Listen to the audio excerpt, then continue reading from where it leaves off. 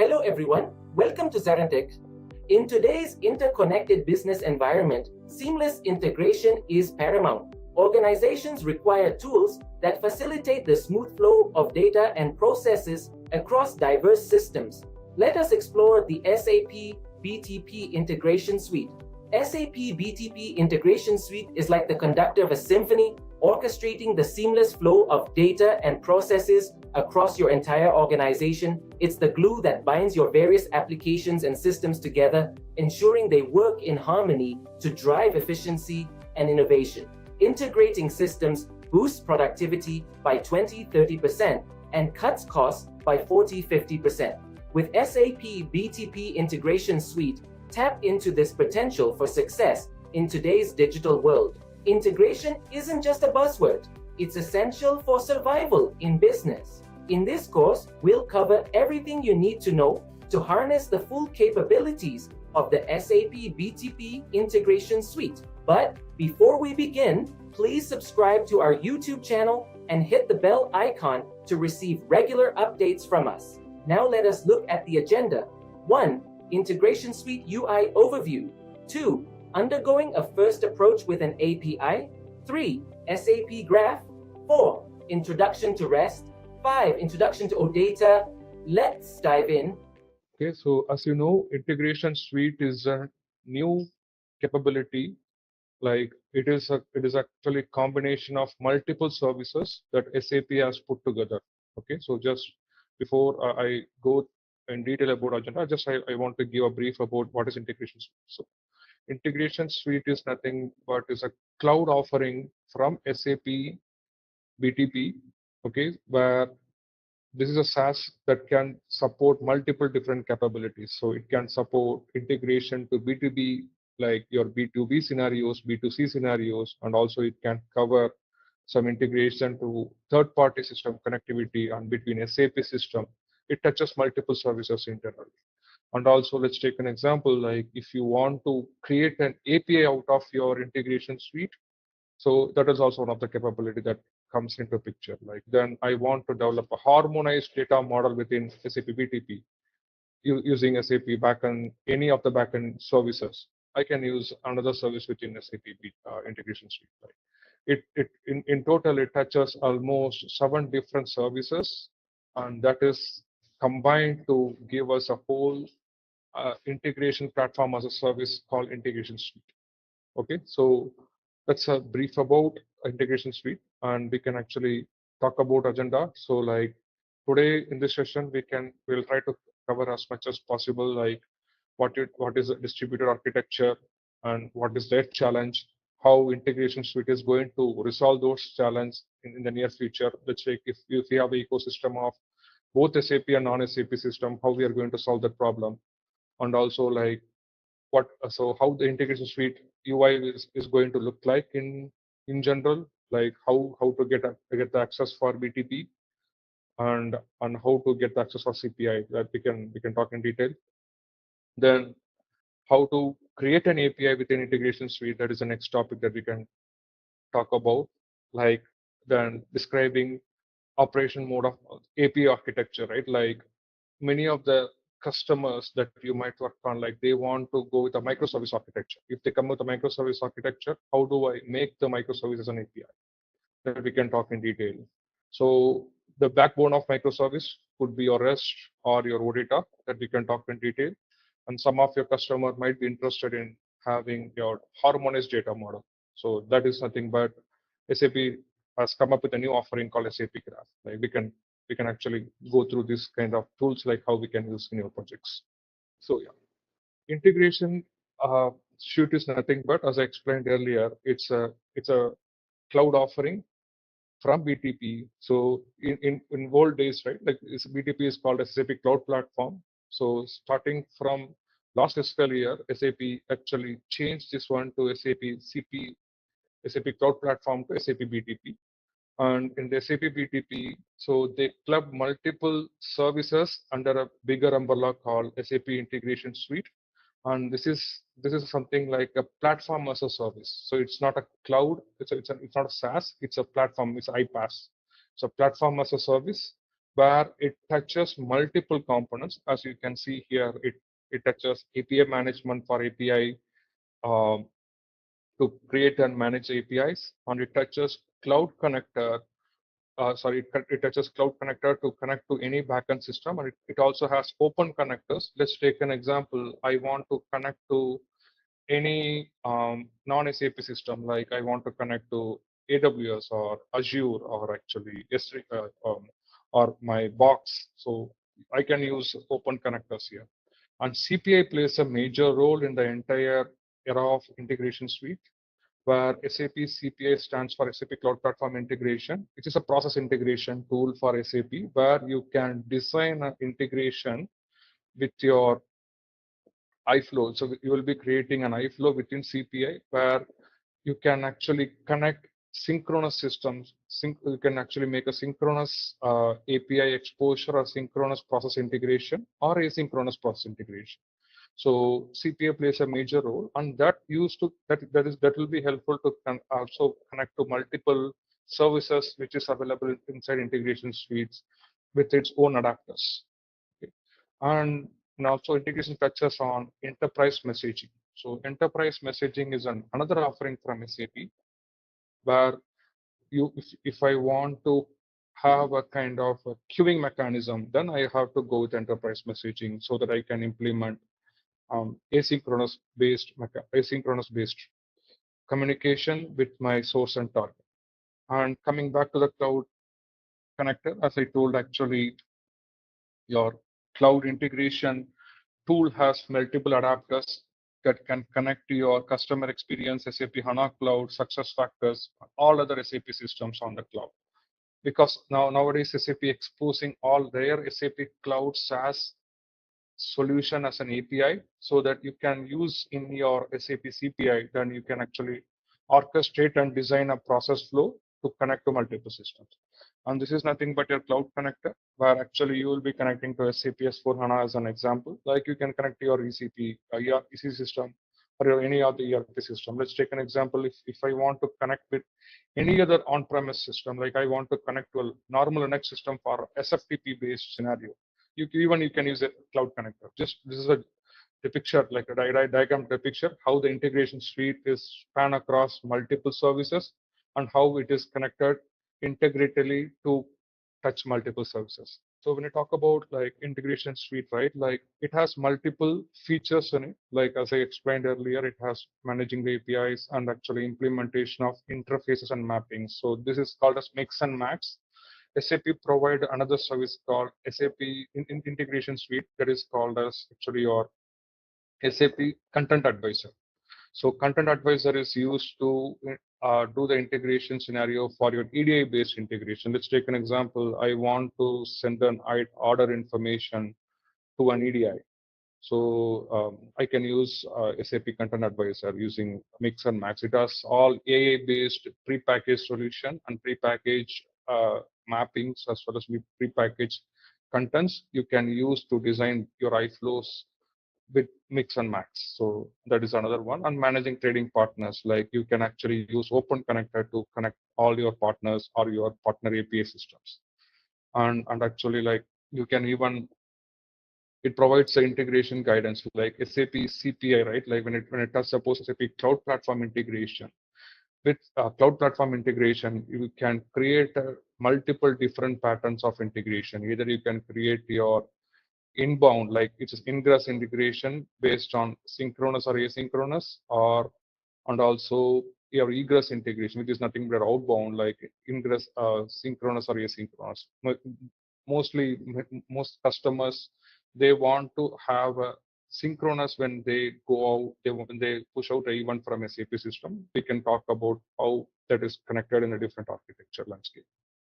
And API integration, like there are multiple ways that actually you can create your APIs with API management. And any API, like let's take an example, you have a CPI. With CPI, you can even expose that service as a API to the outside world using API management. Then it also help to assess the migration scenarios. Let's take an example. I have some PIPO scenario, like I have existing PAPO interfaces, which is lying on my ESR and my ID, and I have multiple ICOs. And SAP CPI by default provides some assessment capability to migrate from SAP PPAPO to CPI. How we can handle that? We can actually, it can provide some assessment scenario, and based on that, we can go ahead and either custom develop a new thing, or we can actually go ahead and use a prepackaged solution. And the next feature is something like a hybrid integration model. So when it comes to SAP CPI, so it will touch your integration orchestration process to connect to both on-premise system as well as cloud system. So this is your hybrid integration model where you can orchestrate multiple systems and you can create your own data model as per your target or as per your source.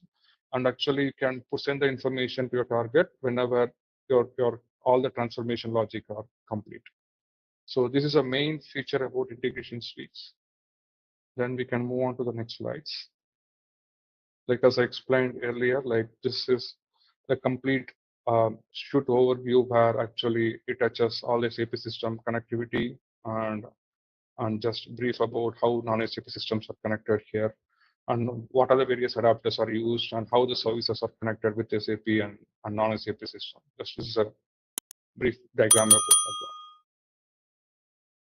Okay. So coming to the distributed architecture. So distributed architecture is a kind of ecosystem. Let me go to the next slide, like you can understand it better. So in the olden days, right, like when you have a legacy system as well as when you have a system which has multiple partners and multiple integration platform, you might actually have a common decentralized system messages. Let's take an example. I want to get the point of sale data in my retail store. So if I want to get the point of sale in my retail store, I need to have a separate system lying on my retail store front as well as at the back office. I need to have a system which can provide me data about my product information, as well as I need to have another system that can give me inventory availability information. I need to have another system that have actually it will have another information about my transactional handling or any kind of transaction confirmation. So you will have a distributed architecture in your previous world, and you will, and each and every system follows its own architecture and own data model and has its own example, like if one system can follow XML based protocol, another system can follow JSON based protocol. Like you will be implementing different architecture everywhere. And actually if as a customer, if I want to go with a common platform that can touch upon everything into a single bucket, SAP Integration Suite offers that capability as of today. So that's a distributed architecture preference as well as, and that's a challenge that we are going through today. So because I work with multiple retail customers as well as multiple system outside, right? Like I could see where SAP Integration Suite plays a major role in terms of digital transformation, where I can actually eliminate multiple systems. For example, like I don't want to have store related systems separately. I don't want to have warehouse related systems separately. I don't want to have actually other systems, example, ERP system separately. So all the system will be touched upon different integration layer. Now I can have a single integration platform to connect everything and to have a harmonized data structure for my enterprise with a reduced consumption of my architecture. So that's a complete thing. And another thing, what we see, right? Like let's take an example. If a customer is submitting an order, and let's take if you're a retail store and you're actually raising order against your inventory, and something goes wrong in your back office or in your actually in your any of your system, it's very difficult to bring the observability of where is the failure. And also, I don't have the clear visibility of my distributed trace. So that's another offering. SAP is now coming up to speed, and also they are trying to integrate all the systems with the integration of either any APM tool with like Splunk, Dynatrace, and Signal FX. So we will actually talk in detail later, and we see those are the different capability gap when you have the distributed architecture, implementing your observability and managing different release management, and have a common monitoring system and latency in all the transaction which touch upon multiple ecosystem, and quality of service and security, because your one system will follow different authentication, another system will follow different authentication. Like we have different kind of security gaps between multiple platforms, and actually observability. So that is nothing but your distributed tracing. And when let's take an example to have the enterprise wide architecture that we see as a biggest challenge as of today with the distributed architecture. So like SAP proposes new way of doing this one.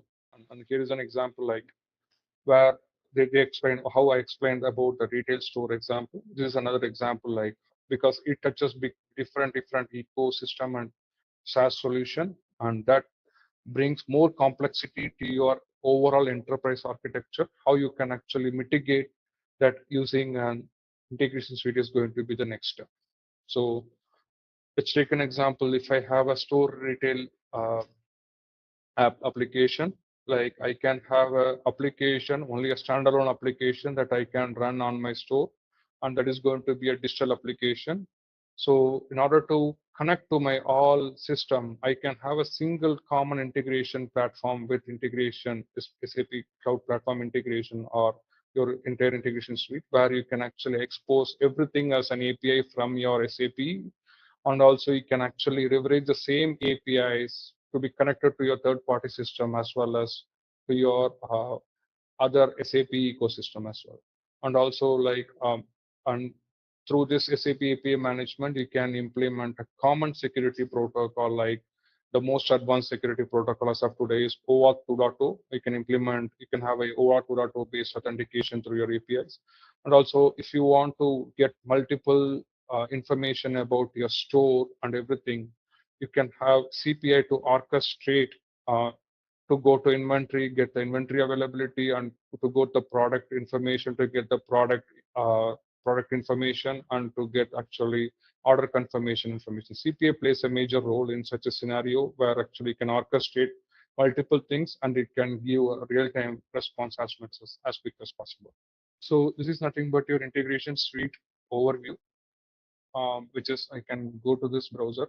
Team, I need your actually all your user, your company email address, so that I will work with the team to get all the access for you in the BTP. Especially, we provisioned a separate training server in BTP for integration suite. We can add all the participants in that one so that they will get the entire access to the integration suite service. So I have actually configured my test account here. Okay, so like if we can provide your company email address, we can go ahead and configure, and we can actually assign relevant roles for them to access the actual service. So go ahead and click on this button, go to this landing page, which is nothing but account.hanaondemand.com. Go to this landing page, click on register, it will pop up, and you can actually provide your email address, and you can actually proceed with all the steps. Then you will get a final email to activate your account. Once you activated your account, then you need to use the same thing here. So once you sign in into this account, then you will be landing into this page. So you will have a company called Alzen. So they are the providers for the testing for the training account. And once you have this one, you can see a sub account for SAP Fiori, but this is mostly for integration suite. So once you click on this one, you should be able to see, you should be able to navigate around multiple tabs. If you go to the services like Service Marketplace, then you can type something called integration suite. So once you click on this one, just click on go to application. You can also see the subscription. So So just I will walk through about the entire cockpit setup, right? Like let's take an example. I want to onboard integration suite for my client. First and foremost, you need to have the service called integration suite. And in order to make this available in your cockpit, this should be first entitled to you as per the cost. Because integration suite has two kind of offering. Okay, let's take an example. I am a customer, I'm an enterprise customer. I need to choose what kind of licensing I need to go, whether I need to go with light, standard, or premium. Okay, so let's take an example. I have multiple integration in my account. I want to connect to that one. I can actually go ahead with premium account. I have only like limited, like when I talk about multiple, I have 200 or 300 plus integrations. It is always recommended to go with premium account. When I have only 50 plus, it's good to have standard. If you have below 20, it is good to have light. So as an enterprise, they will always try to land in standard because in future, by considering the integration landscape growth as well as the strategic growth, they will land in a standard. But the premium is the one that you will get a lot of features, like you will get dedicated servers in CPI, API management, and other services. So you have to work with SAP to get that one. And here you need to have the integration suite entitlement.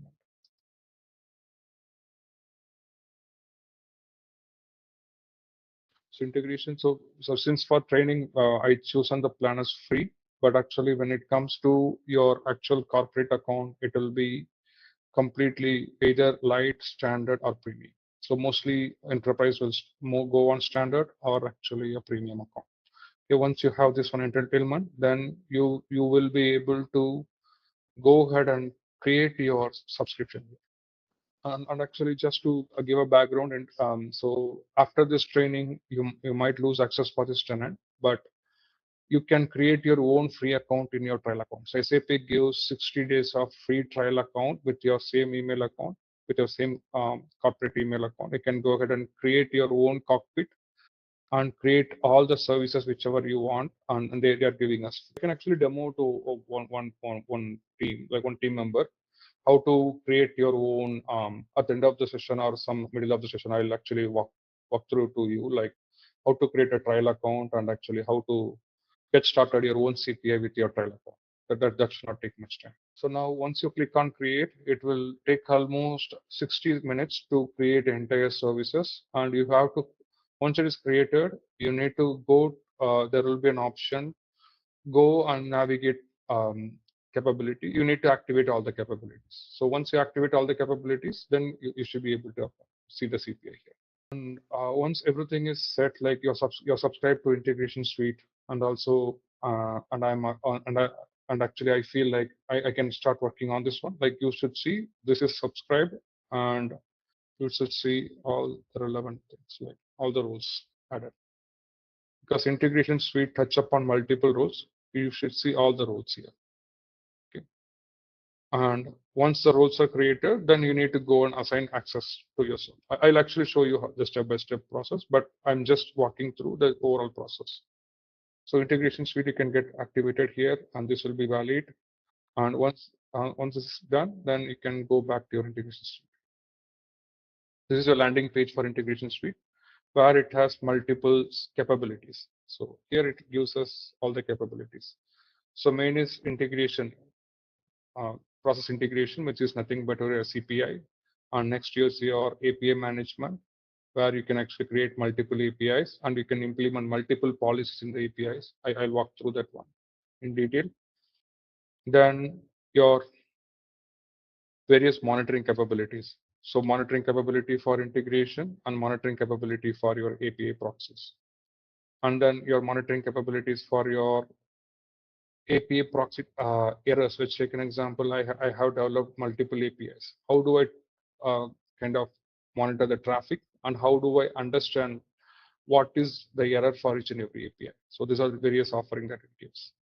So when I talk about capabilities, these are the default capability integration suite gives, like your CPI, your API, then trading partners, then interfacing mapping, then actually your So this is nothing but your open connectors, manage and provide integration technology. This is a guidance and assistant migration. And this is your, so this is a thing we actually, these two are paid ones. So especially let's take an example, manage, provide technology guidance on this one. This is a paid one. And this is something like a co-innovation with SAP where it will bring various pre-packaged solution to your cockpit with a paid version. So if I want to activate these two, I need to pay to SAP. Then the SAP actually will give its access to the SAP's other customer solution that you can view in your tenant. Let me show you other capabilities as well. Yeah. So once your capabilities are managed, you should see this is active, and your API management will be active, and integration content advisor will be active. And just a quick note on integration advisor. So you should be able to see all the mix and match, but when it comes to deployment, you need a premium account to test, or a kind of a standard account to test anything. They are just giving us access to see the prepackaged content and prepackaged mappings, but we cannot run anything on the free account because it involves EDI partners licensing, so that SAP ties up that to a standard account. Okay, so another, which is your trading partner, open connector, so all those things will be active. So this is a capability as a holistic SAP gives us. So let me go to CPI. Okay, so this is our home landing page that we gone through. Like, and next you see your discover page. So discover is something like I have discovery mode for my existing integration. Example, I'm getting a requirement to connect to SuccessFactors integration. So you can come here. You can actually, so whenever you get a requirement, my recommendation is to first and foremost thing, go to Integration Suite, check for any standard prepackaged solution. So this is a way that you can actually check your SAP Cloud integration and check SAP. And here you can even see some more components.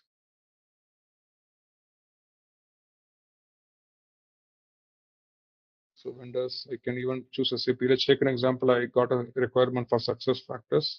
You can choose SuccessFactors.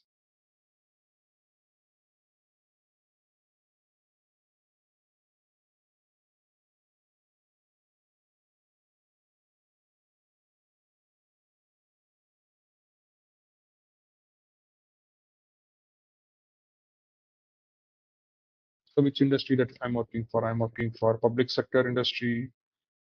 So it will give prepackaged solution for public sector industry and products. It will pop up all the products. So it will give the products for SAP HR. Then it can give SAP Cloud integration for the SAP ERP as well. And I can choose countries. So once you have this one, you will have the prepackaged solution. So you can take any, because I chosen as government because government is as prepackaged solution for NPO pension contribution, and this has its own artifacts, iFlows, and in order to run this iFlow, SAP always provide a prepackaged documentation. Okay, so how to run this iFlow, how to configure this content, everything will be documented here. Let's take an example. If I want to copy the solution to my cockpit, I just need to copy this one. Click on copy, this will get copied. SAP is working to bring multiple other solutions as part of prepackaged content, because whatever solution they work with other customers, and if it is a common solution that can touch upon, that can solve problem for other customers, they are trying to push this to a discover mode. You can go ahead and even bring those see the solution here also. So this is just brief about your complete discovery mode. You can play around with all these filters, and you can actually get all those APIs, all those integrations into prepackaged content, and you can copy those solutions to your design mode, and you can actually go ahead and start using those prepackaged content as per your documentation. Then I'll come to the next tab of for APIs. This is your entire business accelerator hub. let's take an example. I want to see the metadata for sales order create in S4 system. So just I'll give a background about it. I am getting a requirement to expose a sales order API to my outside world. I want to, in order to expose that API, I want to create an Swagger based YAML, which means your API contract to my consumer. So in order to create those API contract, first I need to know what is my metadata or what is my default API metadata looks like. So like if I put, I can come to api.sap.com and I can put API underscore sales order underscore SRV. Once I type this one, it proposes multiple API offering from different systems. So it will actually propose from SAP HANA Cloud, and it doesn't propose on the on-premise one. The reason behind that actually, the cloud one will have the latest and greatest availability. But if you go back to your on-premise one, it doesn't provide the latest one because your cloud will be the latest one and your on-premise will be your at least 2 to 3 versions older one. So because you can see your what is the latest one that is available for on-premise, but what is the latest one available for cloud. But the cloud will be the latest one. But if you have anything on the on-premise, you can choose just one here. And I'm going to the on-premise based mechanism. You can choose this OData B2 API. And actually I can see my entire contract. Yeah.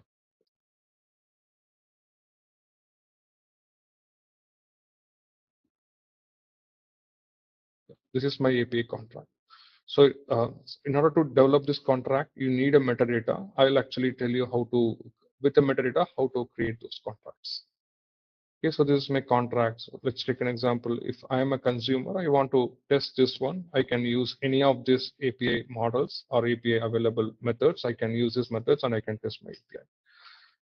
So this is the overall about your API. So this is tied up to your managing API calls. So it provides the same information. It actually help you to manage, build, and deploy and monitor these APIs. So just help you to whatever you see in ap.sap.com, this brings the same information.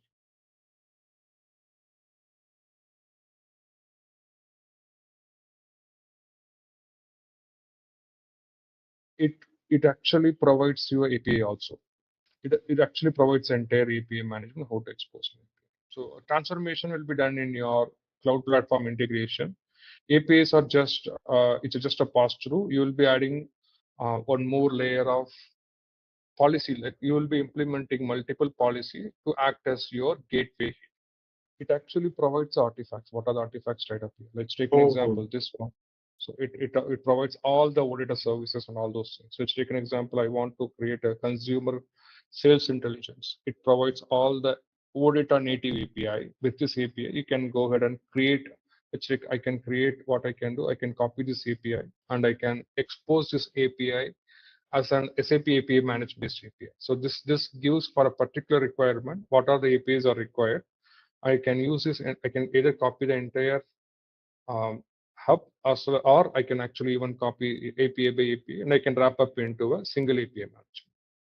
Okay. We can touch in detail about this one. So then coming back to your type systems. So as we discussed initially, so if I want to connect to any EDI based system, SAP Integration Suite offers a separate service within its iPaaS called SAP Content Advisor, and that gives all the EDI based transaction, and that you can actually use this one as part of your implementation. So this will have almost like I could see like almost all the customers have used this whole prepackaged solution. But if you they might create their own mix and match as part of their requirement, but they will be using this transformation while developing their IDs. And coming back to your design. So this is the overall summary about your discover mode. Coming back to your design mode.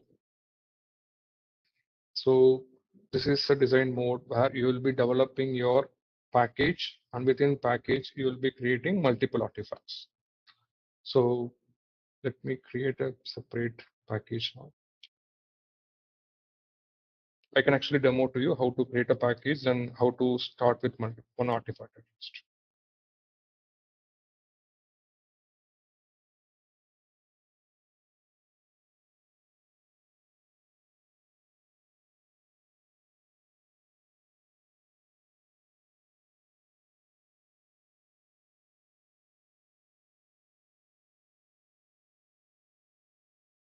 So here in this one, like you will be creating multiple artifacts. Either you can create your integration flow or your value mapping or your API. So that's that we have seen previously. Like if I want to create cannot harmonize data model using OData, I can create those API also. Then I can actually have a common script collection that I can use for multiple integration flow or your message mapping. So this message mapping will be used for PO based scenario where so even as I explained earlier, you can even actually develop PO also in CPI where you can actually have message mapping tied up to that one. Then your integration adapter. So let's take an example.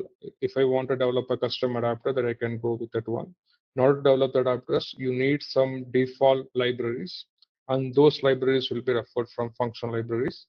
And actually, you can have your data type and message type like your PO. So these are various things that you can use with this one. Like we can actually touch maximum artifacts in our detail session. Okay. Coming back to your graph. So graph is nothing but so this I need to provision the server. So but actually I will tell you in general. So graph is nothing but your data model that you need to have a harmonized way. So when I talk about harmonized way, so I want to have common data structure with a deep entity set. I can use instead of let's take an example. I want to develop a big API with a connection of multiple microservices. So your microservices, let's take an example. You want to expose a sales point of sale information. So point of sale information requires multiple OData API connection. I can create a common graph, like I can create a common data model, and with the data model, I can even do a complete mapping structure using graph methodology, and I can get that model to be exposed to my consumer. Once your graph is available, then you can deploy to your tenant, and those models, those APIs can be consumed by your consumers. So this is just a brief about graph. We can touch upon the graph in our session too. Then coming back to your B2B scenarios. So this is your this touches your integration advisor, where you will be creating your company profile, your trading partner information, and all the licensing agreement that you will be connecting to your B2B company. Let's take an example. If you're connecting to EDI based scenario, let's take an example like the transaction is happening with the EDI based transaction. Each and every EDI has its own different partnering numbers. And for the partnering numbers, you need to configure all the all your trading partners as well as your company profile so that they can actually even connect your system. You can connect to their system. So everything will be configured in this one. And once your connections are set, and you can actually make a connection to this one. So EDI plays a major role all in your banking statement, and you're actually invoicing between retailers and your wholesale stores. So where you will have a number of transactions. So we can talk some scenarios and we can see how to create those profiles. But these are all requires a licensing. So SAP just provide us to create some sample things, but we cannot test anything because of the licensing factors. Coming back to your custom type systems, like this I explained earlier, like let's take an example. Apart from your standard type system, that if you want to go ahead for your other type system, you can create those type system and you can embed to here. So that's another offering SAP is providing us of today, and this requires a registration to SAP's servers. So let's take an example. If I'm creating a separate ASCII content, that separate thing has to be registered into my SAP's BTP operations, so that whenever the communication happens, SAP should whitelist such a kind of a system, and so that I can have my traffic very clear. Okay.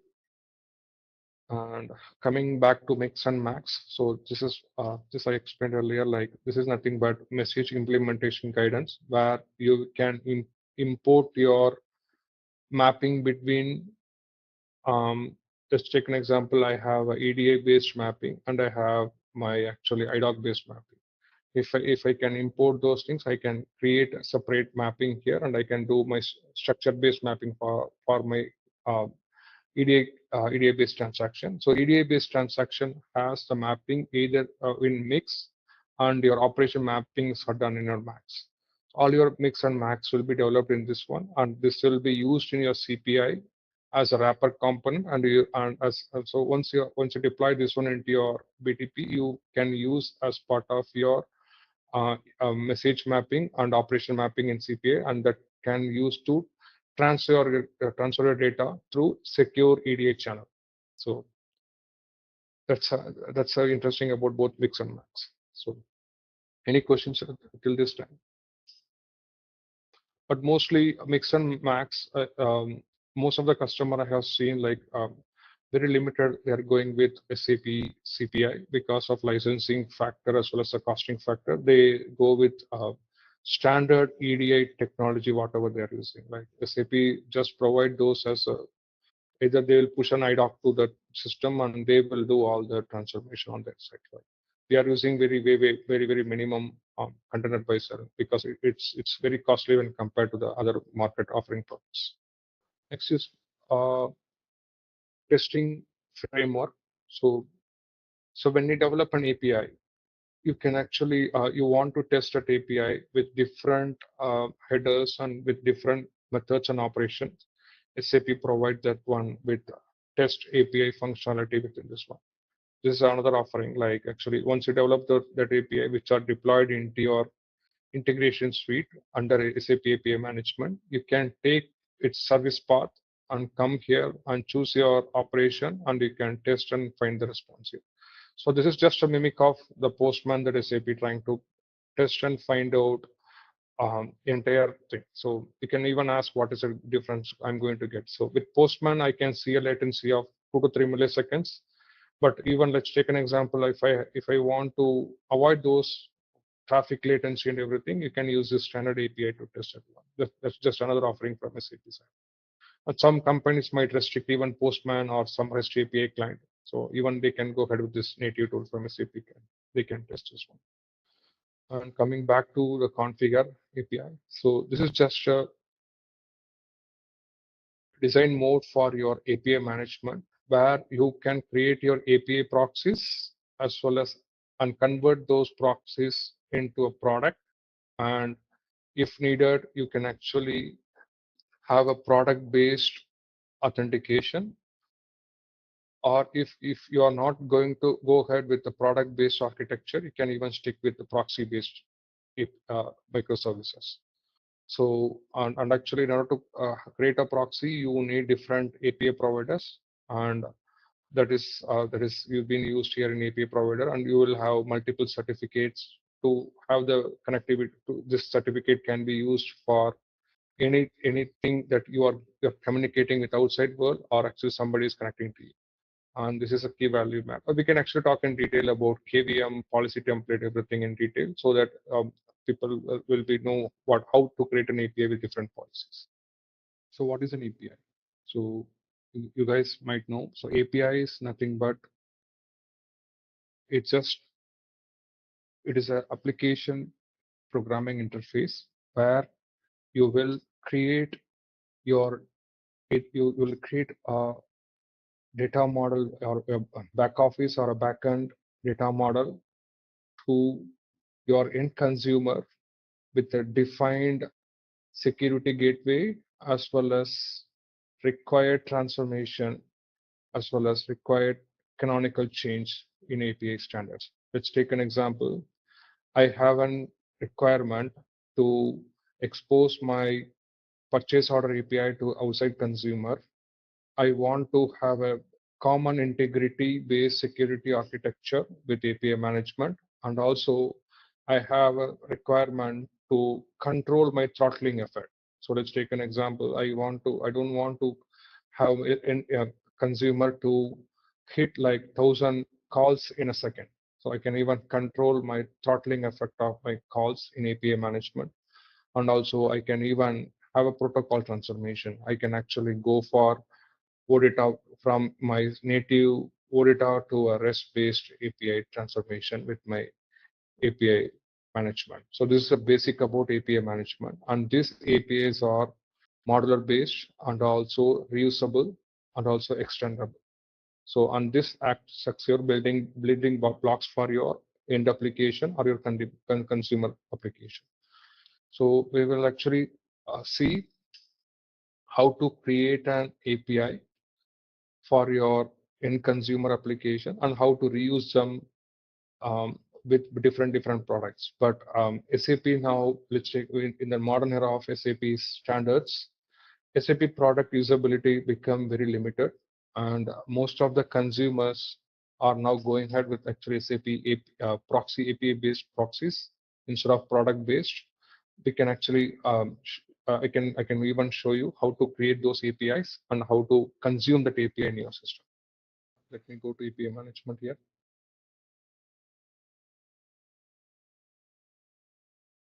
So yeah, so let's take an example. I create an API. Before I create an API, first I need to create an API provider. This API provider is going to come from my cloud system or it is going to come from my on-premise system. I need to actually configure this information here. So let's take an example. I'm just configuring for SAP S4 HANA Cloud.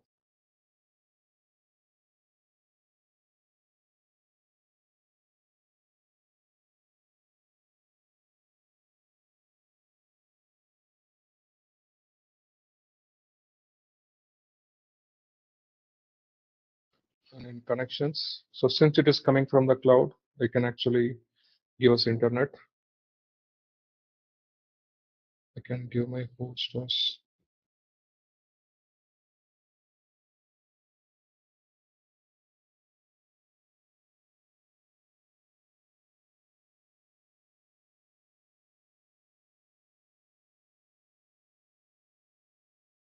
so default port should be 443.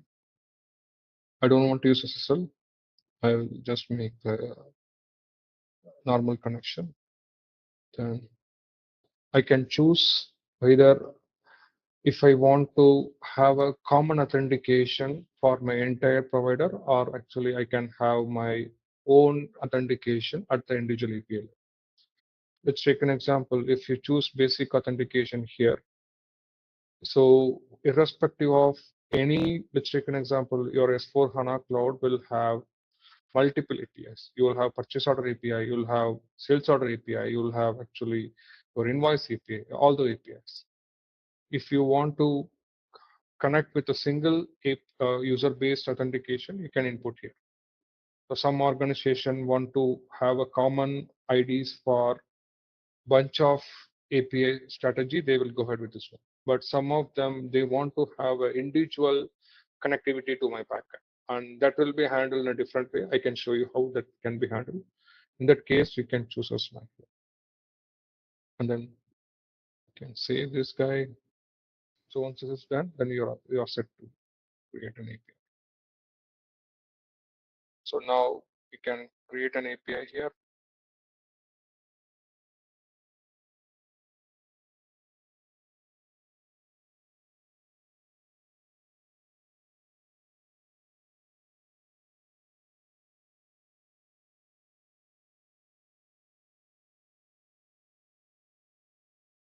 So according to your client specific naming convention, you can follow that naming convention and create an API here.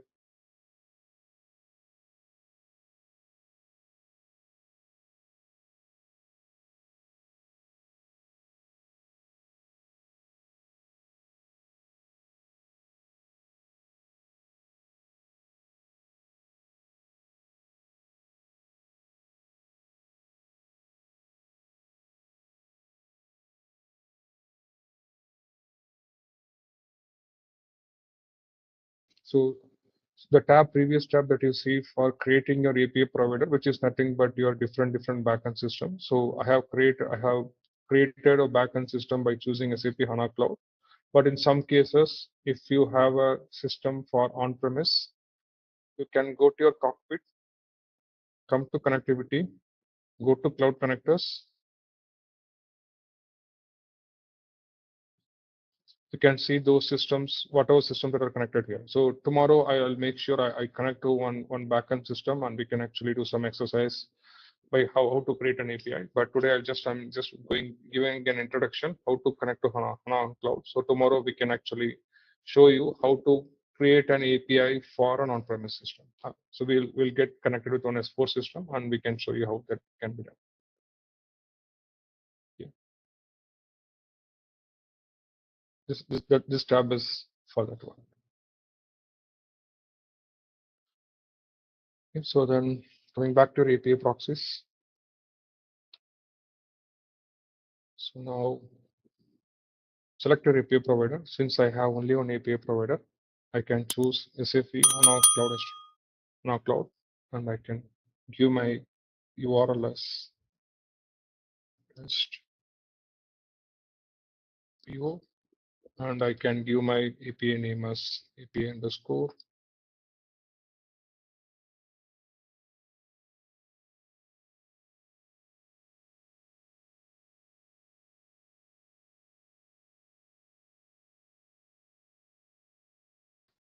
And use my same title here for API based paths.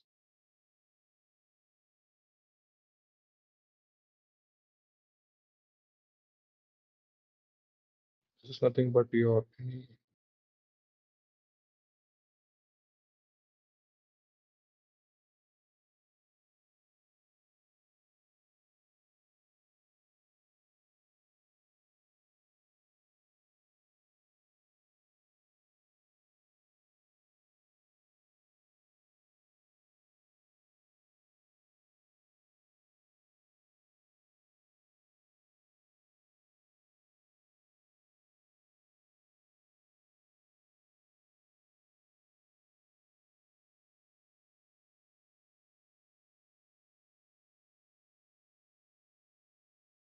choosing purchase order V2 API. This is my technical name. So in general, it will come like this: SAP ODC / API name. So then you can actually use all your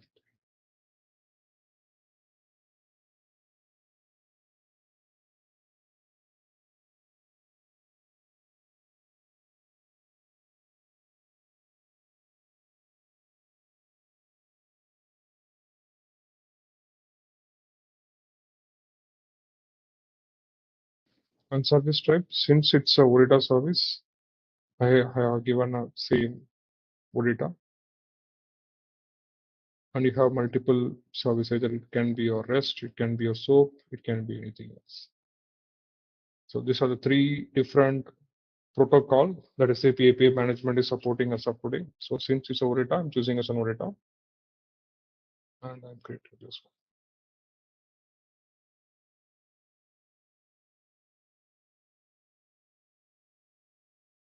So since this is not a standard host, so it's telling it's the host is not found, but we do not have any cloud-based system at this point of time for our training. But I will get created a separate SAP EC system, show you how to get that connected.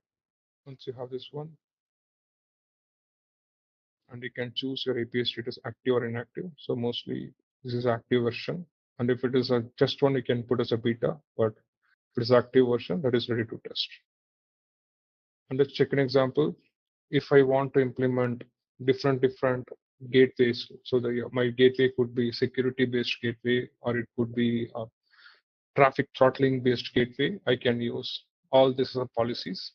And if I want to connect to my backend, I can even use those things as my policies here while connecting to the backend. So we can actually see these policies in detail when it comes to our API management session, how to use different policies for different requirement, and also what are various policies available in general, especially like security policies, traffic management policies, and you have a protocol transformation policies, your extension policy and mediation policies. So these extension policies will be used for any custom requirement, and your mediation policies will be used for any kind of a protocol transformation. Okay, so we can see in detail when it comes to our API session, but this is a way that we will create an API in general, and each and every API will have your source proxy. Like if you go to your policy, you will have two flows, which is nothing but your proxy endpoint flow and target endpoint flow. Proxy endpoint is your API consumer side, and target endpoint. Target endpoint is the system which you're going to connect.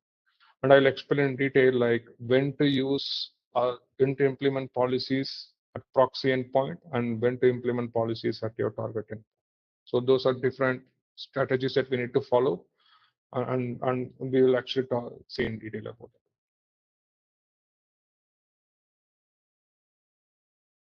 So now I'm saving this guy.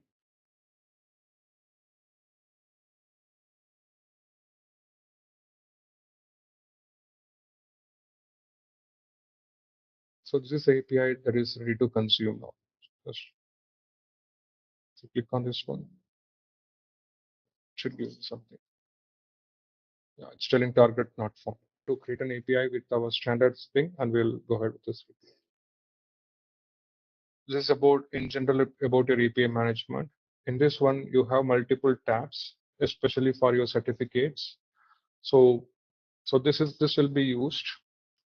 Let's take an example. In the same case, my HANA cloud system, and similarly, I'm having an connection to my CPA. So I can even actually expose my CPAs on API to my outside world.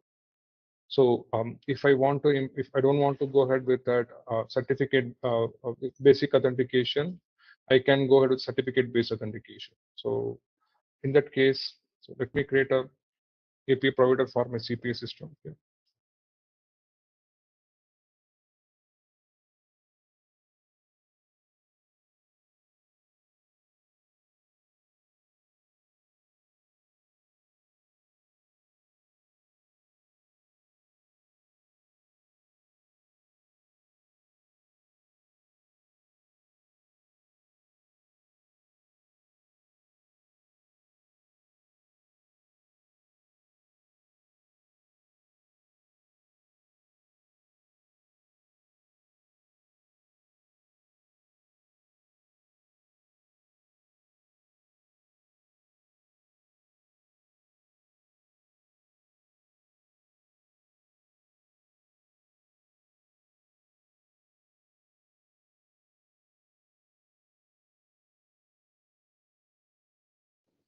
Let's assume, so I'm just creating a CPI flow with sender as HTTPS, and I want to connect this entire flow or expose this entire flow as an API.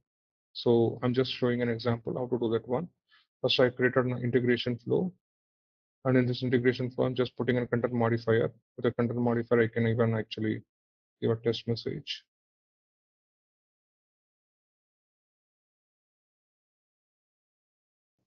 I'll give form a JSON model. Okay.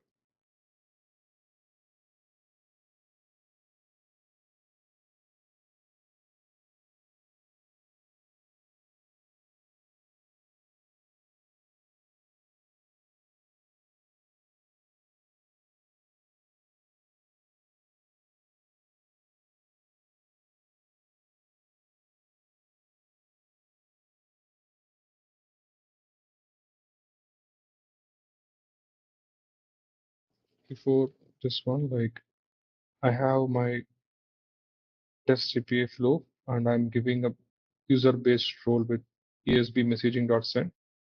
Okay, and I can deploy this iFlow now.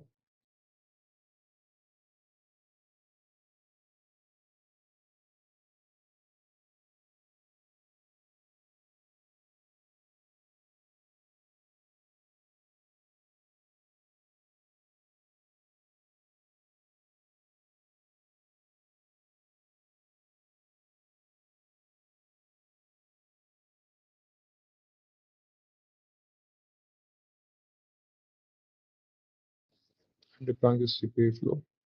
And this is my host.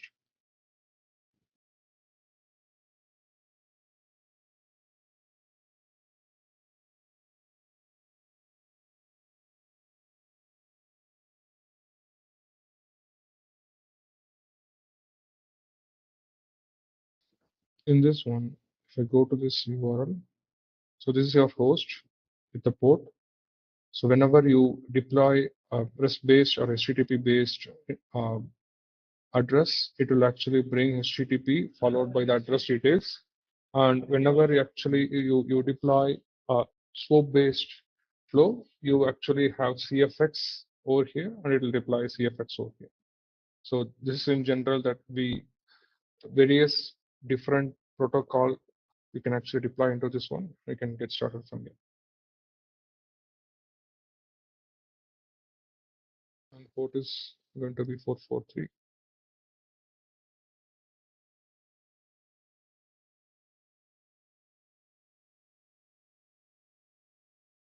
So here we have two options, either same like basic auth or none. If I want to give a basic auth, now I need to create a separate user ID for my CPA connectivity. So for this one, so in general, SAP actually transformed its architecture from SID based to OAuth 2.0 based ones. So in order to do that one in the instance and subscription, you need to create a separate metadata for your instance. If I go here, I can add.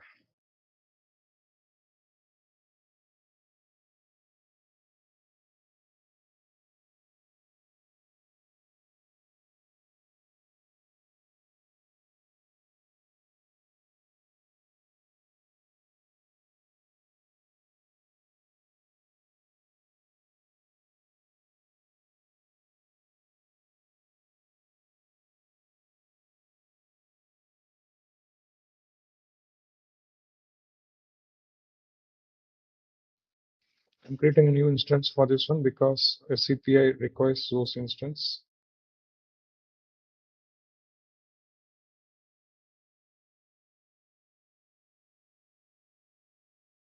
In order to run your flow, you need process runtime.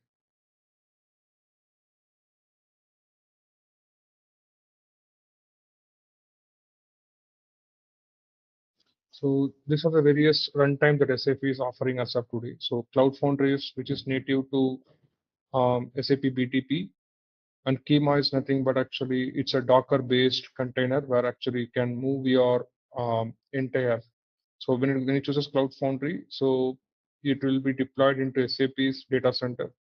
And when you choose Schema, you have an option to move your Docker from one data center to other data center.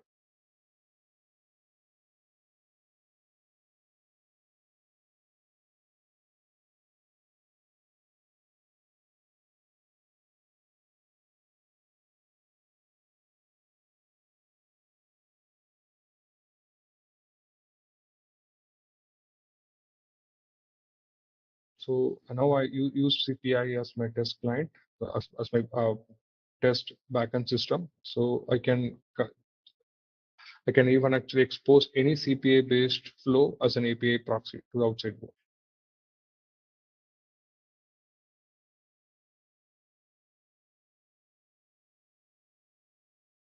The URL I can give the same URL.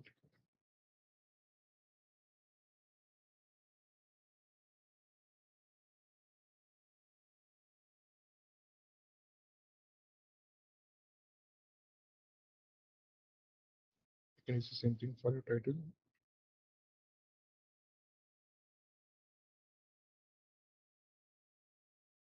Version is optional. You can give version or you can leave as it is. When you give version, then this will come as part of your naming convention. So I'm leaving as it is.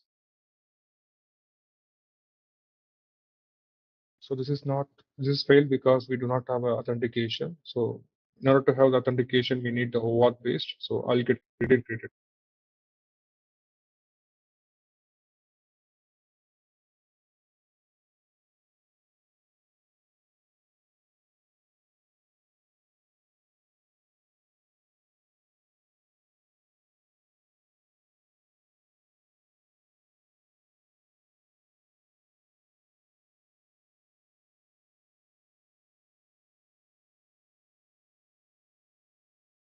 then at least we can even try to get the metadata either from backend or from SAP system. So both will configure tomorrow.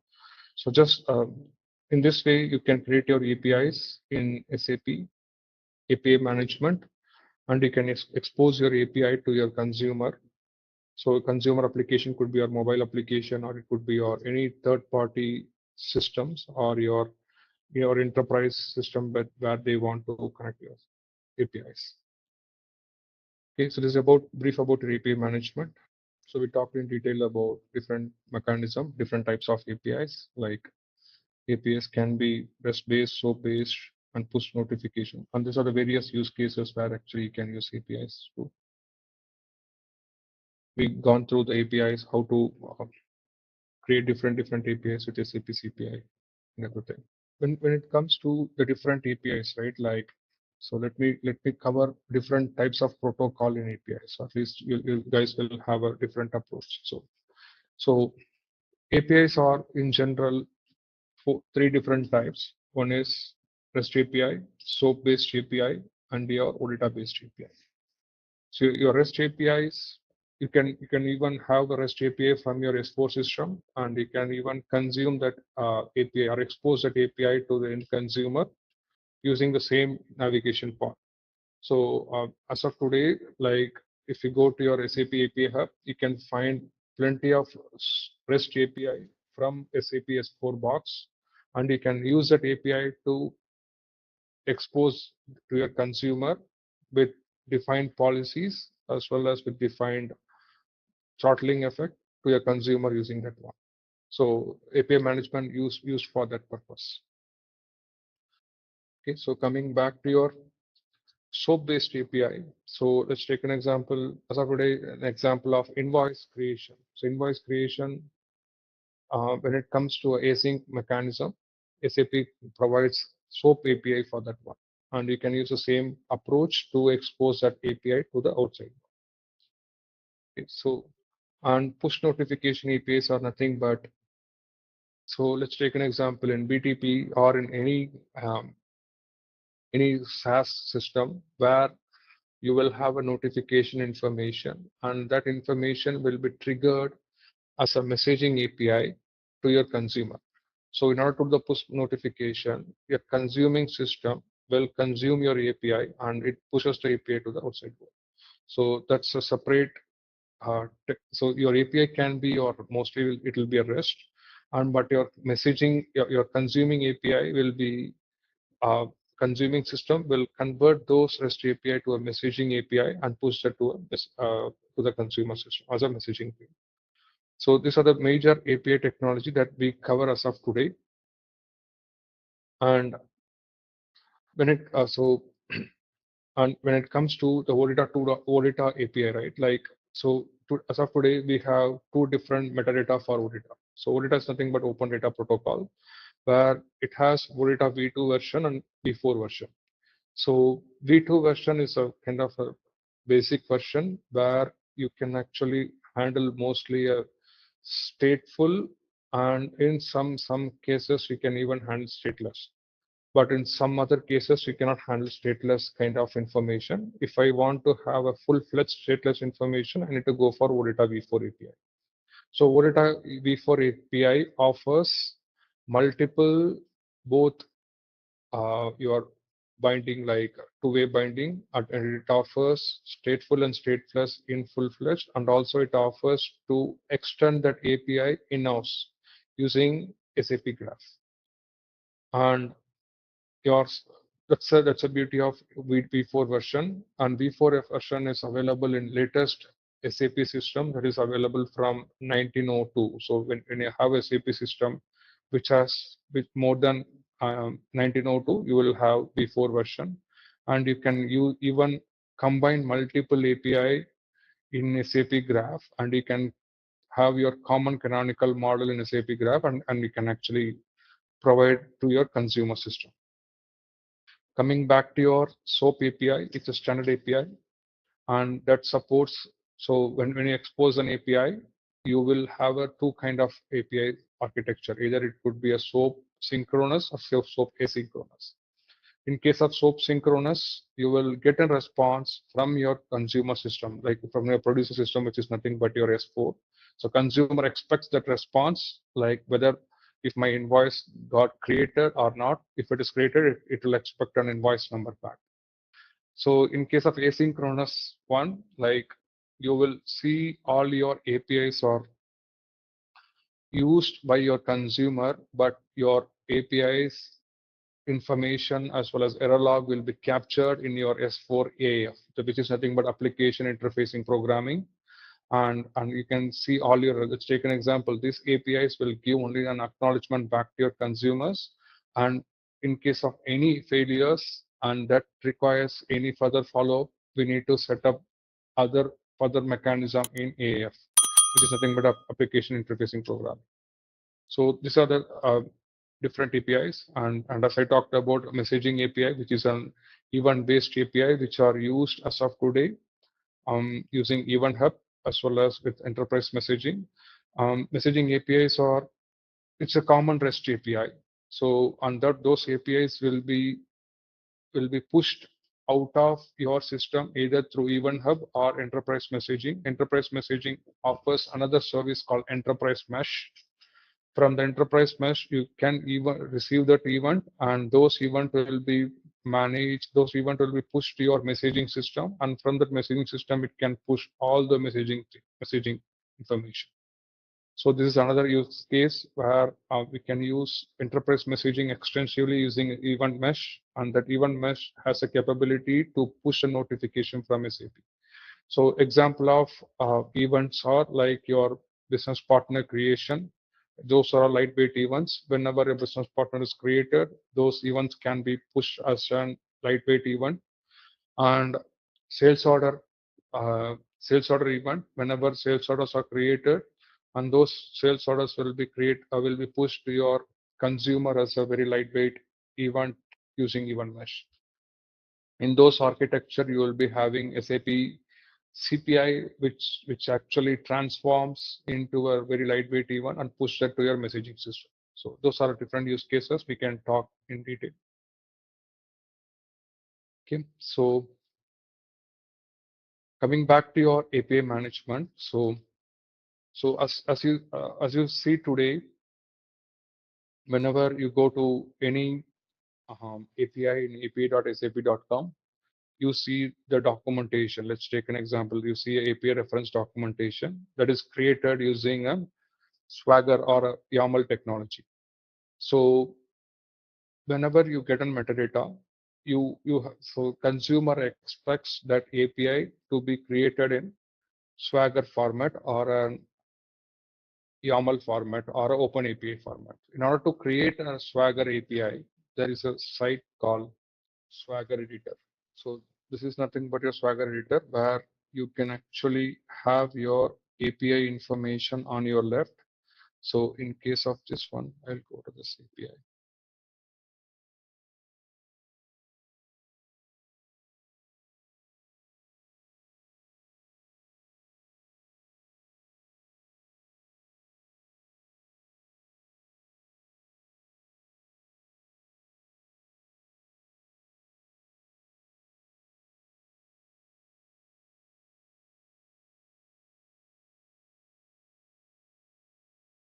So in general, you have your API in three different formats, either in JSON. This is a open API document standard, and YAML is another standard. EDMX is your metadata. So I can even copy either JSON format or YAML format to my Swagger editor, and I can see and I can even modify those information. YAML format, I can download that one.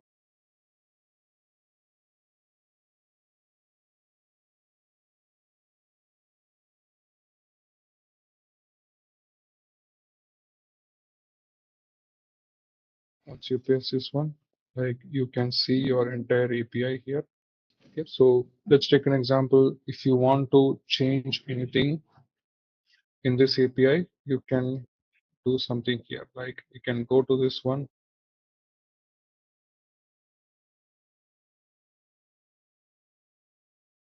If I want to change any export, you can give an extension like this. methods which comes under this S path will get modified. So under this path, it has two methods, both get and post. Those are getting modified. So this is in general, this is how you have to use your Swagger editor. And when you expose an API, that's what I told you initially, right? Like any consumer, they expect API documentation, which is nothing but the Swagger documentation like this. And let's take an example. If you have only OData, OData service metadata, you can even convert that into an Swagger editor using an automation tool. I can show you that one at last. Like, but actually, I would recommend the team to learn each and every component about your Swagger editor. Swagger is a major component, so that supports for your OpenAPI 2.0, Swagger 2.0 and OpenAPI 3.0. So till 2.0, it is called Swagger format, and when it comes to 3.0, it is now OpenAPI because it supports your REST and OData call without any protocol transformation in a single documentation. So that's a new editing, new OpenAPI standard that they brought in with 3.0 architecture. And in this editor, you can even actually create and modify all the extensions.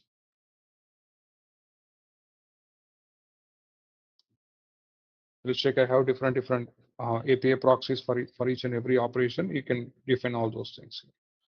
So this consumer will be happy that if you expose this one, and they will actually program their model using this transformation methods. Okay, so you can actually make a note of edited as swagger.io, so where you can convert your any EDMX file to your API standard through this one. Okay, so that's what we covered about RAML and OpenAPI. So RAML is the language which is for REST-based API, which is whenever it's a JSON API, you can put into Swagger. Swagger.io will convert that into YAML, and you can see that one. So RAML and OpenYAML are same, but RAML stands for your REST-based YAML client, and YAML stands for its own YAML information. And all this API will be into OpenAPI format. So Visual, I think, so since you're from integration background, I believe you might have familiar with Visual and also the default XML strategies.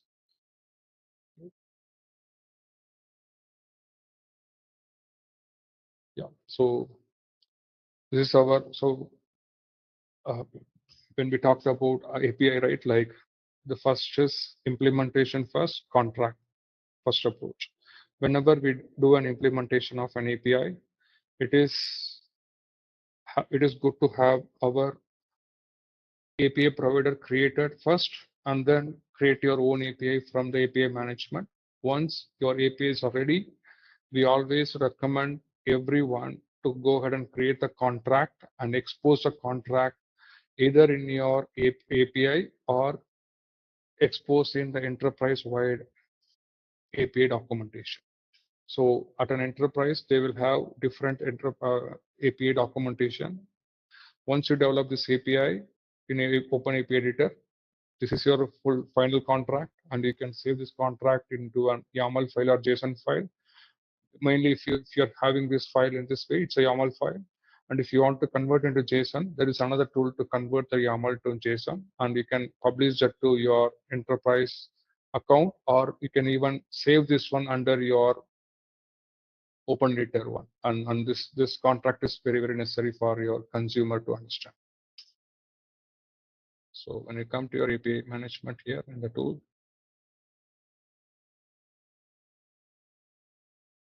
under resources,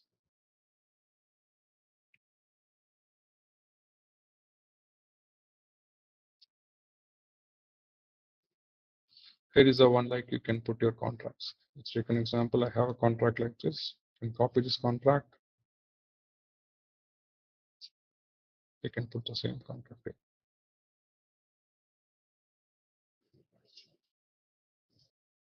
Okay, so this will give my all my data services. I'm just putting an example, but this is how either you can put your contract here or into your enterprise-wide model where you want to see.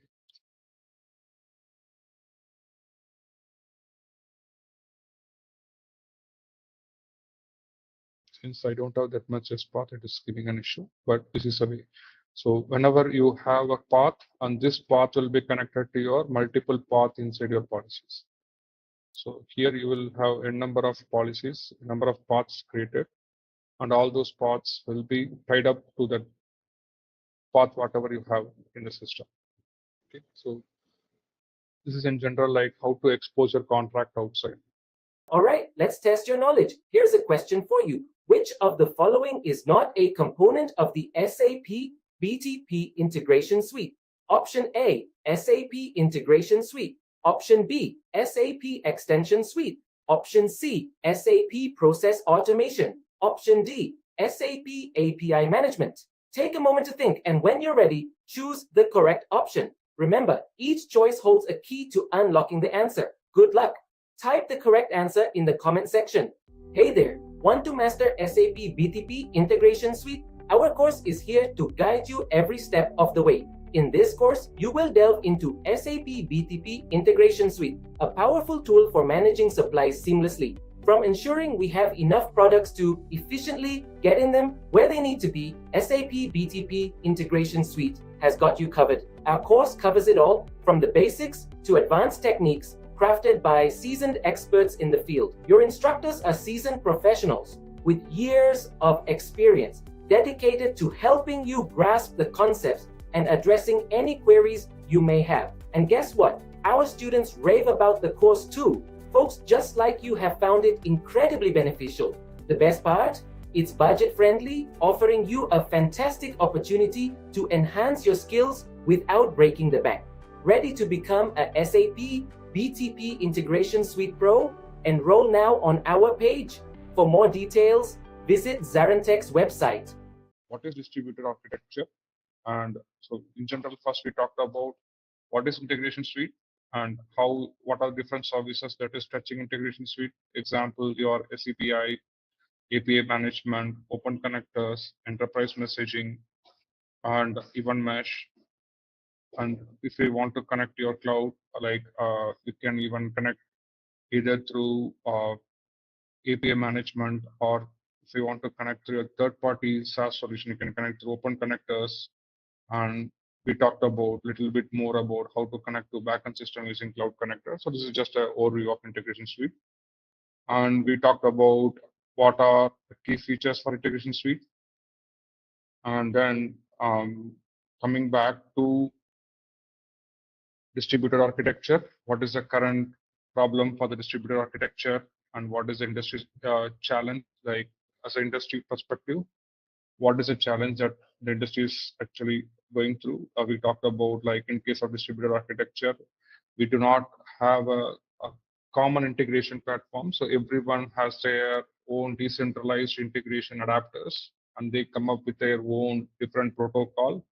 We need to build different logic in different layers that increase very complexity in managing the releases, and actually to have the end-to-end distributed end-to-end tracing, and to have a clear visibility of monitoring and quality of services. We talked about in general all those things, and we talked about an example of how an point of sale system is working as of today.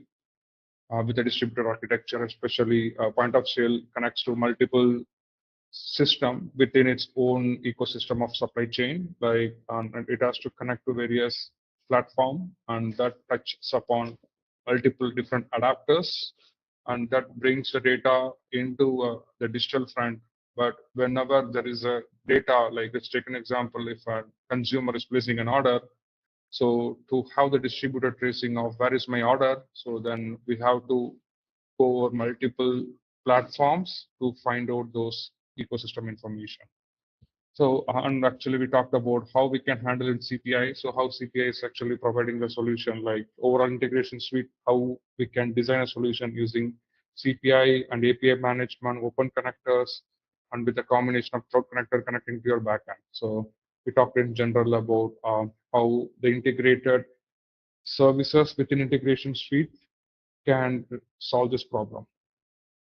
Okay, so then I hope you guys actually register yourself through Cockpit, I will put that URL in the chat. Probably I want everyone in this session just try to log into Cockpit and check your access.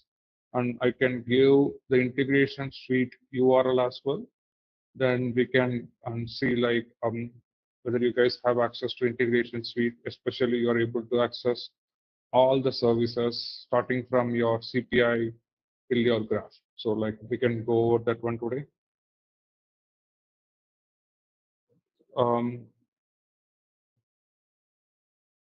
Any more queries, guys? So then we talked about various other features where integration suite is bringing in when it manages its services. Like we seen about different options, especially discover mode, design mode. So discover mode is to discover the prepackaged solution within integration suite. So you can take an example of any success factor integration or actually any integration that touches upon your SAP system with supply chain transaction. Either you can go ahead with inventory adjustment or your goods issue, goods receipt. You can see any prepackaged solution that are available in your discover mode, and that gives you the better understanding of how the solution has been designed using CPI. So this is what we talked about yesterday for integrations. And so this can actually help you to get onboarded easily to CPI and know about the product, how an integration flow is designed to connect multiple system and to do the orchestration in a different way. So, and also we talked about APIs. So to discover an API, and this is an API package. Like this is a different functionality. In order to achieve this functionality, we need to go over, we will have a different set of APIs. So let's take an example. I want to go for a network material traceability. So I will have almost 7 different APIs that touch upon individual services at the backend. And this could be a REST, OData, or SOAP service. So in general, this is based on your business functionality, and it is packaged as a API bundle. And this bundle you can leverage and you can utilize in your existing API management, or even you can consume this API in your CPI to enhance further from that. So then we talked about other services. Example like there is, so in earlier PO world, we used to integrate. Let's take an example. I want to connect to a EDI system. So there used to be a integration available in PO to connect to EDI system. So now in this modern world, like SCPA has a separate service called Integration Advisor, where that brings different third-party system connectivity that can touch us upon to have this integration, prepackaged system connectivity and prepackaged system transactional adapters, as well as mappings, as well as its own operational mapping end-to-end. So integration advisor is not a free version. So, but you can play around in general with CPI and API management. Those are all free versions when you onboard yourself in your trial account or within this account also. Because this account, so whatever account that we are providing, it's a free version. But if you want to try more on the integration advisor, then you need to have an enterprise edition or a regular edition, so that you can play around with that all the key components, and then you can try to use the components part of CPI, and you can do that end-to-end business transaction with EDA systems. So then we talked about how to create an API. So, and actually, so in order to create an API, how we can configure a API provider, and also, we talked about let's take an example. If I have a SAP S/4HANA as my API provider, how I can configure that as for SAP S/4HANA, and if I have a CPI as my service provider, how do I expose my CPI to my outside world? So So today I got all the credentials for both S4 as well as SAPI, and I'll actually walk you through like how to create a client certificate or a OAuth certificate for CPI in the cockpit. So I'll just show you how to create a service provider and usage of the service provider. Okay, so then we talked about how to create an integration using SAPI as a simple package. So we talked about a simple package, how that integration works and different flows. So and today probably we can actually use a test mechanism in our configure tool, and we can actually see whether we are able to connect to CPI and we are able to get the response back. And we can also do the similar activity to connect to our API management, and we can see whether if we are able to get the metadata out of it. So this we can try it out today, and we can go over further more topics as part of module one. Today we'll try to cover complete as much as module one topics. But before I get started on to those topics, like I will put down the cockpit URL as well as integration suite URL. The team parallelly can try. If there are any queries in setting up this account, I can actually solve here only. Like I can put in the chat.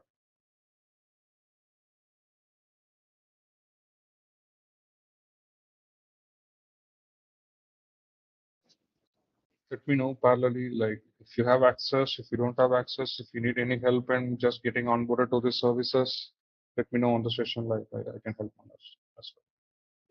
Okay. So let's get started with further more topics.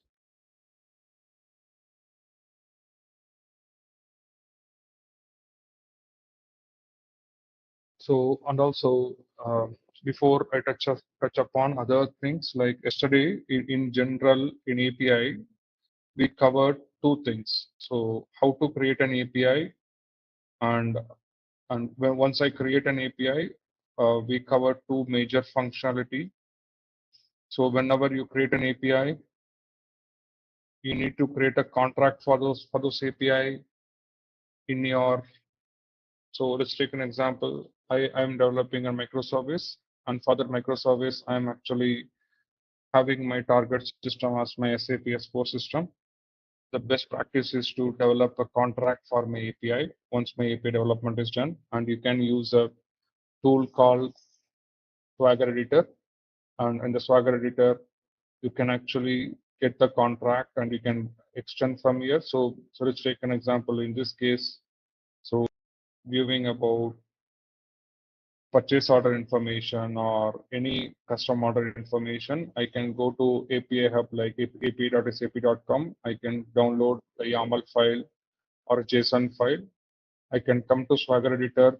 I can start modifying those as path, and actually I can publish those as part of my enterprise-wide contract system, or even you can inject this contract directly to your API management. And before you publish anything out of it, make sure this or whatever path that you are mentioning in your contract that is available for the consumer to test from your API management. Otherwise, your API management will not allow you to save those contracts. So these are the major information that we touched upon with YAML generation, and YAML is nothing but your REST-based YAML file, where whenever you have the contract with JSON format, you will actually expose your file in the REST-based form. Yeah. REST-based YAML file. So let's go over further. So there are two ways we can actually do about your API architecture. One is event-driven architecture, another one is request-driven architecture. So request-driven architecture is nothing but having an API created in my API management and have this service as a synchronous service. So whenever I publish my API in my API management, I have two points. One is the proxy endpoint, another one is target endpoint. So API management acts as your middleware for API development, where your service provider or your API consumer will make a request to your proxy endpoint. And once you get the request, you pass on this request to your target endpoint. That is, and then your consumer will get the response back to your, so the consumer will respond back to your request, and the response will be sent back to your consumer. And this is nothing but your request-driven response. So this is in general, API has that feature. I can show you.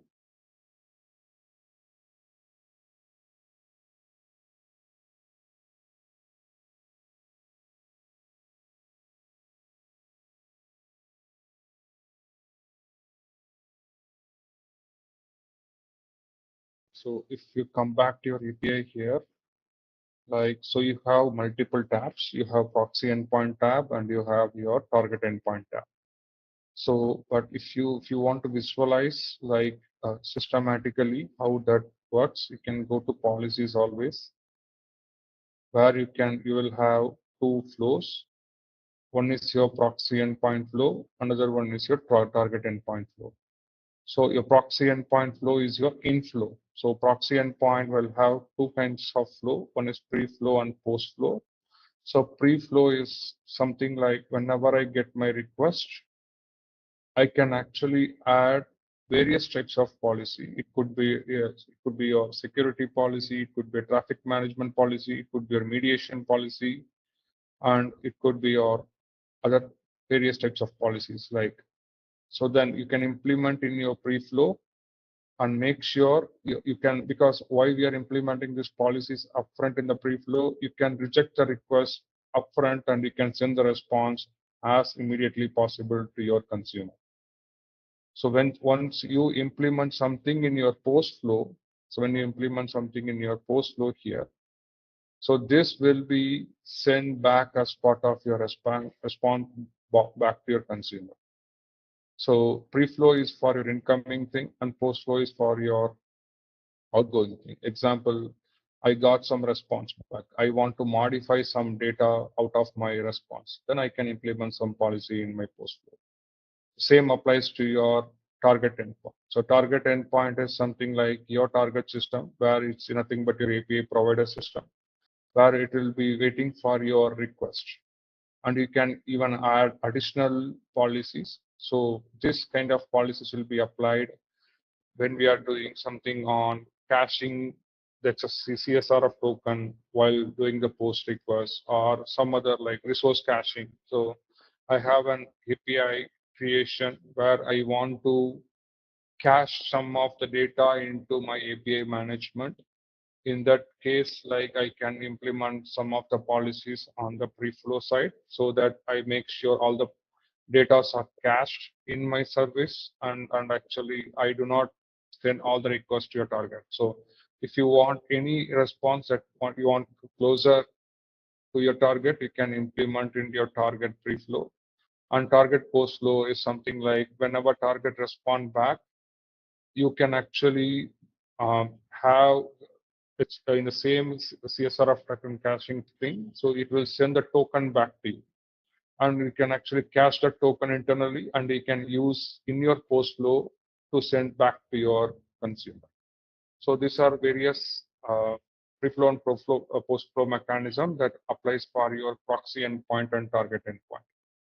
Okay, so this is in general for both the systems, and we will go in detail some of the API policies that what as part of industry standards, what some clients are using today, and how we can actually see in those angle of requirement, like how do we develop those APIs in future using those API information.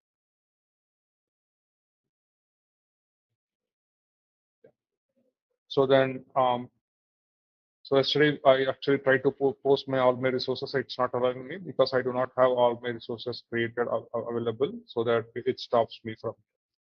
So this is in general for API development. Okay. So now coming back to your event-driven architecture. So event-driven architecture is This is a sample request. So in the same API structure, like this is a sample post SOAP request and sample SOAP response if you connect to that one. Like, yeah, coming back to event-driven architecture. So this is something like a asynchronous mechanism. So these events are live events, and these events will be pushed from SAP to outside world. So in general, this kind of transaction will be applicable in real supply chain industry, where, let's take an example. If I am creating a business partner in SAP S4 system, and I want to receive those event in my um, any kind of a broker, or it could be or actually a consumer. So in those case, like I can have a event driven architecture. Like this is how it will be, where your system A is nothing but your SAP S4 system, where you will be seeing the events for sales order create or your business product. So business partner create will be pushed as a lightweight event to your event broker. So event broker is another offering that is given by SAP in the enterprise messaging, and that product is called as event mesh. So event mesh is something I would see as a co-innovation product with your customer, because event mesh ties upon multiple different embedding platforms. So it needs a queue, it need a broker, it need your robust queuing system on your system, queuing system from your source, so that it can handle a number of traffic. And this product is something like it started in 2020, and actually it's keep on SAP is keep on investing more to upgrade itself to land into event brokers, because in general when you go to industry standard, any system that is built as a broker, that will be built on Kafka. So even broker is also on the similar line, like they are trying to bring Kafka based brokers into this event mesh, but that is in the path of their roadmap. But as of today, they have their native other databases to use this one to support this entire mechanism. So in this same architecture, right, like your SAP system will send an event for your sales order create event or your sales order update event to your adapter. Your adapter is nothing but your CPI. CPI will receive those events. So whenever the events are pushed out from SAP, and these events will be in an basically it will be lightweight payload, and this will be in a JSON format. But consumer might need this payload, like your event broker is your consumer, and the brokers, like, so why we have a broker here? Because when you receive a sales order, your broker is a distribution system where it acts as a pub sub model. Like event is published to a broker, and so there will be a number of subscribers. They will be listening to this data, and they will be absorbing the data based on their need. So in SCPI, so your adapter SCPI will act as an adapter that transforms your sales order information to the canonical format what is defined on your event broker, and that canonical payload will be sent to your different consumers, and the consumers will receive the event and they will do further processing.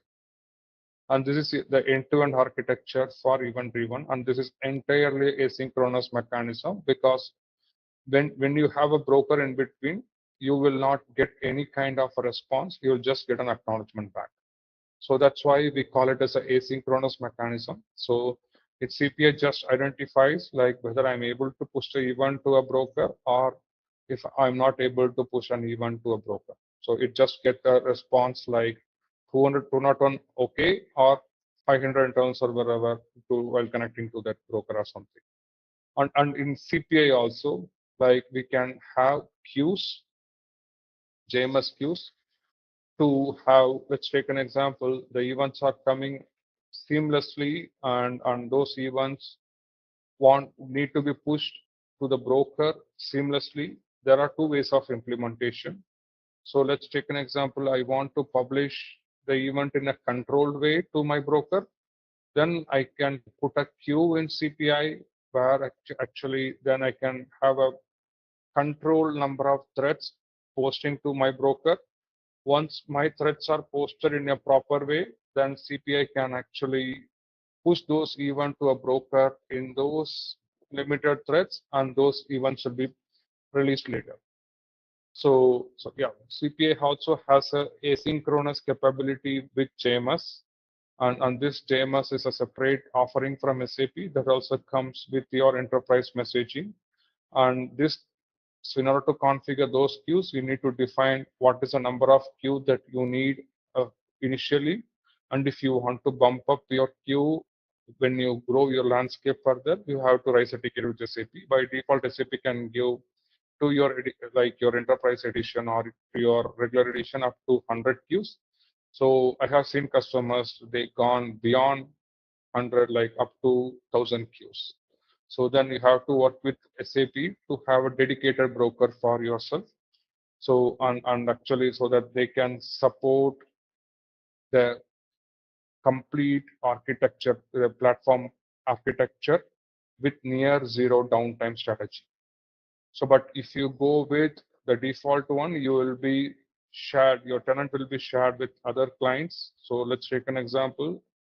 I'm a customer, I'm onboarding to my cockpit in either any region. It could be your US East or US West or anything.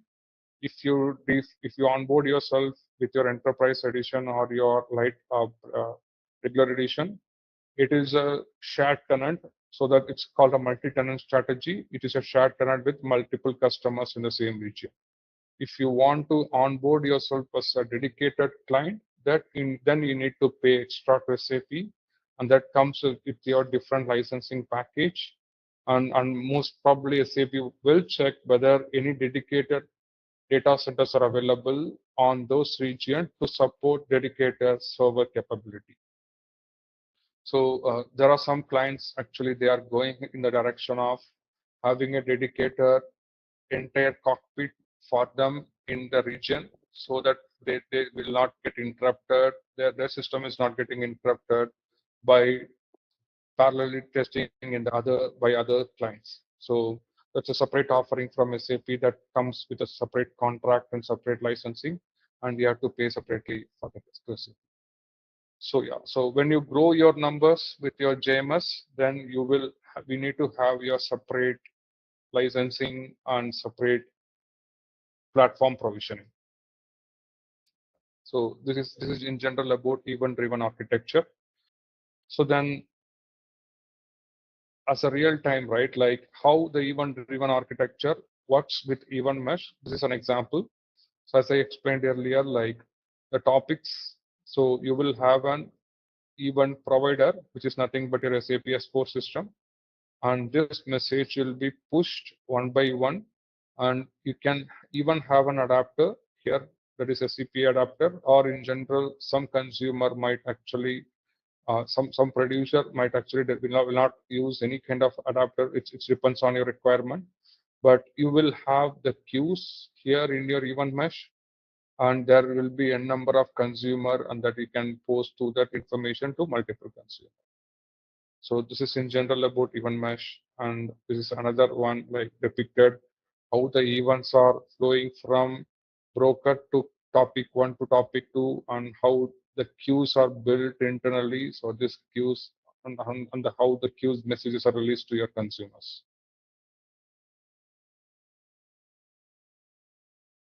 So let me go to the next level of connecting mechanism. So this is called a webhook event. So in the event-driven architecture, so we queue the event, and the consumer actually will receive the event while using a pub/sub model. And there is another way that you can even push your message. So earlier we see a full event, and now we are going to see a push event variant format.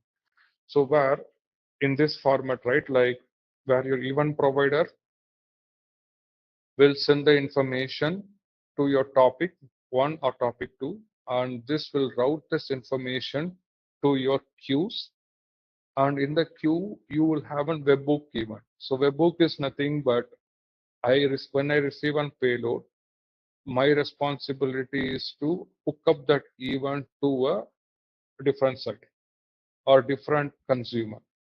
So even you can replicate the similar behavior with open tools. So there is a site called webhook site, and you can even try that approach directly in your testing or in your in any of your UAT testing or in your TUT or your test like unit testing. You can configure that entire webhook site in your SAP adapter or in your event mesh, and that site will resemble your entire payload how that is been published. So webhook is another protocol where actually the event will be pushed seamlessly to your consumer through an webhook URL. So you need an URL to publish that event. So in case of in the top approach, the consumer will come and pull your message up. Now in this one, your webhook URL will push the event to your consumer. So that's the difference between a pull variant and a push variant. So I hope you guys understood that one. So, and this is about generally about webhooks. So webhooks are standalone systems where it receives the data from any of the data provider. Once it gets the data, it posts a message seamlessly to its consumer. Whenever, and also in this entire mechanism with webhook or with your pull variant with the consumer pulling the data, or this entire system is asynchronous. So we have another kind of error handling scenario where we can see if my webhook is not available, I can actually queue up all my messages in this queue so that I do not lose any messages if my webhook is gone down. So similarly, because the service down also, why we have a queues in general, right? Like let's take an example, the consumer is down for your first case. You can have a queue, so the queue will be whatever information that you are receiving from your topic, the message will be queued up either at the consumer model or your webhook model. If any of the systems are down, the messages will be queued up here. Once this platform is up, then you will actually receive the message as per lost in first. So like it will push out all the messages here. So only one tricky part with any queuing system or with any in general hub sub model is like they cannot guarantee the complete message batching or message ordering, because 99.9% they can offer um, the batching, but they cannot 100% offer the entire sequencing of that message. So in order to have the sequencing of that message, the consumer should take care at their end. Like in this case, who is the real consumer, if I receive the message in sequence, with sequence or without sequence, has to be captured at the consumer side, because that's a real kind of a challenge at this point of time with all the brokers. The reason behind that actually the platform has n number of nodes. When you see from the real architecture perspective, so each and every topic will be connected with multiple nodes with the multiple queues. So if you have like 100K or 1 million messages sitting on your topic, the queuing system can take 99% with the sequencing, but it is just not the guaranteed one. So if some of the nodes gone down in between for your queues, then some of the message, the sequencing kind of actually jumble around. So that's what any broker system doesn't offer the entire sequencing capability. If you want to implement any sequencing, you need to go with having that sequencing program implemented in your consumer system.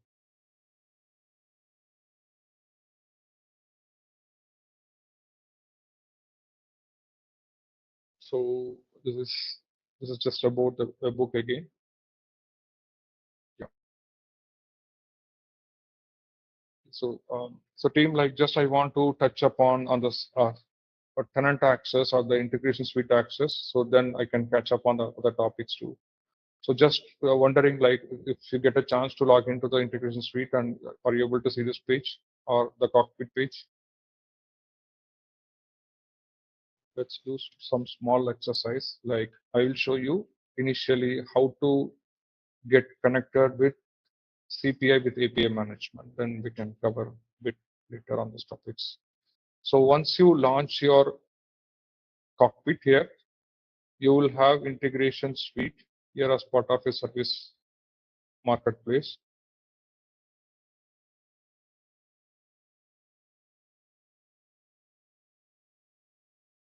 And under instance and subscription, you should see multiple instances. Let me refresh my screen.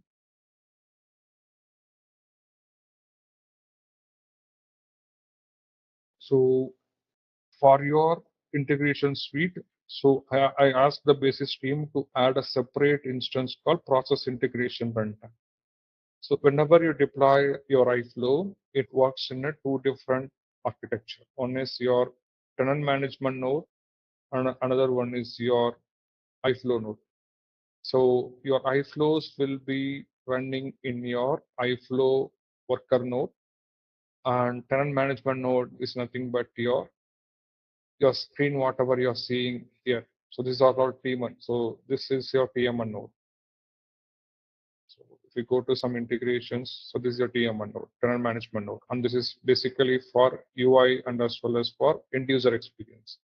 But when it comes to your iFlow as a real time, it has its own deployment node, which is nothing but iFlow management node, where it has its own SCPS, so where it has its own server instances and runtime nodes.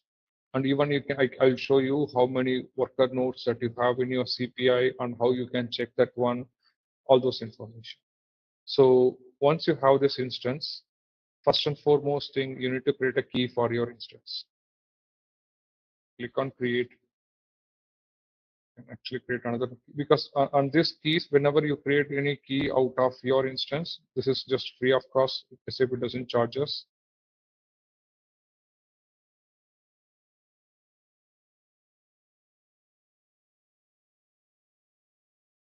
Validity I'm giving for 1 year. Key length is for 2068. It's the default one. And you can have multiple key sizes. You can go with 3072 also. It's about the byte, which byte you choose. Yeah. Once you create this one, the key creation in progress.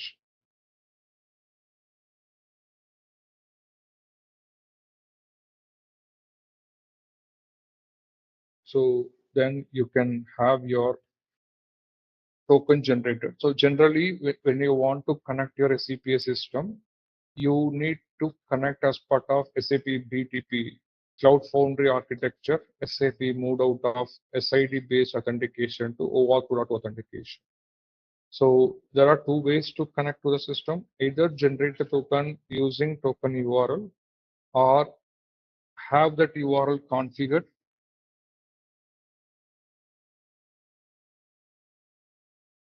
or have the URL configured in your system. So in that way, you can actually, if you have a client ID and client secret, then you can actually go ahead and create the same.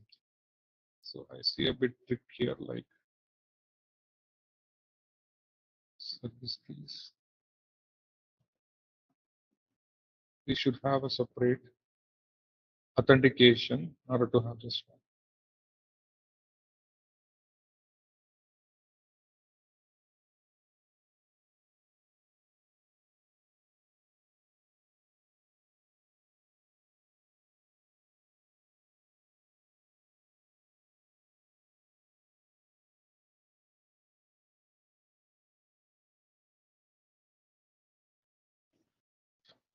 So if you remember, like whenever you connect to CPI, you need to have the roles. So those roles are nothing but your USB messaging.set.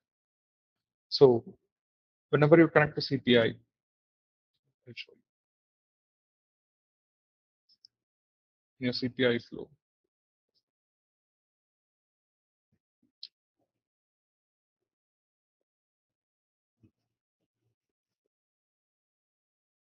So in your sender side, you will create an HTTPS adapter. At this adapter, you will give a user role, which is nothing but ESP messaging.send. And make sure this ESP messaging.send is configured at your instance level. Whenever you create multiple keys, so the key should have the default role tied up with ESP messaging.send. But if you need further more roles, you can even update those roles in your update parameters. So now we are good to have used this service key because in general, this instance is tied up with that same role. We should be good with that one. Because otherwise your CPI will reject the request and it will tell you, I don't even having a matching messaging thing. And if you want to verify that actually if my key has the relevant roles, and I can actually show you how to test that purpose also. Like I can have a postman, I can even show that. Just give me a second, I'll bring up my postman.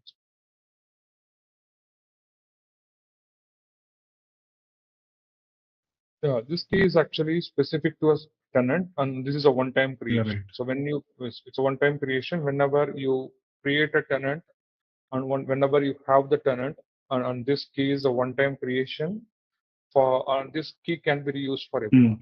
If you go to my service, I have an integration suite as my subscription. Under the subscription, I got only process integration runtime, and this is subscribed to a plan called integration. Okay. Integration flow is nothing but your CPI. So in general, CPI will have this one and this, and you can create a number of keys. Let's take an example. Tomorrow, I want to implement certificate-based authentication. So then you need to create a separate key for that one. So like certificate-based authentication between your CPI and your S4 system, or between your API. We will create all those keys. That follows a different architecture, like that follows a different authentication mechanism because this is a service key, and this key should be trusted by your S4 system, and so whatever your S4 because right. So I'll give an example. So whatever key that you're creating here, that should have a certificate. So when you come back to your key, you will have a separate entry for certificate. And that certificate will be created in your SAP system. So let's take an example like SAP's default identity provider, like SAP ID services. If you go to SAP ID services, there is some mechanism called SAP Passport. With SAP Passport, using an SID, so on that SID should be your non-logon user or a service logon service logon user ID. Get that SID, create a certificate, and update the certificate in your service key. So whenever you create a key, it will ask for you multiple certificate and all those other information here. You can actually, SAP provides a JSON to modify that one. Like I can show you that one also. You can update multiple parameters. And once you have that parameter up and ready, and then you can upload this one. But now in this modern world, right, like SAP brought up a mechanism called SAP boosters. And boosters can even do that mechanism by default. But in general, right, like the certificate has to be created in your SAP ID service using SAP ID services through SAP Passport. Get the certificate, import in your service key. So that means import means update that as part of your service key and import the same certificate in your S4 S-Trust. So the certificate is a common handshake between your S4 and your SAP. So this should match each other, and then your communication will be achieved through certificate-based authentication. Now, service key creation, like let's take an example, right? In this case, I want to connect, I want to test a site flow, I want to call this as a service. How do I call this as a service? Like without having any information, I cannot call this as a service, right? Like I need a either user ID and password. Like I can even show you through Postman.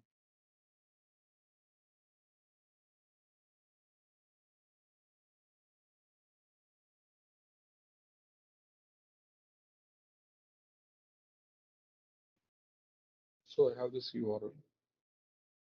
I come to Postman.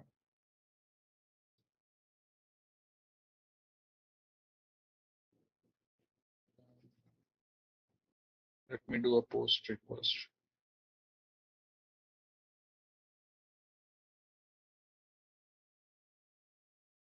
As and when you send something to your Postman, it gives me 401 unauthorized. Okay, so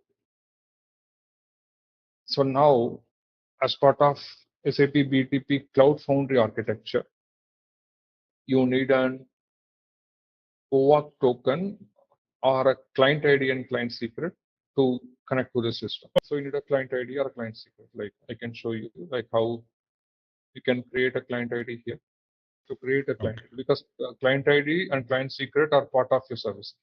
Yeah. So now SAP boosters, once you onboard like as part of enterprise edition, right? Like there is something called SAP boosters. Boosters will tie up the relevant service and that will create all the instance separately.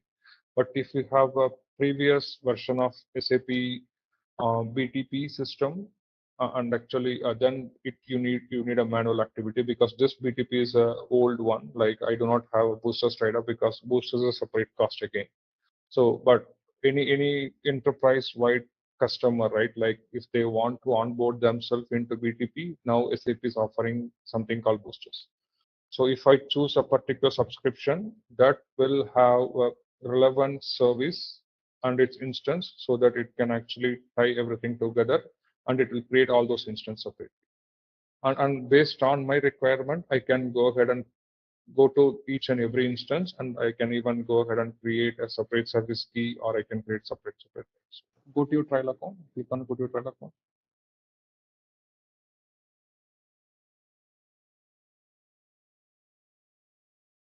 Yeah, you are into AWS, into your Cs. Okay, click on that one. Yeah, in the left side, there is something called entitlements. Can you go to entitlements? So if you see here, do you see any entitlement for process runtime? You will have for Cloud Foundry runtime. But actually, do you have anything for process runtime? So it's called process integration runtime. It's a paid service. It's called process. You see process integration runtime. It's right. Like you have two process integration runtime, and you should see that instance. Like, can you type process integration runtime? If that is available, it should bring you process integration runtime. Yeah. Click on this one. Like, click on this one. Click on create.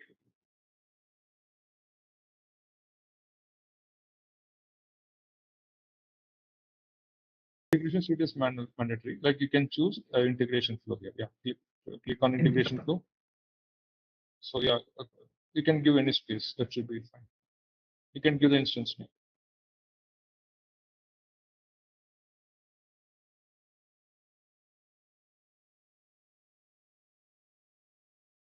It takes some time. So once it is created, like we need to check whether you have the roles tied up there, and you have to start it. So now I can actually show you the token generation part and other way also.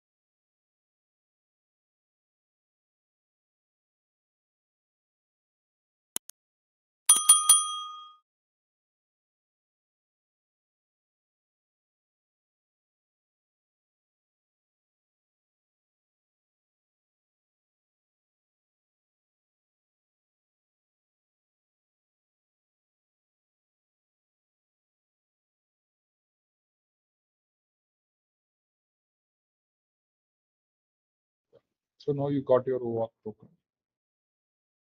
So to verify your claims as well as your token scope and other information, there is a site called jot.io.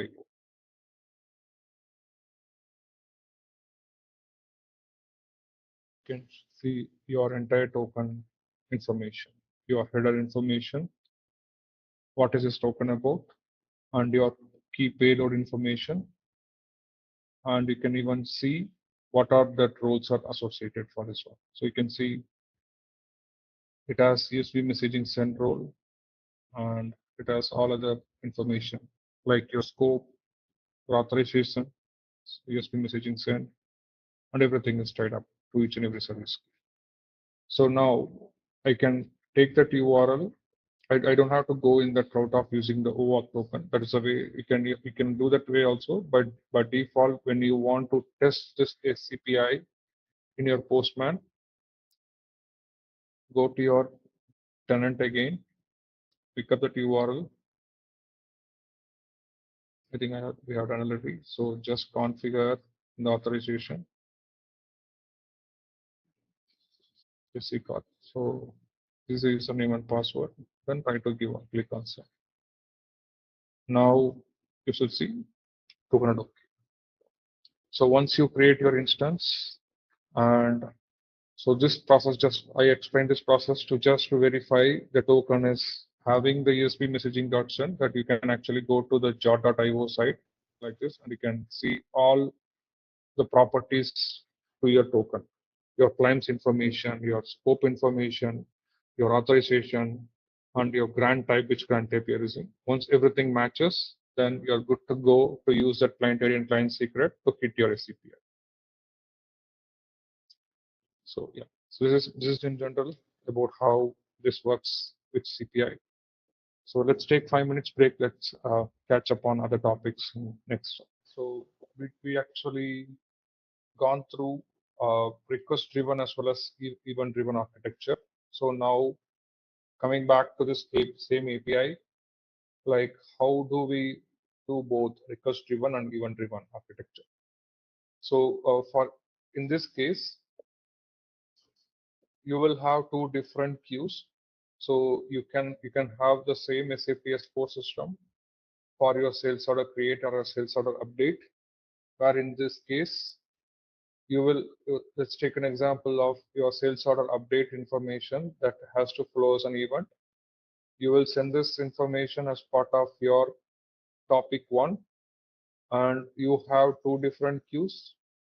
One queue will be sending this data to even consumer as part of request driven architecture, and another queue is something like you will have a webhook event where the event will be absorbed by webhook methods and it posts the data to your consumer. So this is even possible once your consumer get the service, they can even send an acknowledgement back to your producer. So that's the beauty of webhook. So webhook is something like it can actually help you to send the synchronous or asynchronous acknowledgement. It sends an asynchronous acknowledgement back to your event producer. So a webhook is something like posting your messages at different points so that it is sent to your consumer. And once consumer receives the same information, that also will be posted as part of your webhook to your producer, like I received an email. So this is a combination. And actually with this, we are actually completing our API architecture. Then we can deep dive into some of the API connectivity, especially for your how to use the API in SAP API management. Like today, since we got the SAP S4 system access, I can even show it to you like how we can get connected with one service and how we can get the process done. Okay. Before we get this out, like I just cover some of the topics with REST-based API, how we can develop REST-based API and OData-based API with API management. Okay. So REST is a non-canonical formal structure. So when I talk about canonical structure, with REST follows a lightweight payload and that allow you to make your web content more client-centric approach, and that actually use uh, your client system have a non-canonical structure. So you don't have to rely on having a, if let's take an example, in case of XML, when you have a defined structure, if you go for a structure upgrade or structure change, then you need to re-import your structure every time, and you need to generate your proxies, and you need to have that binding binder in your SOAP. But in case of REST, it's just a lightweight event. You can have your dynamic structure creation at any point of time. And if that structure exists or doesn't exist, the client application will not fail. They will still get that information seamlessly. So that's the reason most of the clients are willing to move to a REST-based APIs and REST-based architecture that will ease the maintenance and bring more simplicity in the architecture. And it also improve your performance. In case of XML, let's take an example, you have 12 to 13 MB of message, and the same thing can be reduced with REST within almost all 6 or 7 MB, because REST does not have those many XML tags to have this information to be repeated and have this one. And also another thing with REST is it has improved scalability. It can scale to multiple users and to a large number of systems, and it can support lightweight framework on into your client-based application, and it will have seamless connectivity with your API. So that's a main usage of REST, and most clients are willing to go with REST-based API. So initially in the SAP era, we started with SAP XI with all SOAP-based, with SOA architecture. Then SAP transformed its SAP uh, platform with APIs to OData. Then now SAP is more focused to create SAP REST-based API as out-of-the-box API capability, so that we will have minimal dependency at the consumer side, API consumer side, so that we can have ease of development and simplicity of development. So these are other things like modifiable and visibility, probability, and reliability of API. So because when we talk about REST, so REST can be easily modifiable and it can be easily portable, and the data which you resemble in your REST is all reliable as well as easily visible with the data. So now coming back to your APIs, I'll actually show you one API with various operations. So I created an API with purchase order. Let me create another API.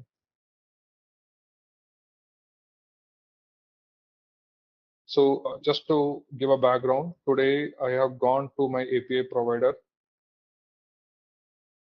and in the API provider, I have changed the SAP S4 system connectivity that we discussed yesterday. And this one, like I have given the port and I have chosen the authentication as basic. And now I'm good to use, I just pick one user, and I'm able to make the test connection. And let's see how these APIs are working in the real time.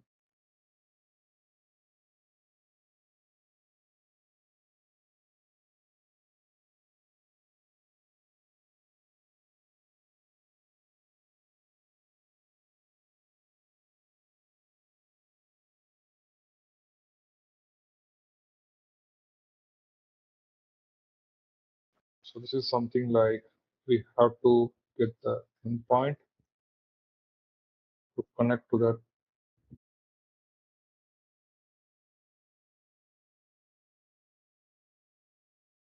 Let's take an example. If I want to create a SAP sales order API, I can give the path as /SAP /OPU /OData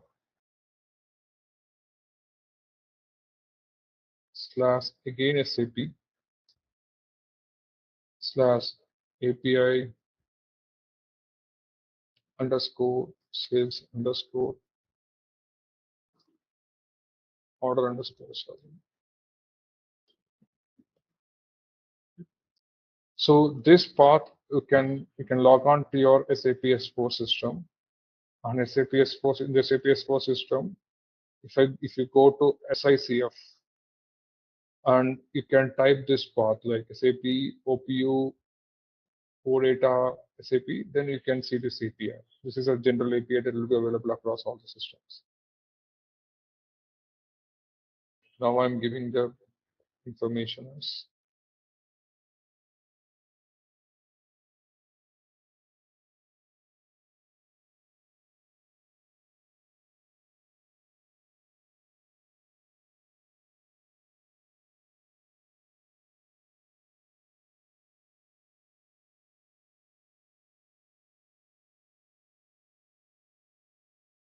so I can choose any API format since OData is an actually a sales order is an OData API. I'm choosing the service type as OData. But if you want to have a REST-based API, you can always go to api.sap.com.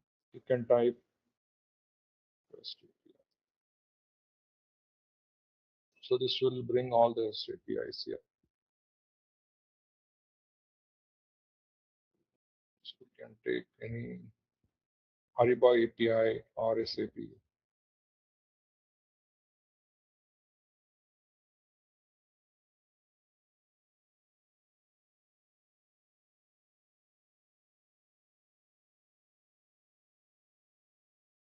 Yeah, system management APIs and REST API. And we can choose this API and we can start your configuration.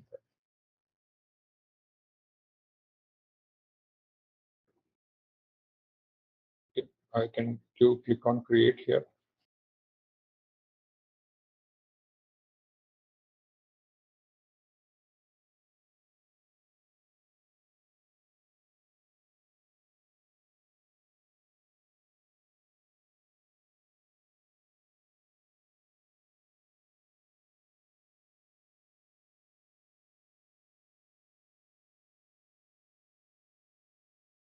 Now I don't have any routing rules. I'm just keeping very simple.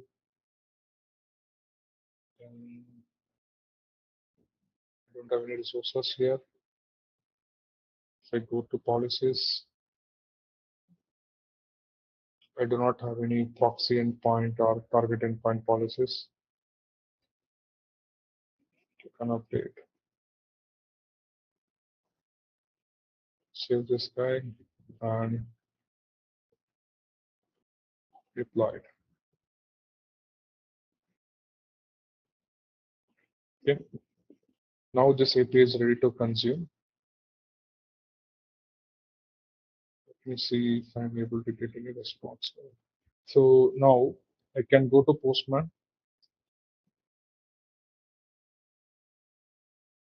Give here. And I'm just putting dollar metadata.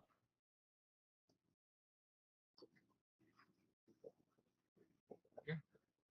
So accept encoding.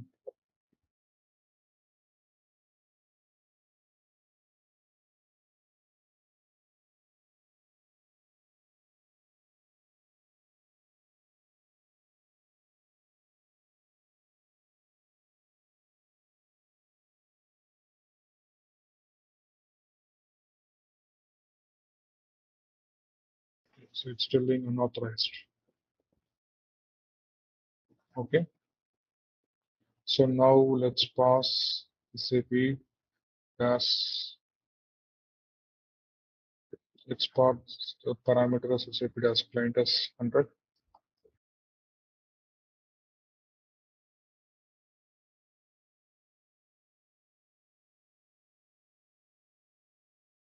Sure, it is giving unauthorized. So let's try one thing.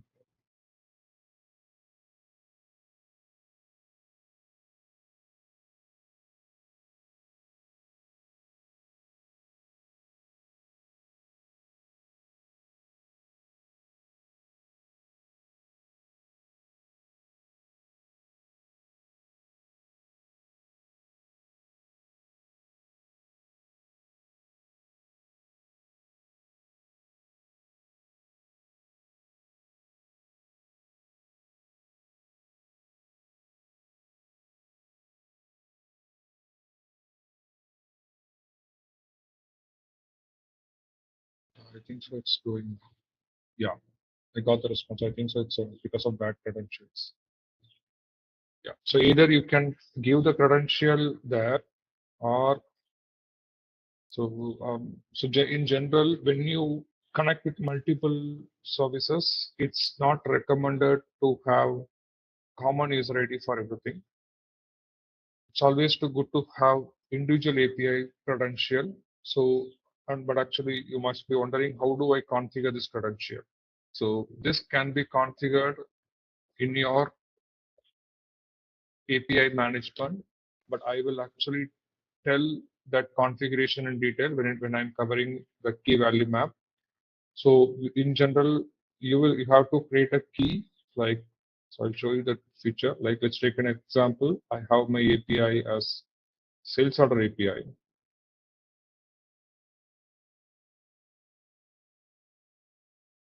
Create a sales order API, and you can have a common key, and that key should be passed in your policy.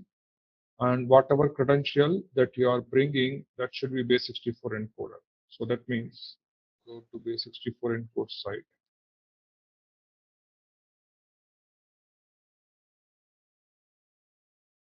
For this user, or even you can actually take it from your postman too.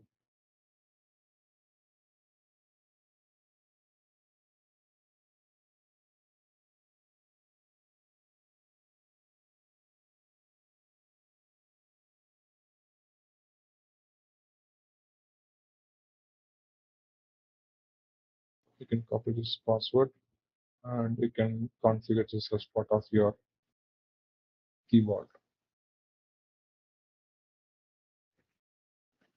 And then you can have the key as, let's take an example. I'm giving the key as test client. So this test client should be passed whenever you call this keyword. Once you call this one, and you can retrieve that password, and you can make the connectivity internally using another policy, basic auth policy. We will do this exercise as part of one of our exercise. Like I'll show you how, in general, we do this in practice when it comes to the real project. Okay. So this is a way like we can configure this password, and even if you want to encrypt this password, there is a way to encrypt this password. So you have to check the encrypt button, that the password will be encrypted today. So now with this our simple API, right? Like with our API, so I just removed that authentication from my provider. I am actually using that password like authentication in it here, and I'm able to get that information out. So this is what I have tried, and it's okay perfectly, and we are able to get the metadata. Like if you want to get this order information, even you can get this out.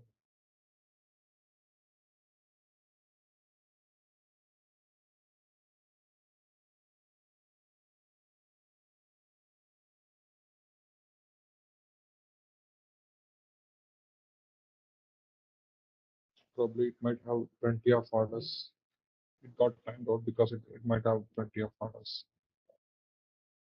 So if you have a large payload, you need to implement body buffer in like there is something called buffer property. I'll show you how to implement in SAP API management when it comes to the real thing. So yeah, you can actually play around this with the creation of this API, and you can actually go to SAP system and take one API. So I picked up sales order API today and showed you how to expose that API to API management. And actually with this one, we are good to cover all those things. Because if you're not speaking, can you please go on mute? Like, yeah, this is yeah. So in this way, you can actually try to create one sample API. We can deep dive into other topics later. If you go to your target endpoint, like you have this URL, like this is your URL under SACF. If you go to SACF, you can see this URL where your APIs are configured, and that will bring the proper API response. Yeah. So to your consumers, so let's take an example, your postman, right? Like tomorrow, you can have a mobile application or you can have any third-party system. For any third-party system, you might not interested to expose your backend API information, backend URL to them. You might want to mask that URL with some other proxy. So that is nothing but API management API proxy that will come up with the API proxy URL, and this is nothing but your proxy URL. It is always API will have its own API proxy URL, and that URL will be shared to your end consumer application. In this case, Postman, but it could be any other system. This URL will be changing because see here if I go to API provider, I created API provider as CPI in one system, and I have created API provider as even S4 system. So when whichever system you create as part of your requirement, and based on your requirement, like let's take an example, I exposed sales order API. Tomorrow you might actually expose purchase order API. So and this URL will keep on changing based on your requirement, and this is also a changing one based on your API creation.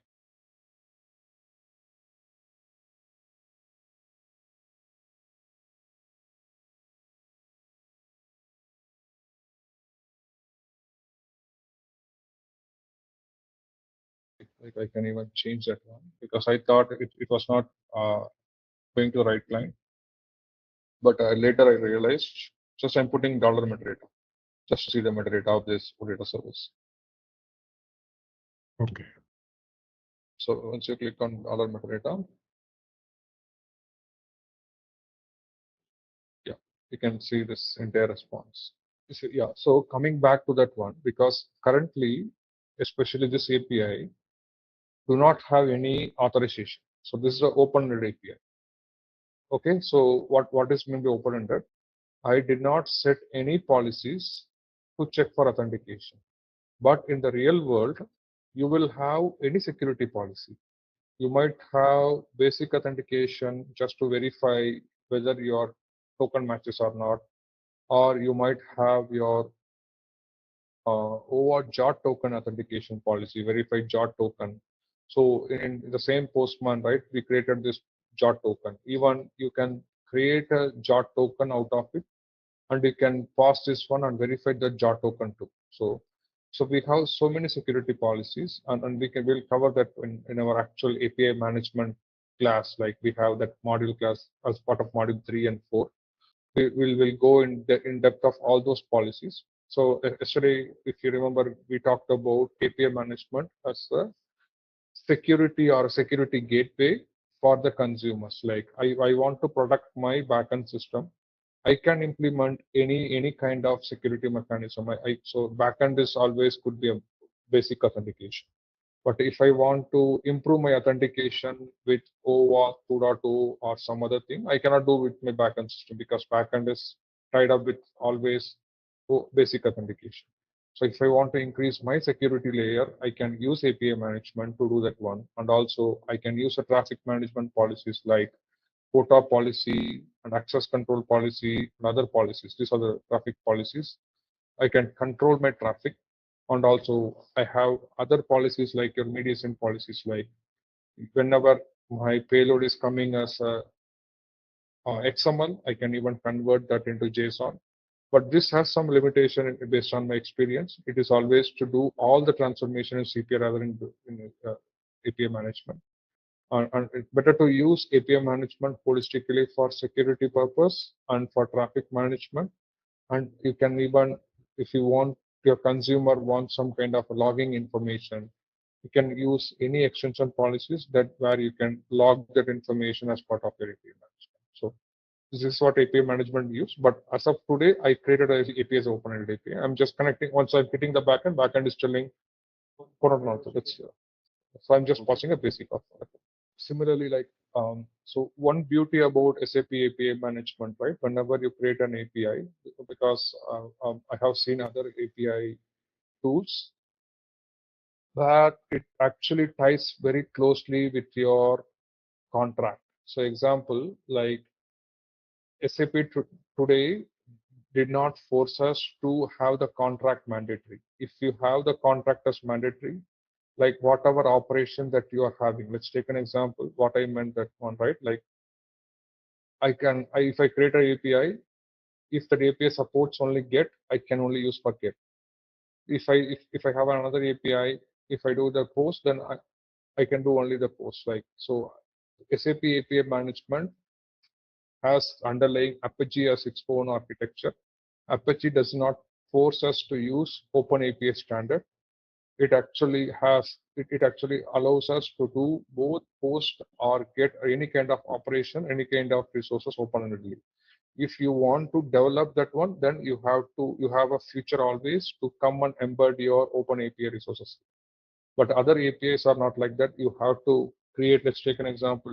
If you are going with AWS API or Azure APIs, you are bound to a particular operation and bound to a particular resources. If you go beyond that one, your API will not allow that one. So what I meant, like if you want to go ahead with multiple extension of that path, you need to define that as part of your API development.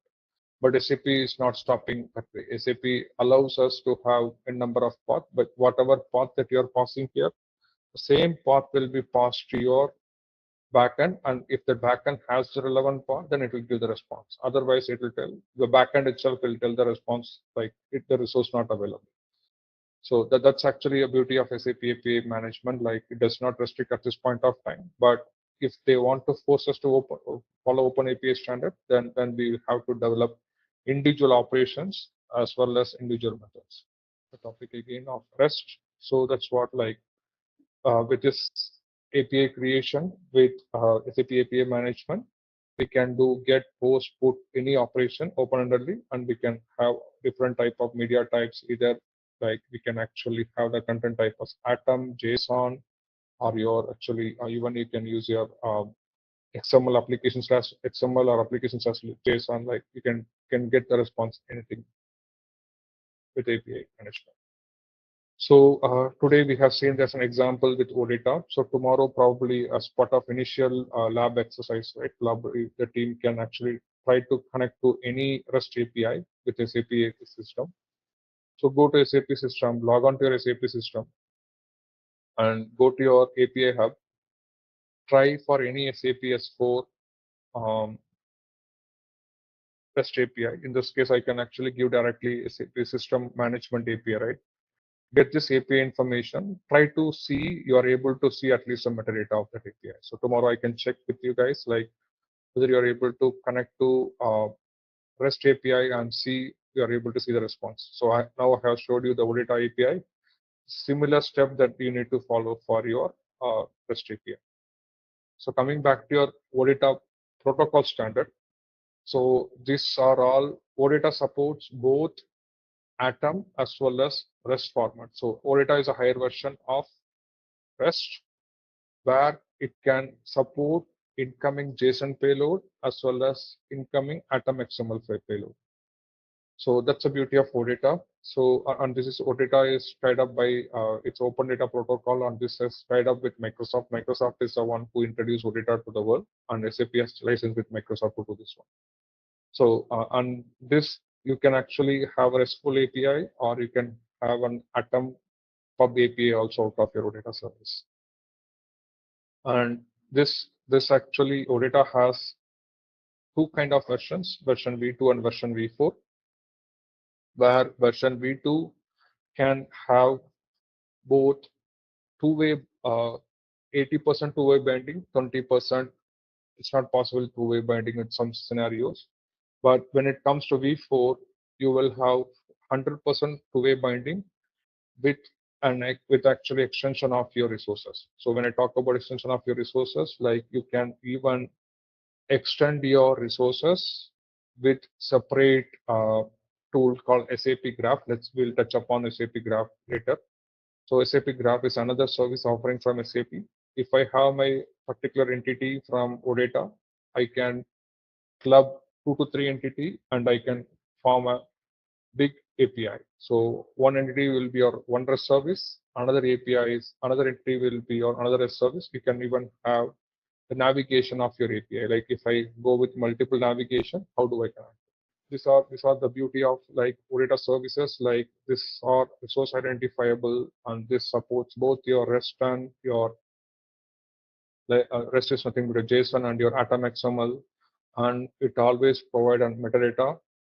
If in case of REST, we have to create our own metadata that actually follows to your ties up your Open API YAML. Like you have to create your own format, but actually in case of OData, it will give you a metadata. With the metadata, through CPI, even we can automate YAML creation. I can actually tell at the end of our training, like I can give that as part of exercise also. There is an open code available through XSLT. You can convert that EDMX file to your YAML generation. And then, and this is a fixed document in terms of your entity set and your entity binding and everything. And also it gives visibility. So let's take, and this is a metadata. It gives entire visibility to your, what are the query options available, and what are the parameters are visible, and what is aggregation, and what are different filter parameters are available, and everything. It will give visibility in your metadata. So that's the beauty of your data service, and it gives n number of documentation like your properties and what are the data types tied up to each and every property, and your actually data format, like whether it is going to be uh, uppercase when it comes to a response or lowercase. It displays a different format of things, string, as well as it will give you the maximum length that you can accommodate. So this is the beauty of OData. So this gives metadata in general. Okay. So coming back to your SAP Graph, as I told earlier, it's another service offering from SAP as part of Integration Suite, where you can club multiple entity set. So when I talk about one entity set, like under SAP OData service, A underscore sales order is one entity set. Like A underscore sales order is one entity set. And you have n number of entities. You can use SAP Graph and you can combine everything into a common service, and that common service can be exposed to your consumer. Yeah. So this is how your graph, because graph license, I cannot show much thing with graph because graph requires enterprise edition licensing, but I can actually show some basic information if I'm able to connect to that one. Let me go to SAP Graph and show.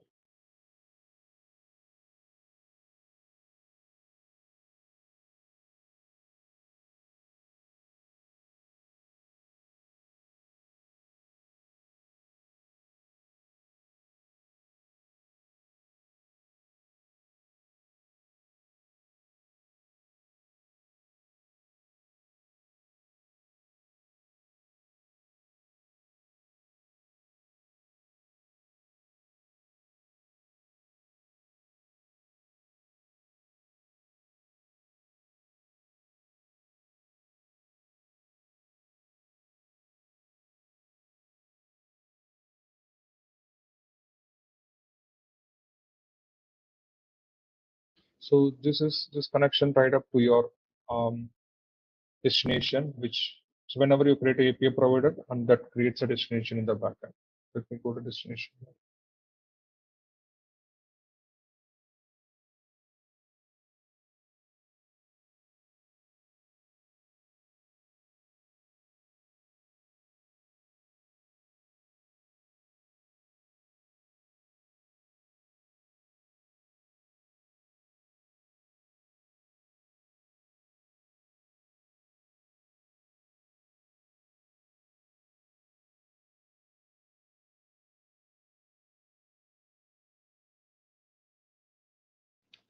This requires a licensing. Like probably we can try to get some licensing at the end of the session, and we can show you because it's kind of a costly licensing with SAP with Graph. But I can actually theoretically explain this one, and if possible, I'll get the licensing and I show one at least one creation of Graph. So with SAP Graph, you can go to again to design mode, and you can actually click on Graph, and you can choose any destination from this from your SAP service, and then from your destination service, and click on the destination, go to SAP system, and you will have a model in general, and from that model you have to try to actually enhance that one. But in general, none of the customers are preferring to go with SAP Graph because you are not close to the source and you are not close to any of the system. Like you have to enhance this graph every time whenever your business requirement changes. So mostly the preference for any customers to go back to SAP API management and to have open-ended API with SAP API management. With the integration suite as a service, I could see SAP API management and SAP cloud platform integration, which is nothing but your process integration as a robust service, because which has open-ended connection with SAP system, and that gives much flexibility and has very minimal changes on your platform. But in case of SAP Graph, you have to re-import your entity whenever you change something on your model data, and you have to keep on changing your model, and the maintenance of this model is totally SAP Graph model is totally heavy, and is all the customers will prefer to go with SAP API management as a better approach. So with this, like we are completing our module 1, and any more queries till now, and tomorrow just try to create an REST API and try it and let me know, and also try to have this AP system connectivity from your machine and let us know how that goes. All right, let's test your knowledge. Here's a question for you. Which of the following is not a runtime environment supported by SAP BTP Integration Suite? Option A, Neo. Option B, Cloud Foundry. Option C, Kubernetes. Option D, SAP HANA. Take a moment to think, and when you're ready, choose the correct option. Remember, each choice holds a key to unlocking the answer. Good luck. Type the correct answer in the comment section.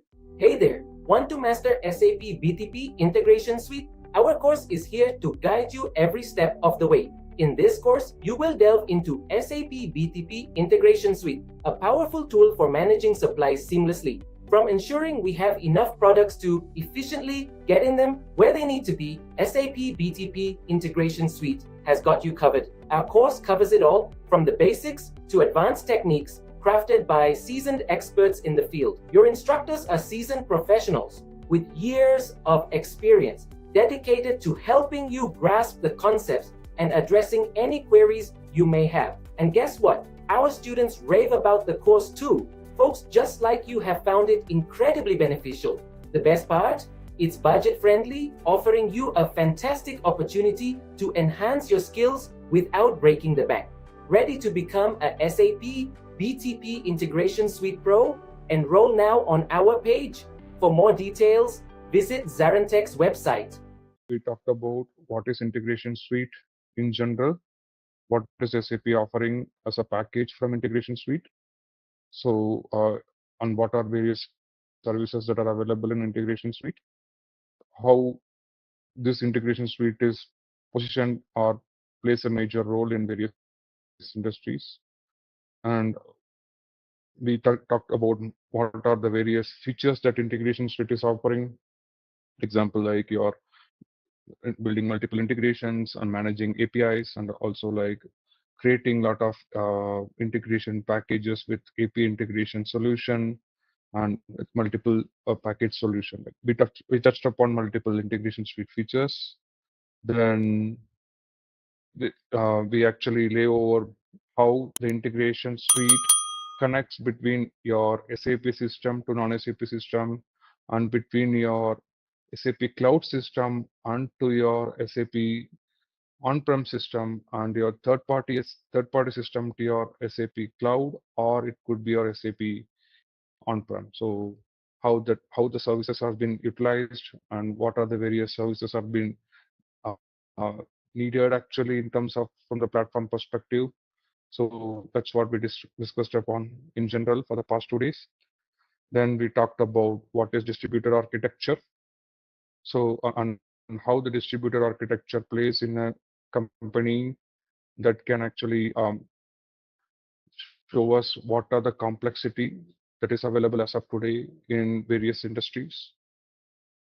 And we touched upon what are the major issues that we are seeing or kind of a challenges that we are seeing when we go the distributed architecture. Example, you're managing various releases for various platforms and having the monitoring capability, distributed tracing capability, and quality of services like and having different security factors and all those stuff. And also like we walk through with one example, then and how do we solve using integration suite on this entire thing which we touched upon today. In the second module, we will touch upon how ISAM play a role in migrating distributed architecture framework to an industry standard framework with SAP Integration Suite. Like ISAM plays a major role. So, we will definitely talk about that in detail today. So then we actually gone through the cockpit. So I hope everyone has access to the cockpit. If access is missing, I think I got to know Shivakumar is not able to access cockpit, and he's able to access integration suite service. Like we can see what is the issue that he is facing. Then we can actually see how we can solve that problem. Then in the integration suite, so I just walked through you how to check the services and what is the necessary subscription needed from the platform side, and what are the necessary entitlements are needed to get started with your integration suite, and also your mandatory instances that you need to create in order to have seamless integration with integration suite. Since this is a kind of a platform, we are using service which are free as much as possible. We are leveraging the SaaS and subscription which is offered by SAP with a free of cost. But when it is come to your actual project or your in your local own home system, it is going to be your licensing factor, and these systems could be your enterprise edition one, or it could be a premium standard or standard or premium version based on your contract. So, but those will have the higher access and higher provision of the SaaS solution.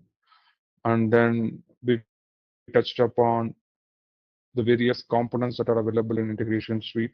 Example, how to discover an integration package and how to discover an API, all those stuff. Then we touched upon how to discover API management. So let's take an example. If I have a business problem, how do I discover that API management, and how do I copy that to my design mode so that I can do my extension from there? Then we touched upon like how to create an integration package and a sample iFlow, and we actually deployed that iFlow into our tenant also. Then we did a kind of a test using the instance service keys, and actually we touched upon how to create a service key also. So and we service key plays a major role while you are having your CPI as a service when you want to expose to your end consumer. So then we touched upon like various things on your API management, creating an API proxy and sample API proxy, then how to get your systems connected. Example, your S4 system connected, your SCPA system connected, and from S4 system, how you are going to actually get the service out of it, and how you are going to consume the service, and how you are going to utilize your service in your API development. So in terms of API, we talked about what is the importance of API, what is the API first approach, where it plays a major role in the modern world, when it comes to microservice architecture or API-based layer, like API-based architecture.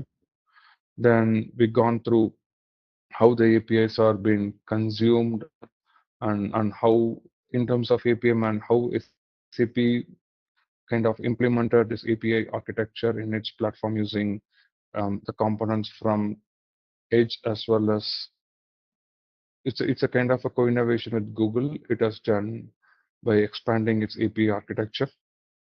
So then we touched upon how the APIs are consumed and what are different API protocols are available and types of API available. So in terms of types, like we touched upon REST, OData, and so we touched upon a little bit on that area too. Then coming back to messaging APIs, we just touched upon multiple API and that layer too. And when you create an API with SOAP or OData, we also touched upon the importance of open API standards. So open API standards are nothing but your API contracts.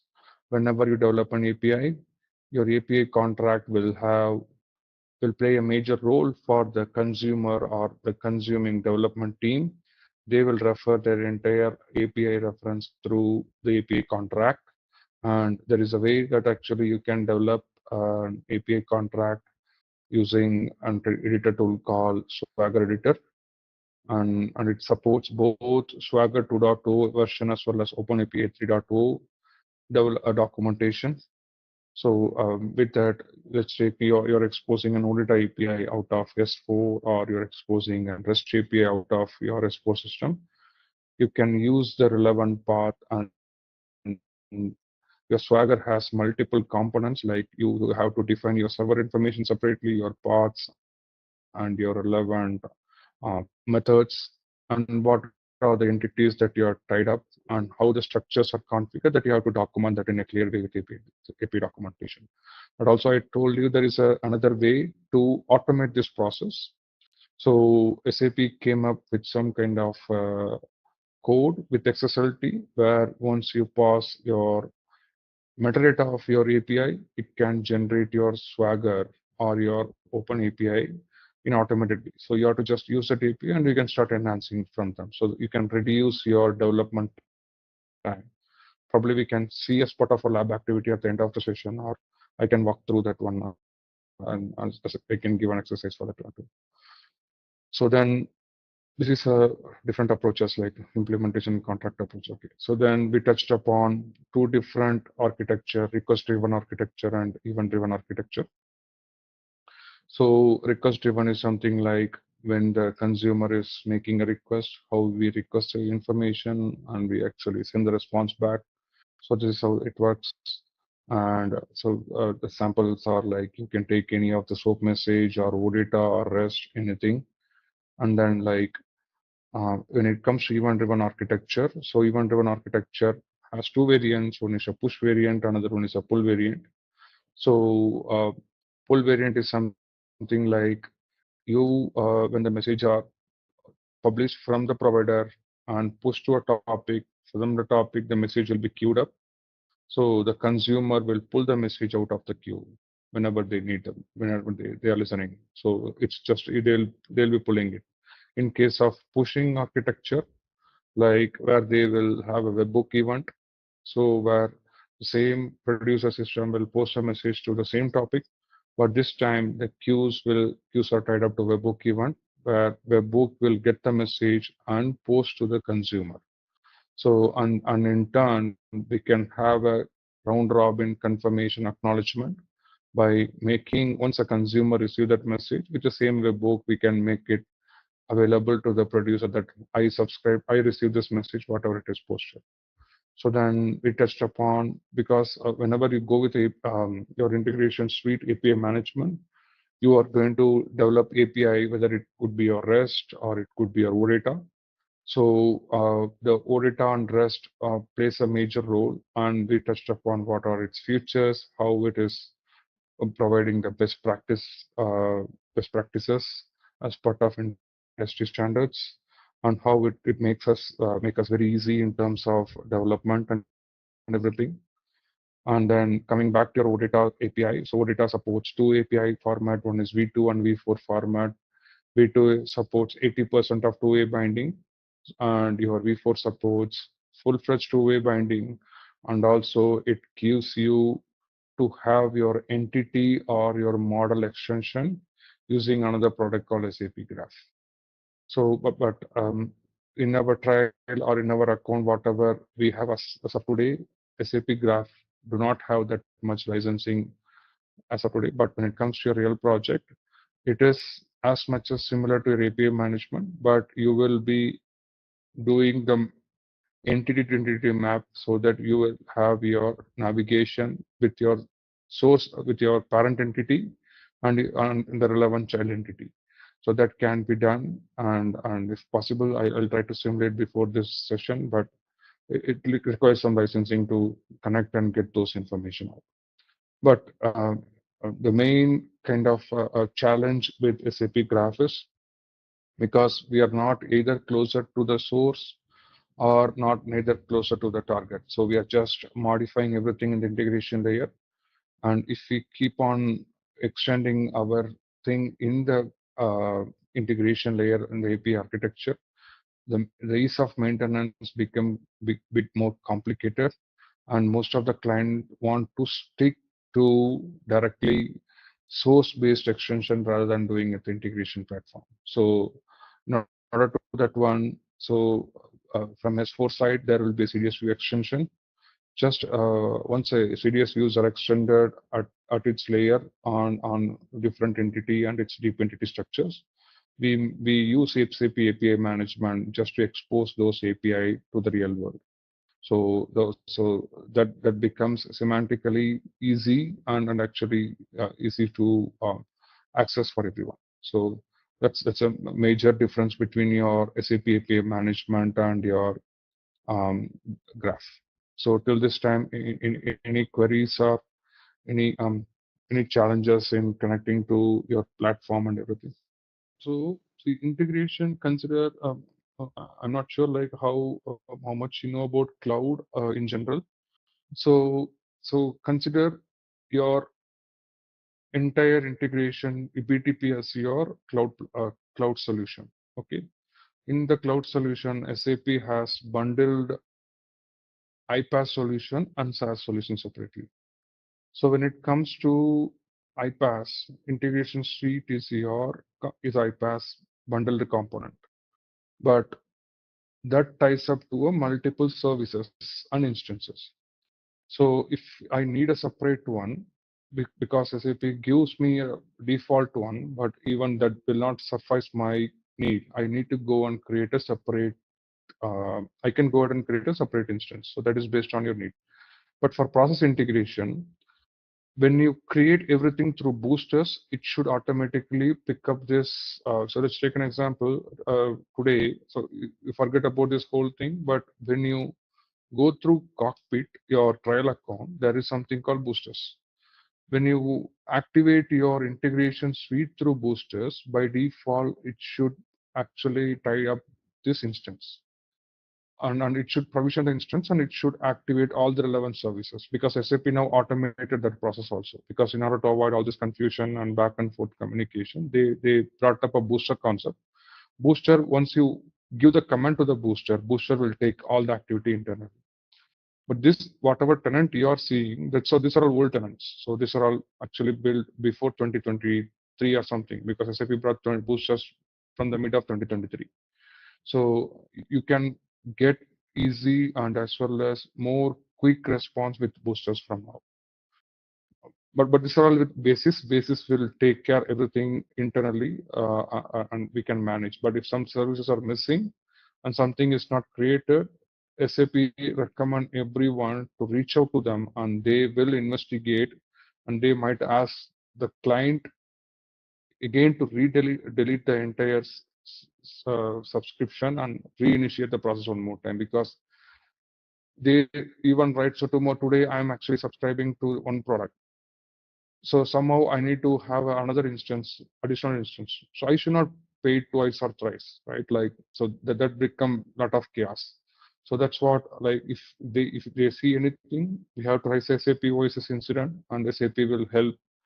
In 99%, we have to recreate everything, we have to delete, and we have to recreate everything. So it's a long activity. That's what actually, whenever we create any subscription, we make sure to SAP give the right licensing component on the BTP part so that it can help us to move forward very easily. Okay, so in this process, right, like, so just everything we have done manually, and actually, but when you go to your real project, it will be automated through boosters. So iPaaS is nothing but integration platform as a service. So why we are calling as a iPaaS? Because SAP is providing the entire integration platform, integration solution as a platform as a service rather than as a software as a service. So because iPaaS is something like so SAP also providing an offering to other client to build your platform, either to choose a cloud foundry, network, okay, and or to choose a different runtime, like you can choose even Kima, or you can choose even Kubernetes or something like that. So whenever you build your integration solution, SAP is just giving different platform offerings. So when you go with Cloud Foundry, you can even choose which vendor I want to onboard. I can onboard in AWS or Azure, or actually I can even onboard in Google Cloud, or I can onboard in Alibaba. It actually provides multiple variety when it comes to your uh, Cloud Foundry, because Cloud Foundry considers a vendor that talks to multiple platform providers, platform service providers, and that help you to land your service into their platform. So now SAP bundle everything as a platform, your entire solution as a platform SaaS solution. So it's called as a platform as a service. So Kima is another one that SAP is offering as of today. That evolution starts from mid of 2023, where something like I have my own AWS account which is sitting on US East. I don't want SAP or any vendor to manage. I want SAP just push this solution to me. I can manage everything by my own. And actually, even Kima is something like I can have a co-innovation with my product vendor to SAP, and they can help me to have all the software updates pushed to my landscape or my network, and I can go ahead and activate whenever it is needed. So it is something like, instead of SAP manage a platform, now we are telling I can manage it, but I need your service only in terms of pushing the latest software to my landscape. So that is evolution, but no client has tried till now. Even Kubernetes is another Docker-based containers, like no client has tried till now, because these are all like pre-matured stage, and this is all on the something like initial stage of SAP's discovery era. So once it is kind of completely at least one step matured, then people will try it out and do some project over there.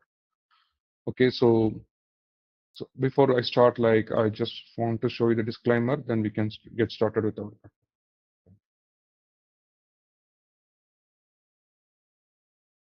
Yeah, what is SAP Cloud Foundry, Adarsh? And what is the difference between Cloud Foundry and Azure or AWS? Okay, so just to give a background, so before, like in 2019 or 2017, there is only one offering from SAP. It is called SAP Cloud Platform Neo. So then Neo is something like you have your entire BTP cockpit, and this BTP cockpit will have your SAP, nothing but a SAP cockpit, and this cockpit will have a number of services and a number of platform services. Everything will be managed by SAP in its own data center. Okay, So on this data center is restricted only to limited region. So take an example in US. Okay, some clients have their own S4 system sitting in US East, but SAP is telling I have my data center only in Chandler. But that doesn't solve the purpose, right? Because there is a traffic latency between East to Chandler. You have to compromise on your all the traffic requests, all the latency. So then all the customers push and they actually ask for a different solution or different offering from SAP. Then SAP have done a joint venture with the Cloud Foundry. Cloud Foundry is another service vendor. So that will work with your platform providers like Microsoft Azure, AWS, GCP, or Alibaba. And actually, its main part is something like in the same example what I told earlier. Like there is a customer which is sitting on US East.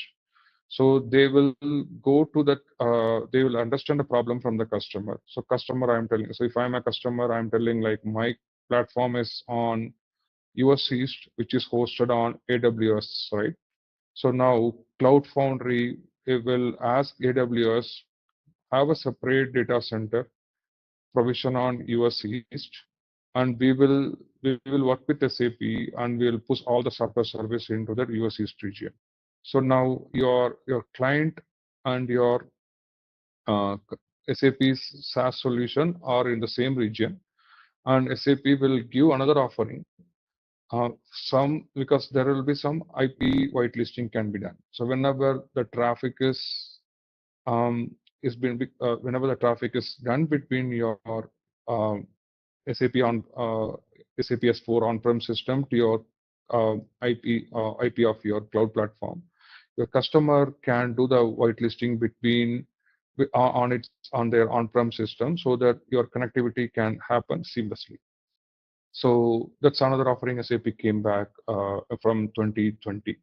So with that one, and they actually started putting this data center in with AWS East and Azure West, Azure East, Azure Middle. Like they put a lot of data centers around US and around also. Then they actually gone into Europe.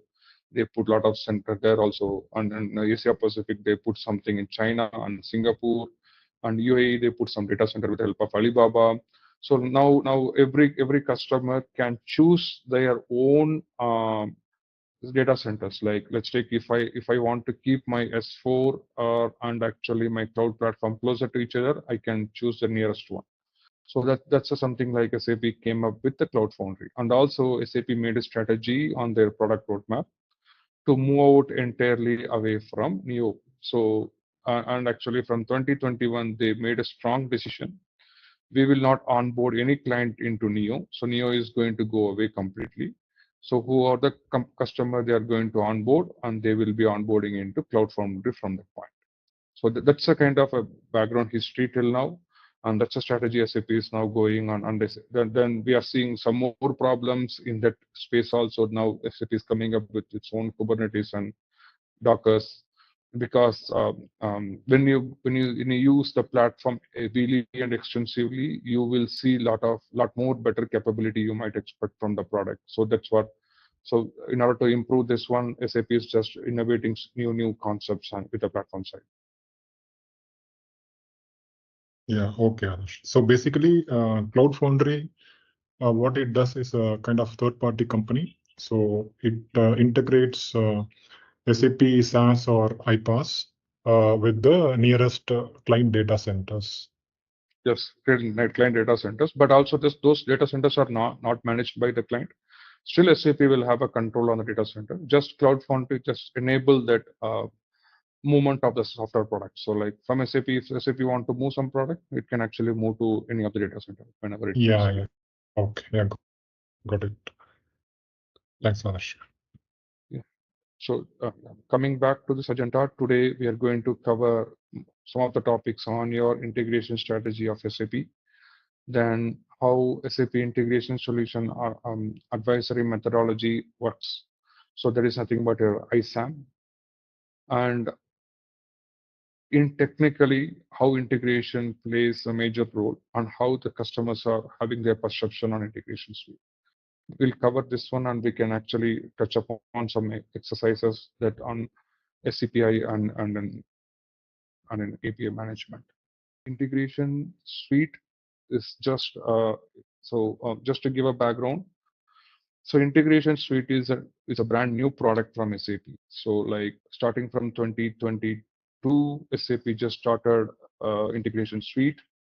And before that, all the services are independent to each other. SCPA is independent, API management is independent, or even cloud, integration advisor, it's embedding product within CPI, and everything open connectors are independent. Now SAP see this is a kind of a decentralized complete SaaS solution.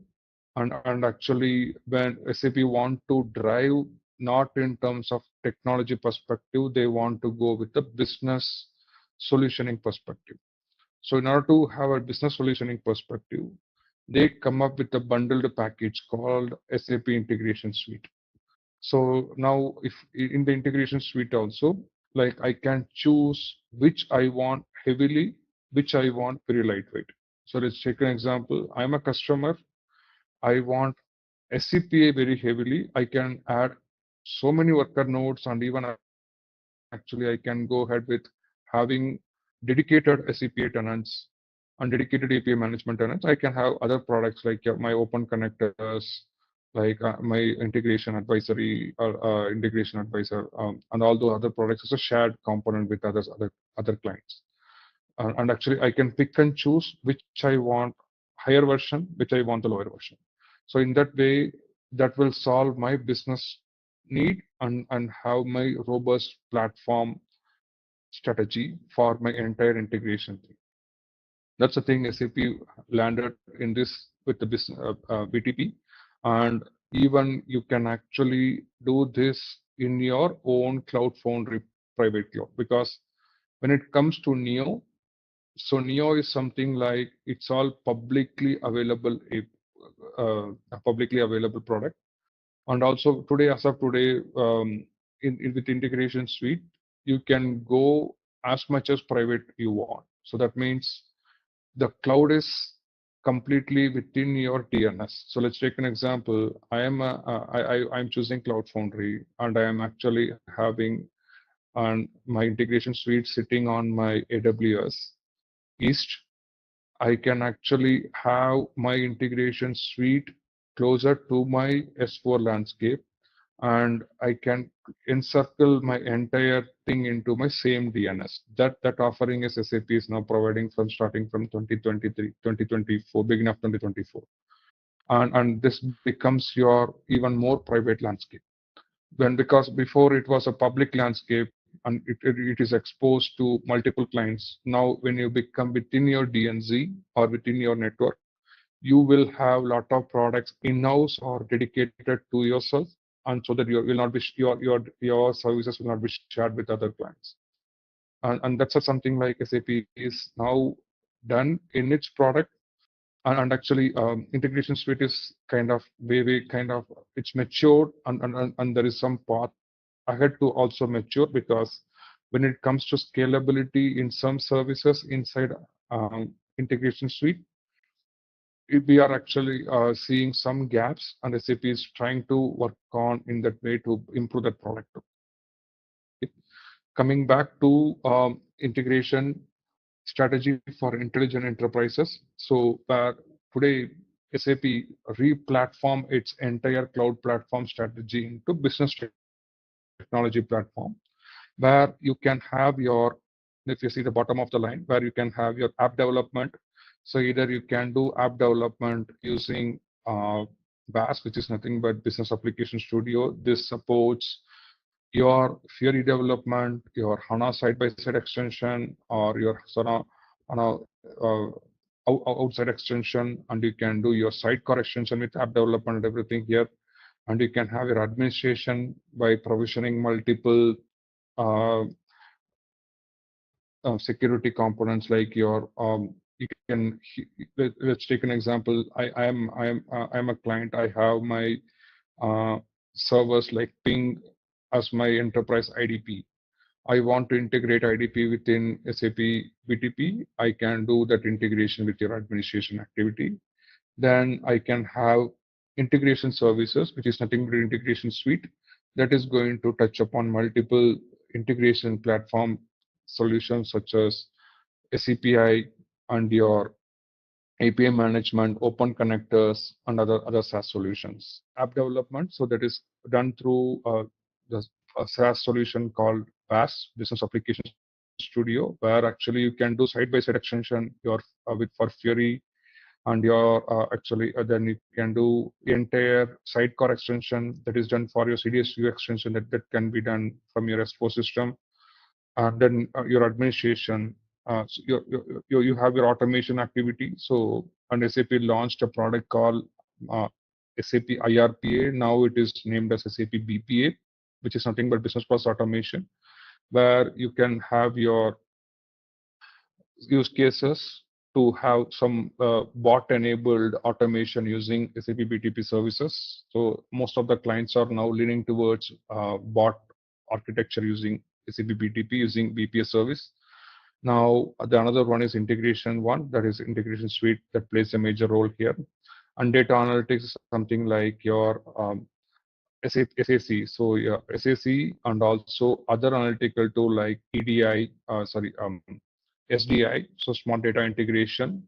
So smart data integration plays a major role, but actually that is a kind of a product which is not matured that way. And SAP come up with a product called Intelligent Hub.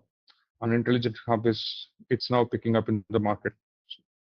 So, and these are various BTP offering SAP is tied up, and in order to connect to any of the service between integration service plays a major role. Like either you will be using API extensively everywhere, or your CPI everywhere to do the orchestration between the services and get your solution completely matured, very matured there.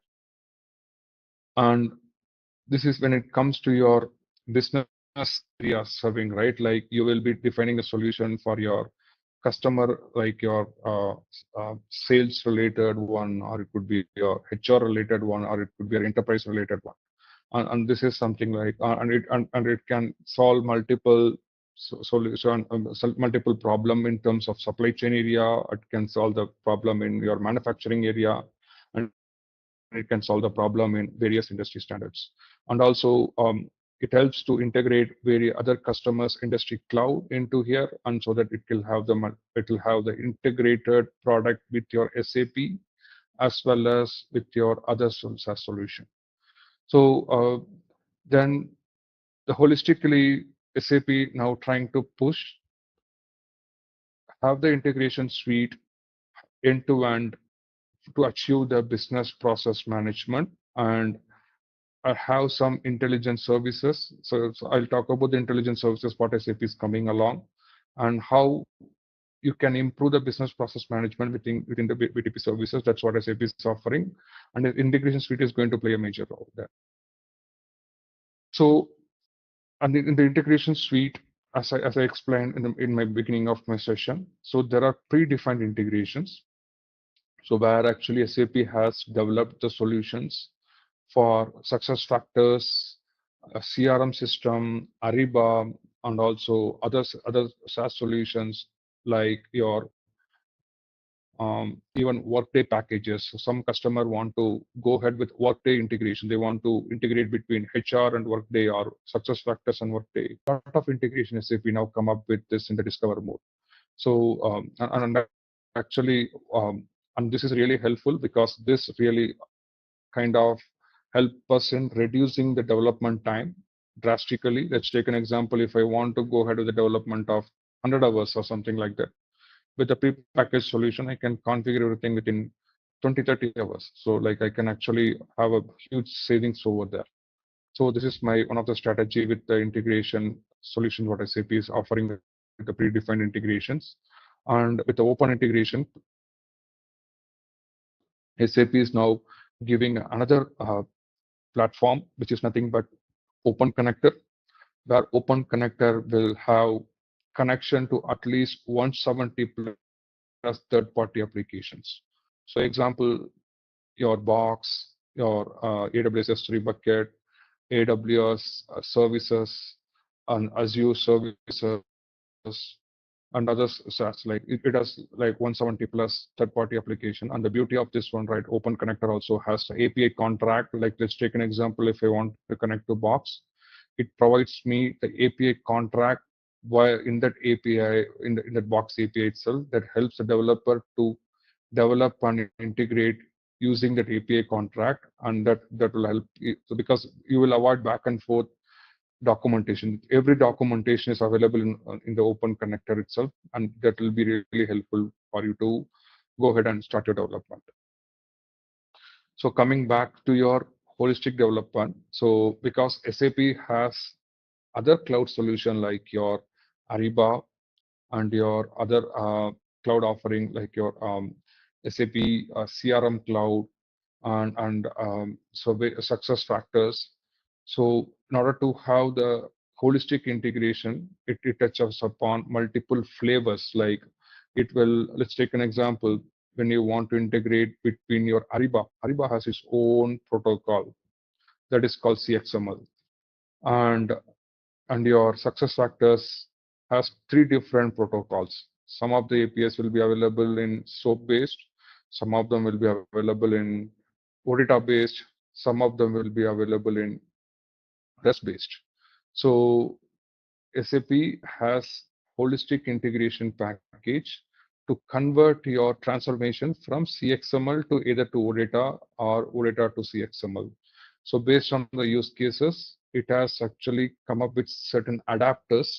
So SuccessFactors has its own adapter in its product, and also your Ariba has its own adapters in its product, because I can actually show you at the receiver side what are different adapters. Like that will really help you to understand what are various adapters are available.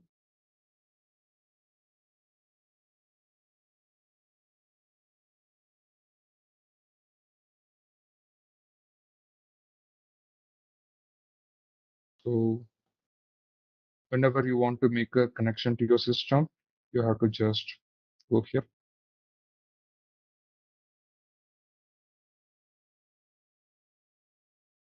Go here, go to external call, view request reply, put request reply, and you can pull a number of adapters.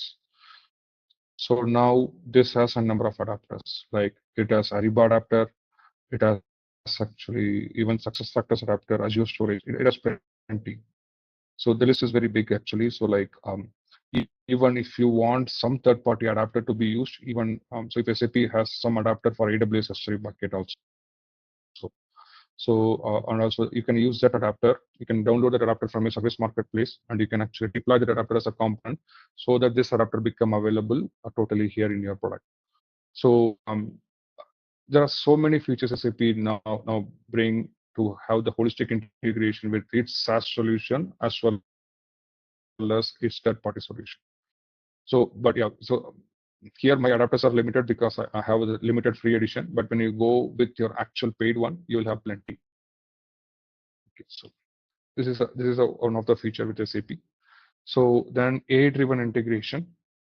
As I told earlier, so SAP used to have a content advisor tied to here, but when it becomes with actually integration platform, separate integration suite, now mix and max will be available for you to design and develop.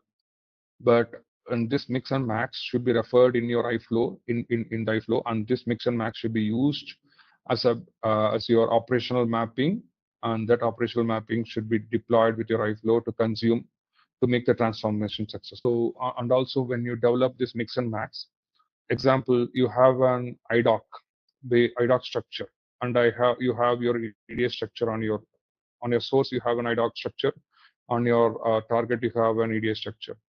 So whenever you do that mapping, SAP proposes that the data type fault as well as it corrects all the data internally. So that happens in your MAG. So that is completely AI-driven technique, and also you don't have to spend more time in that one. But if there are some custom fields are available that we might need to touch upon, but for the standard IDOC to EDI XML, it's all AI driven. Like once you drag and drop holistically, it will take care of entire data format. You do not worry about that. So that's another feature that SAP is offering with this integration suite. Any queries till this time? Then coming back to the BTP core services, when it comes to integration, we have process integration, which is nothing but your CPI. We are API-led integration. There are two ways. One is graphic SAP Graph. Another one is SAP API management. So SAP API management can be exposed to the outside world because all these APIs are going to be publicly available to the network, to your local network or your outside network. Anyone can consume that one, and you can use this your API management as your masking to your backend host also on your any of your backend system. It could be RS4, or it could be your SCPI, or it could be your any S4 or Ariba SuccessFactors system. Anything you can use, and you can actually expose that API to the outside world. And SAP also has event-driven architecture with event mesh. So we saw some example for event mesh in our previous module, where with event mesh you can achieve two kinds of variant, like pull variant and push variant, where when the events are published as a lightweight, and these events will be pushed seamlessly either to any of the consumer using the broker, and broker will have the topic and you have the relevant queues, and the queues will enable that seamless integration process. So that's a event-driven architecture with event mesh. So data integration is another part. Like unfortunately, with the free edition, we will not be able to see any data integration products. But when you go ahead with actually data integration product, so I can give some example. So when you are integrating with SAP IBP, so SAP, that's another offering from SAP. It's called that is mostly used in the planning area. So SAP IBP uses data integration tools, and one of the famous tool like CPI-DS. So where um, your CPI your CPI is nothing but process integration, and CPI is for data storage. Let's take an example. I have my data entity from IBP system. If I want to do the transformation to my target of my S4, or you can use any of your planning system, and actually you can integrate that data sources using data integration, because CPADS it will come as part of your integration suite. That is not a free licensing tool, because it touches multiple data sources. So those data sources are really costly, like in terms of, because those are all native HANA data sources. Native HANA data sources brings a lot of licensing factor. So that actually IBP can have the seamless data integration using CPI-DS with any of the system like SAP, your SAP. You can take an example of a planning system. SAP Planning has its own entity set. You can integrate using SAP IBP. And your SDI, Smart Data Integration, plays another role to integrate between any of your third-party system. Let's take an example. I have my data lake with my Snowflake. I want to do the seamless integration with my SAP MDG system. So because I want to integrate both the master data, so your SDI plays a major role there. So like then SAP Intelligent Hub is another one data integration platform, which all in the same umbrella of integration suite. So SAP now have matured all this product, and they come up with all different solution, and that's a really a good offering now, and actually we can explore a lot of new packages in those areas. So previously we've seen what are the different SaaS that is tied up with integration suite, your CPI, API management, your event mesh, CPI-DS, and all those things. Example, right? So now, especially you might be aware at this point of time, like how do we actually create an integration out of it, right? Like example, you can actually use a CPI. A CPI is used to connect with your any kind of SAP system or non-SAP system, even your third-party system. And you can put multiple receivers and you can do the orchestration, and it has various different pilot components. I can give that as part of for module 3 and module 4. Like we can see some more examples. Like whenever you get the data out of the system, you can actually transform the data between one receiver to another receiver seamlessly in the same flow. And because so there is a difference between your PO. You have to create multiple ICOs, and those ICOs need to be tied up with multiple adapters. But a CPI kind of removes that complexity. It brings in a same iFlow, you can actually create n number of receivers. Once you have the receiver output, you can modify the content at the same time using different predefined palette components, and you can actually use mapping on the fly, and you can actually connect with your receiver based on your different queries. So this development is pretty much easy and it's all customizable. And because with this process, I can even touch a complex development by doing multiple orchestration with CPI and get output of it. So, and also once I get the output, and I can actually even expose my data to my consumer as an API too. That is even possible now. And also on SAP, in order to start with such a kind of development, because as an initial stage, if I'm a developer, if I'm very new, how I'm not. Let's take an example. I'll go to one famous development which has the discover mode, which follows all the best practices.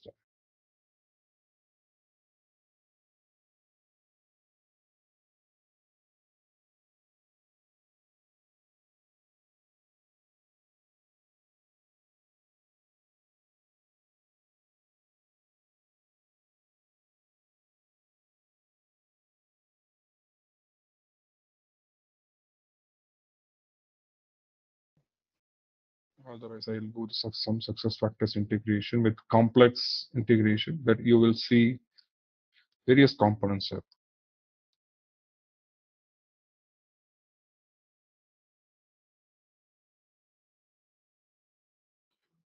SAP success factor territory and quota integration with SAP success factor incentive.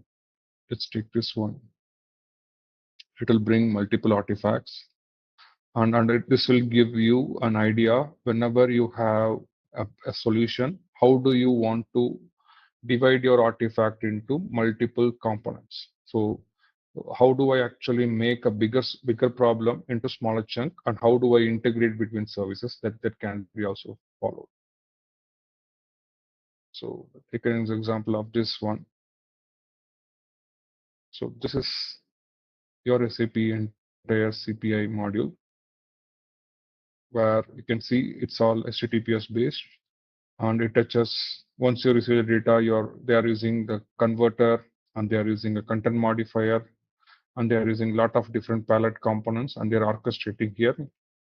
And also they are making an HTTPS call to multiple systems, and they have a separate sub process in the bottom, and this process will be called in the top, and this will be called in a looping format, and that gives you an idea, like if there is a bigger chunk of problem, how do you want to achieve within the same iFlow. But if you want to have n number of threads that you want to have separately, how you can separate out as a separate artifact and have that as a reusable for other development too.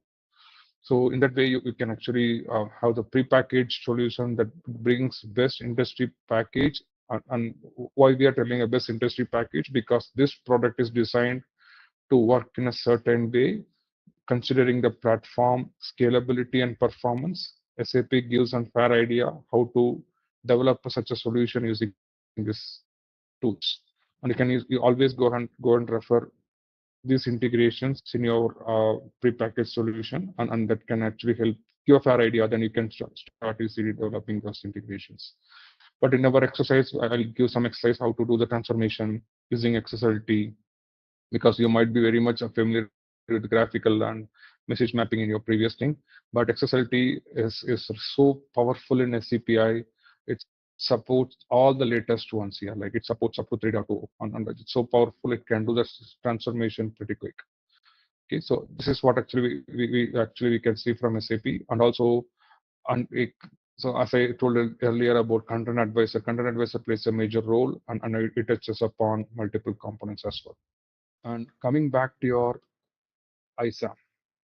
So ISAM is something like it is it's a kind of your architectural template, or I can say as your overall architectural design, where I can take a business problem, holistic business problem, and start putting those problems into my board and actually connect those problems with this tied up uh, components and design those using PTP SaaS solution.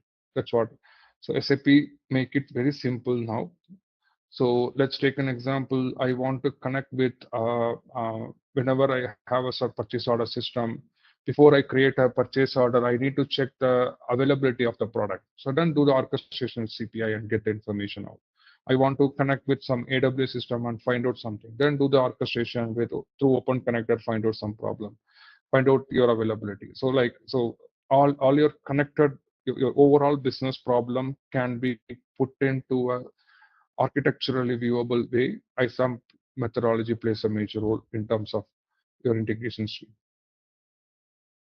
And this is completely a design framework where it actually helps you to, based on your problem, it helps you to make a better decision at the time to design the product in design a solution in a better way using the available SaaS solution. Yeah. So as I told you, right, like as an architect, how do I actually envision my end-to-end transaction completion? So starting from my store to my fulfilling my activity, how do I actually take integration suite as a solution, put everything and solution using the advisory methodology, because SAP proposes some advisory methodology while you're using ISAM product, and using that product you can actually easily solution your thing, and you can get your product way mature from there. And these are all prepackaged template, but ISAM is another solution beneficiary product. It will come, I can actually show you. So ISAM will not come in your solution here, but you will have a separate tab if you have a paid version, like something called ISAM methodology in your screen here. That will help you to, once you click on this one, that will help you to go ahead and manage your entire system and develop the entire product over there. Because so though those methodology has predefined blueprint of your some of the client solutioning as well. As if you want to have a special licensing and special package, also I would say like special advisory to that solution, because even you can even propose something new ideas to that one. You can even mature that solution from there. So it's a restricted one again. So then it needs some more thing from there. Yeah. So this is an entire cycle how ISAM is working as of today. Okay. So assess your integration strategy. So like when I talk about integration strategy, so when I see from the enterprise wide, I need to know whether I'm going to use integration suite as my entire integration strategy, or I'm going to integration suite only for SAP related product. So, or actually then you can decide like what role SAP integration suite is going to propose. So you can actually you can mention in your cycle, like some cycle. Then coming back to your, if first you need to weigh with this strategy, what are the prepackaged solutions that are available there, and what are your hybrid solutions that are going to available there. So like based upon that, you need to pick up which are the hybrid, which are the prepackaged one, or which are the custom one, and which are the hybrid one. We have to pick each and everything, and we need to make that as a best practice.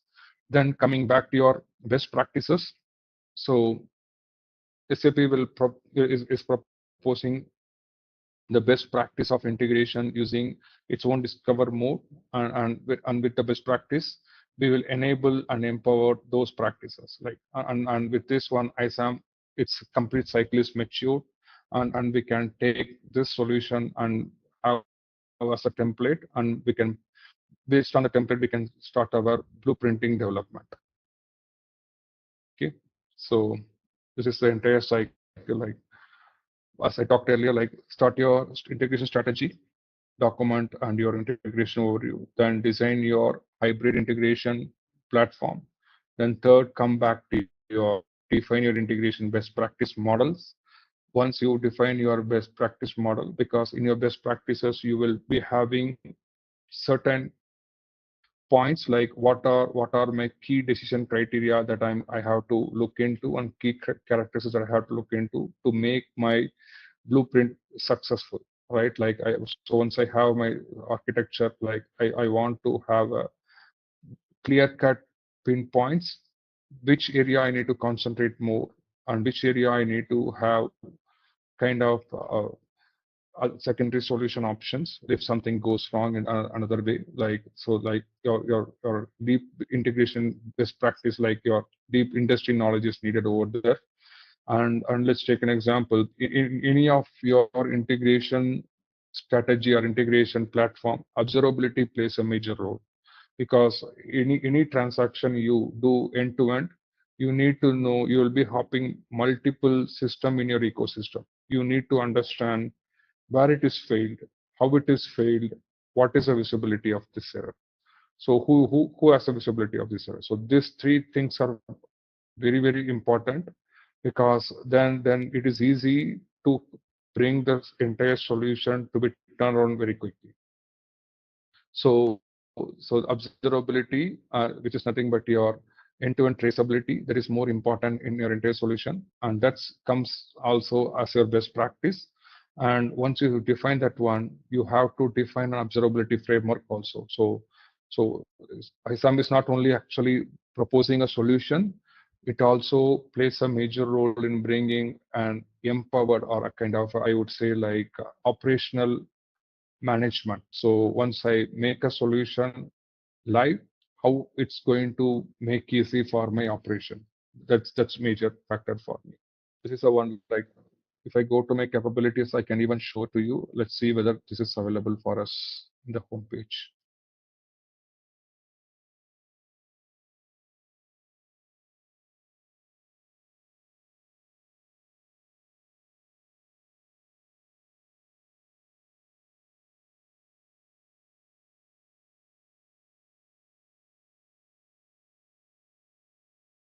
You have to create a request for ISAM.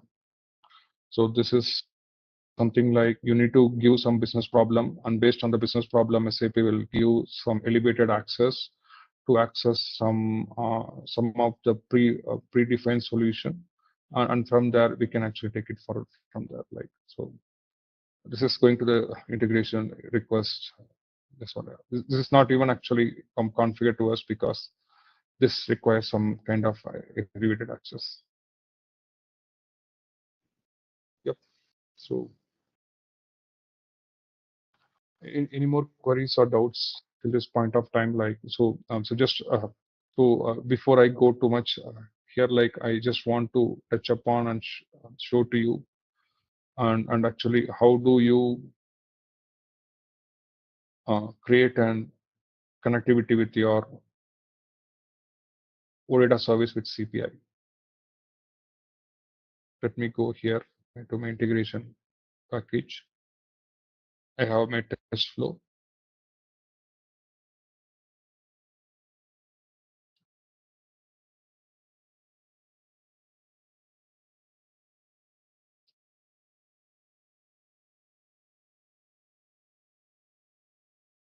I have my control modifier here.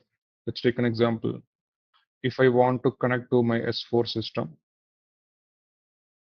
first and foremost thing, I need to have a request reply.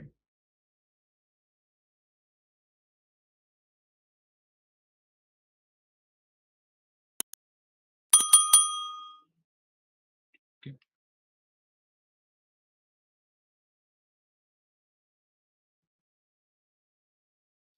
So with this request reply, put as HTTPS. So in general, we used to have OData V2 and everything.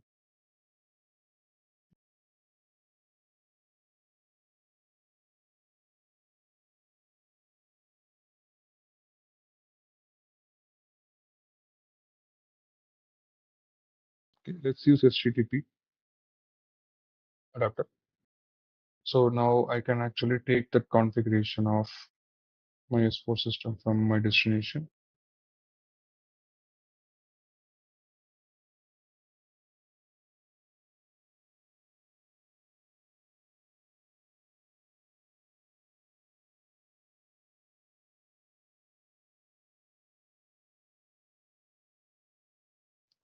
This is my URL. And with this connectivity, I'm giving this URL. Okay. So then I will put just to bring the dollar metadata.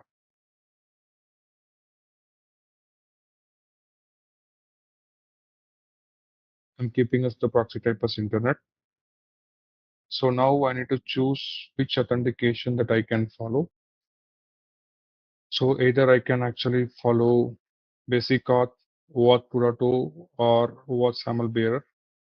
In general, with any backend system, you will be creating a basic auth credentials.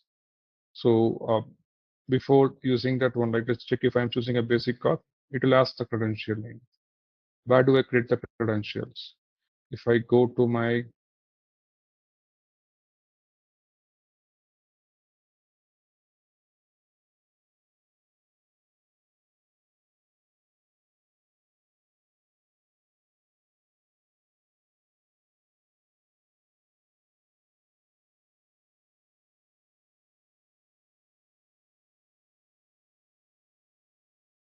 come to security material,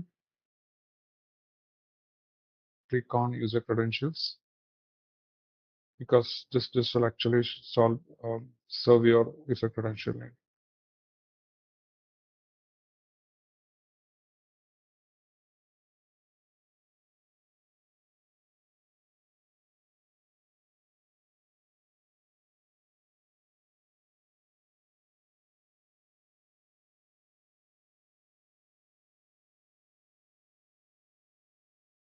Once you click deploy, this will be deployed here. Okay. So now we need to use the same credential here. And I'm putting if there is any failure, just show that exception. Otherwise, we are good. Yeah. So in this one, I need to put which API I'm going to call. So I just put metadata, but I need to give the API correct API name.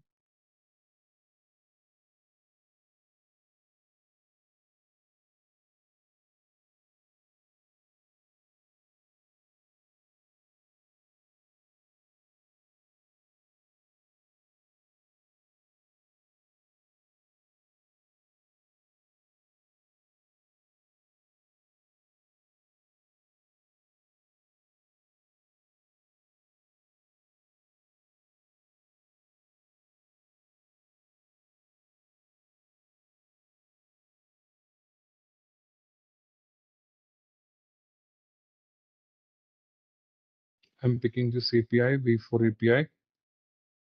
And in this API, this is a service group name. This is data V4. Let's see if data V2 is available. This data V2 API specification. Yep. This is API configuration details. We can copy this entire thing here. Then put this one. And I can actually put some more extensions.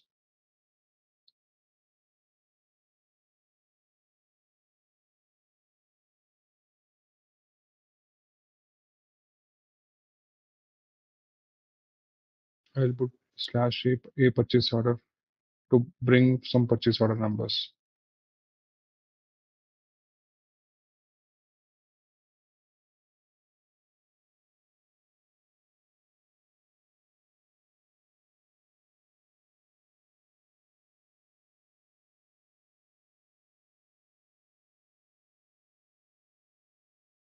Let's see how many POs are available in the system.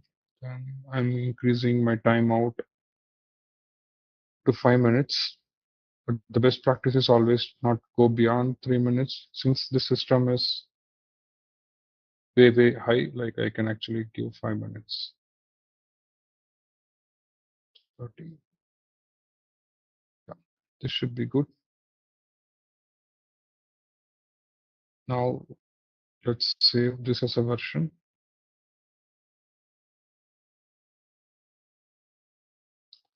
Now we can deploy this one.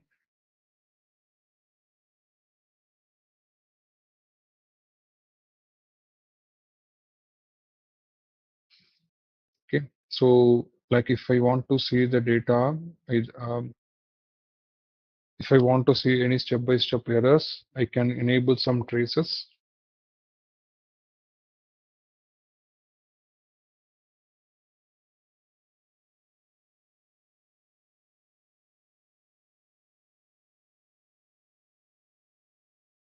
Okay. So log level, I'm increasing from info to trace. Then I'm going to my postman.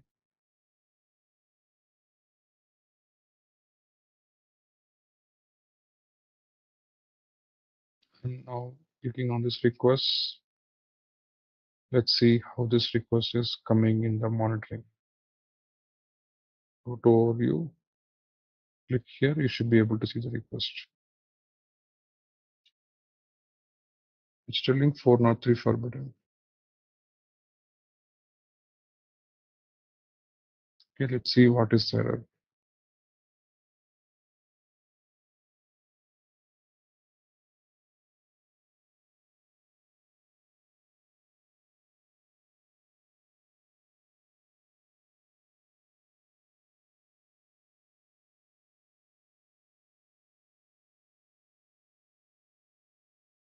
Oh, I think this is came as a post request.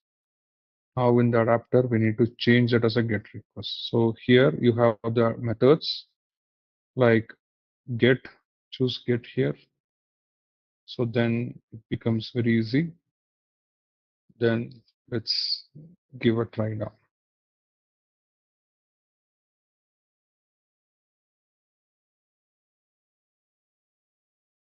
Now I will click on send. The request is already triggered.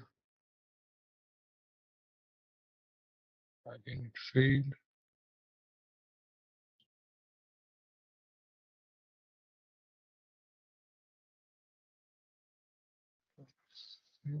I think it should deploy. We have to give some time. It is not a deployed.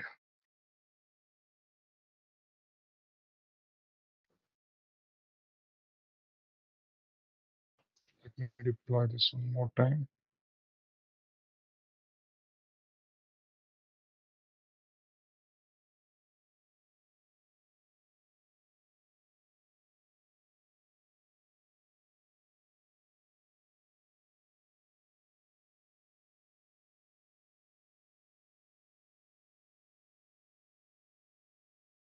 It started. Okay, let's change from inf.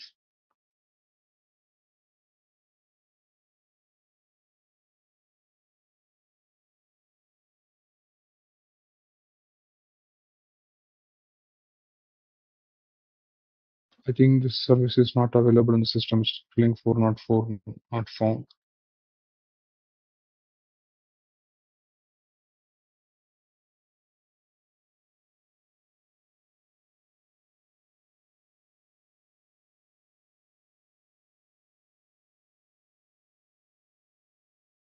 This was not found. A underscore purchase order.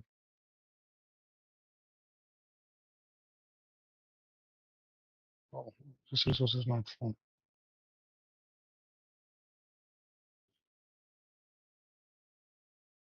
Okay, let's see if at least this service is available there with the metadata.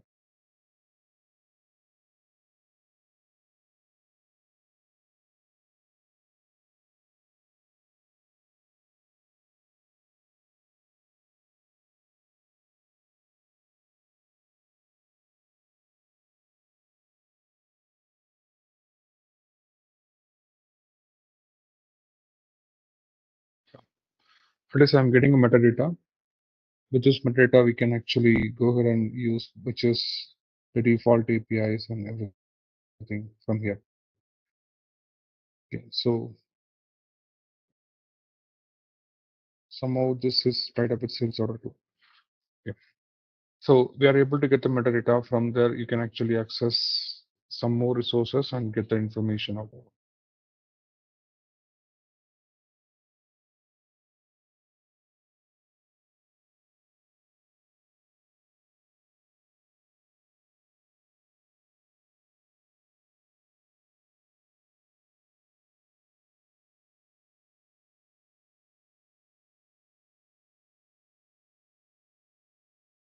So job sales order expenses. It's my bad. Like I underscore purchase order should bring some data.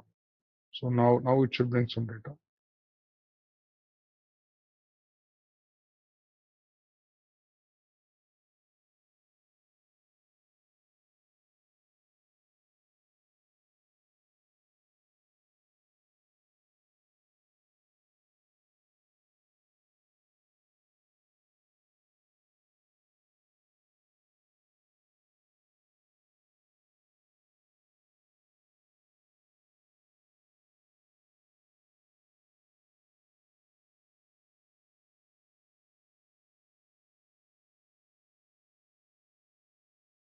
So this way, like just I'm giving a flavor, like whenever you change some service, how you can identify different errors, and based on the error, actually you can even sort out the problem by your own with the available traces and logs.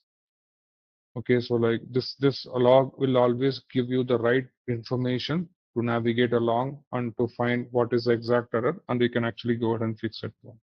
No service found on the namespace. This one, like yeah. So this service is not even active in the system. I think the only sales order service is active. The system purchase order service is not active. So this is just an example how to create an adapter with HTTP and make a connection to your any of the OData API through this as a HTTP connection and get the response back and check how you're seeing the response. And this is a way that you can triage your problems and get the information out of it, and you can modify when you're doing some development. You can use OData adapter. But so when you create your trial account will not have your OData adapter, because let's take an example. If I put this one to a receiver,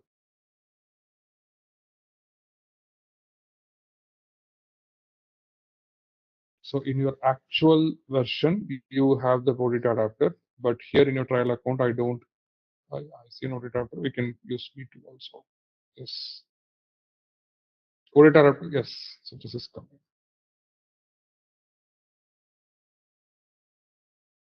It's the same URL. It's going to be the same.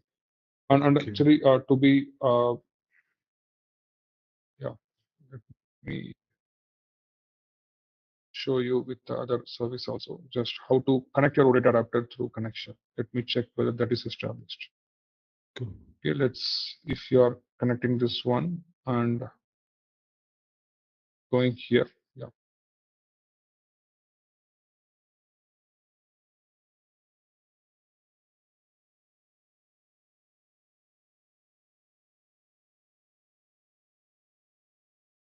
Once you click on next step called processing, there is something called select resource. So now it will ask you to input the credentials. So I'm giving remote. Then I can give the credential name, which credential I need to use. I can use this one. Yeah.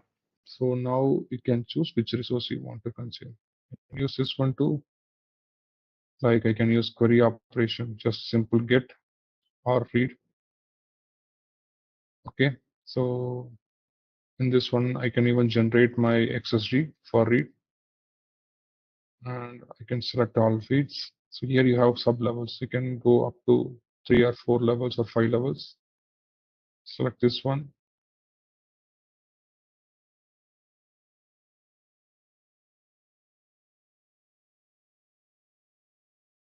Yeah, here you need to input some sales order number. Let's take an example. If I'm giving 101. Okay, I'm not sure whether this order is available, but let's give a try. But this is with the read operation. But when you select with query operation, it's just a free end.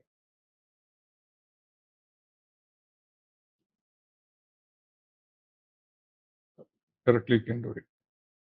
And this will bring all the orders that are available in the system.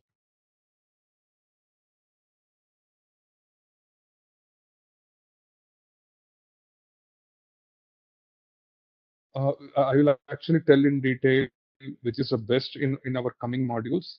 But based on your requirement, it is better just to give a background. SCPI understand XML more than any other technology. Even though you get the OData in JSON format, you need to do the conversion with XML because SCPA loves XML than any other protocol. So I would actually prefer if SOAP is available for any API, that is a preferred one. But OData is another layer now SAP has built for its own gateway services, all your services out of it. But even that also brings your output in data like your EDMX format. So that brings all your output in a defined. Yeah. So underlying everything, it is a camel engine in your CPI. Camel engine understand more XML than your rest of any other format. So you will be able to easily develop if you have all your format with it. If you have, so I believe these are all like your SAP native proxies, right? Like your standard proxy, correct? Right? Like you might have a standard proxy and you might expose those proxy through SOA manager. So in PO world, there are two ways to connect. So you can have your proxy, your ABAP proxy that is defined on your on your ECC or your S4 system. When you have PO, you will bring your proxy to your ESR and you expose that proxy through your ID as a ICO. Okay, but actually when it comes to SCPI, SCPA cannot understand all those things. SCPA will can understand only the endpoint URL. Okay, so just once you give the final endpoint, so that means SCPA should know should actually it believes already the service is activated in some SOA layer. But in case of PO can act as your SOA layer. Oh, okay, So okay. So that's what actually like you need your proxy should be activated in S4 as a SOA through a SOA manager. Then you can consume that one and you can use this one. So I will actually deep dive into some kind of mapping and actually like some accessibility because I'm not sure in PO world mostly people will be using the graphical mapping. Accessibility might be very limited, but in SCPI accessibility is a powerful engine. And in PO, you might have used complete UDF based, and you could have used Java mapping also there, and you could use actually APA proxies also there. So in SCPI, like I can see like XSLT is a really a powerful one here. Coming back to your positioning of your integration toolkit. So as I explained earlier, this SCPI will serve as your iPaaS, and this iPaaS also has multiple services, your SCPI API management and everything, and that brings a number of seamless connection and integration with the system, and that brings a lot of end-to-end integration process. To be more clear, like let's take an example. I have an Ariba system, or I have actually a field glass system. I want to connect to any of my government agencies, right? Like in olden days, we used to have all the prepackaged solution available from PO, and we use leverage that one. But PO has limited only to banking sector and some related to CRM sector. but SAP extended this capability to be supported for all the business functionality. And today we are actually touching with for India GST also we have a standard package. You just activate the package for India GST, you are good to go and up and running. You can even show that package too. You just type India GST here. You should see a package for India GST. So and this package is well coupled, very tightly coupled with your Indian government, and that brings seamless changes whenever India GST terms are changing. This will be completely changed, and this is a seamless integration that you will be using for e-invoicing. And this is suppose two different templates, and you can use this template for your seamless integration. SAP has multiple government connectivity, multiple system connectivity, and touches those integration using CPI, and your third-party integration with your open connectors, and your API management that tries up to connect with multiple system, even mesh types of API management tries to connect with your CPI or your S4 system through Cloud Connector, and your data integrations through any of your CPI DS or SDI and everything. And even mesh is another one feature for enterprise messaging. So just I want to show you what are the core capability that has been provisioned for cloud integration for seamless activity. Then how we are positioning this one with various components like cloud integration with seamless integration. API management is for end-to-end lifecycle management of an API. So ISAM is for your integration assessment, and your advisor is for your B2B scenarios or any EDA scenarios, and trading partner integration. So these are the very core capabilities that Integration Suite supports, and it has lot of inbuilt SaaS solution and everything that gives very good maturity. So just only one recommendation, just explore this one, ap.sap.com. It's just a kind of an API Bible. It has plenty of information with this one. You can play around with this information, and you can actually understand more how you can connect that to your services, and how you can actually expose the services. That gives a complete clarity. So even you can pick up some service from here, and you can pick up and even configure that one. If something is not available, we can actually try to activate that one from our S4 system too.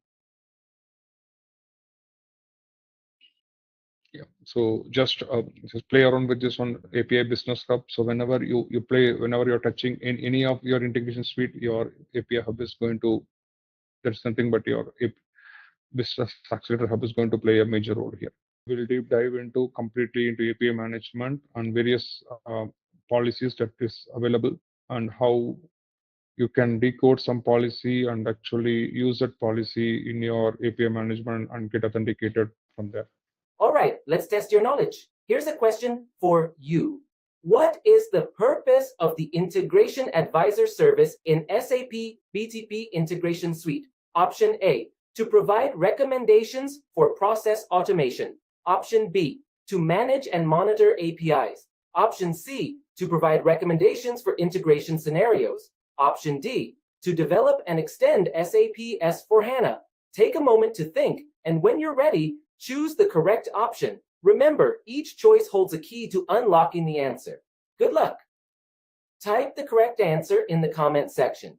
Hey there! Want to master SAP BTP Integration Suite? Our course is here to guide you every step of the way. In this course, you will delve into SAP BTP Integration Suite, a powerful tool for managing supplies seamlessly. From ensuring we have enough products to efficiently getting them where they need to be, SAP BTP Integration Suite has got you covered. Our course covers it all, from the basics to advanced techniques, crafted by seasoned experts in the field. Your instructors are seasoned professionals with years of experience, dedicated to helping you grasp the concepts and addressing any queries you may have. And guess what? Our students rave about the course too. Folks just like you have found it incredibly beneficial. The best part? It's budget-friendly, offering you a fantastic opportunity to enhance your skills without breaking the bank. Ready to become a SAP BTP Integration Suite Pro? Enroll now on our page. For more details, visit ZaranTech's website. Okay, so what is API management? In an integration strategy for an intelligent enterprise, your let's take an example. You choose your integration suite as your enterprise grade integration platform. And if you want to connect your SAP system, SAP's data to other system, like in your ecosystem, you might have other systems. You might have your legacy, you might have your system which is lying on your third party and cloud, and you might have other system which is lying on your digital front. So many other different combinations, right? Like I might have different purposes and different combination of data that I need to serve to my consumer. So if I want to serve that data to my consumer, how do I expose that API? So how do I expose that data? So the one option is to expose as an API, and other option is to expose as through integration service. So, but let's check if I open up with integration service, since it's in the cloud, people will actually see for a higher level security mechanism. So if I consider about a higher level security mechanism and some throttling effort within API management, within the API, whatever API that actually I'm going to expose, your API management plays a major role over there. So in that case, you can even have your API management activated as an enterprise. You can activate your API management in your integration suite, and you can position your API management closer to your backend system with that. And also with a new feature what SAP is offering today, you can make your entire cloud strategy as your private cloud within your same DNZ. That is another one interesting factor that SAP is now offering. So when it comes to DNZ side, right, like I can protect my entire system within my same IP range so that my data will not be completely exposed to the outside world. I have the security level at the highest rate. So that's a major criteria about from the platform side. So now, whenever you create an API, let's take an example. I'm creating I'm exposing a OData API. So tomorrow, because today you might actually expose an API A. Tomorrow you might expose the same API with some kind of another version. Okay, so let's take, it could be a version 1 as an API today, whatever you're exposing. Another version you might expose that API that could be V2. So as an industry best practice, any cloud offering or any system which consume that API, they will expect an API to be exposed in a different version. The reason behind that, right? Like today, I have an API for sales order with some defined with I can actually have an API which is connected to my CDS view. And tomorrow, for my requirement, I am going ahead and actually extending that CDS view in total. But this could actually impact on the consumer side on your new data structure. In that case, like you cannot directly go ahead and ask the consumer, today I introduced new field and you just rely on that one. So now any consumer will have a kind of a different versioning system. So they will ask you whether you will go for a V1 or V2. But we will actually see the versioning system in detail when it comes to API management, how you can version that one and how you can version those parts and you can control that. But whenever you enter into an API management in general, you have this entire life cycle. Example, right? Like so starting from your API,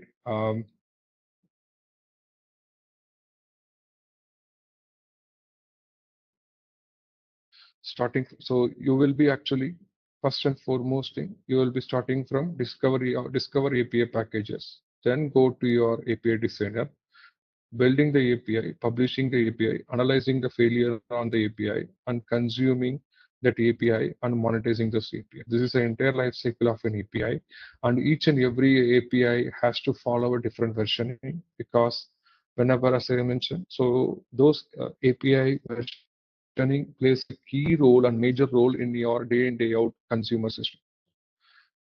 Okay. So coming back to your digital front, especially on the digital apps, how do you actually get an API? So like, let's take an example. You take an example of your sales order system, sales order API, right? Sales order API will be consumed by two different partners. Either it could be your digital app or it could be your app which are actually used in your wholesale system. So if you're in your supply chain industry.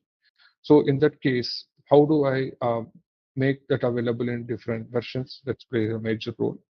And API supports another capability for real-time API integration. Example, in case of digital front, they expect some response immediately, not like the previous. So SAP used to be always a batch mode earlier.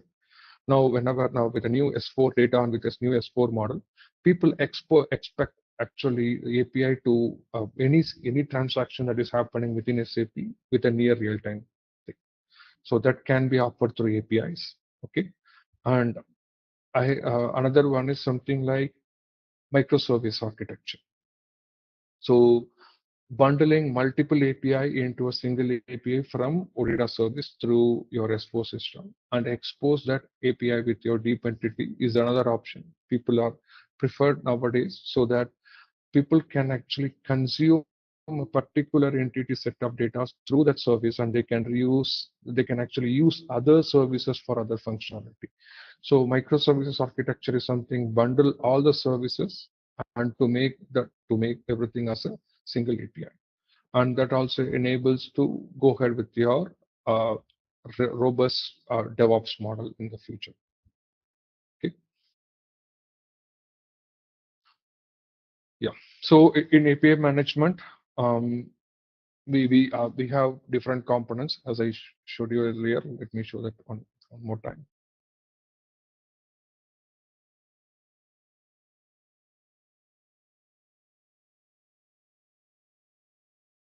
If I go to my API management here, the design mode, and I go to configure here APIs. You have your API proxies, API provider certificate, and key value map policy template and everything, because we talked about in our first session, but we will go in detail in this session. So API provider is always your always is going to be a starting point, because whenever you want to create any proxy or a product, you need to have a providers. So as we see in an option like, let's take an example in this one. So this is your API for your S4 system, which connects two different proxy type. One is type as internet. It could be your cloud connector. See here, it could be your cloud connector, and it could be your open connector. Okay, so and it could be your cloud integration for accessing this entire component. These are the various 4 proxy type, like are your type of connection that I can actually create with your API provider. But in our version, whenever you go ahead and create those APIs, we have only 2 options, because this is a kind of a older version of BTP API management component. It does not have all 4 versions, so it brought promises the cloud integration also. You can give like this directly, and here you can give your client ID and client secret. And this one on premises, we do not have a S4 system on premise. We are just using internet S4 system as of now, so like a cloud S4 system, so that we choose as internet. And if I have any of the open connector, so in general, open connectors are nothing but those are connectors which, let's take an example. I want to expose an AWS API from through open connector. So on this API can be consumed in your CPI also directly, and also it can be consumed in your third-party system also. So by doing that, so in open connectors, you can even have another operation. Let's take an example. If you want to post a data through box system by your integration platform, so you can use this API management to you convert that one to um, uh, as a proxy endpoint, and you can consume that one as in your adapter too. So if you do that option, then we get all these things here. So open connector as a separate SaaS solution. I'll see if I can get that licensing as much as possible. Right? But yeah, in general, like we created for this one as well as this one, and your on-premise is not available and open connector is not available. So these are the 4 different options of your open connect, like your API provider that you can connect, and you can actually make the connection. Because if you onboard yourself in your trial account with API management, you get by default APIs for API proxy creation and your product for product creation. And even there is an option called application.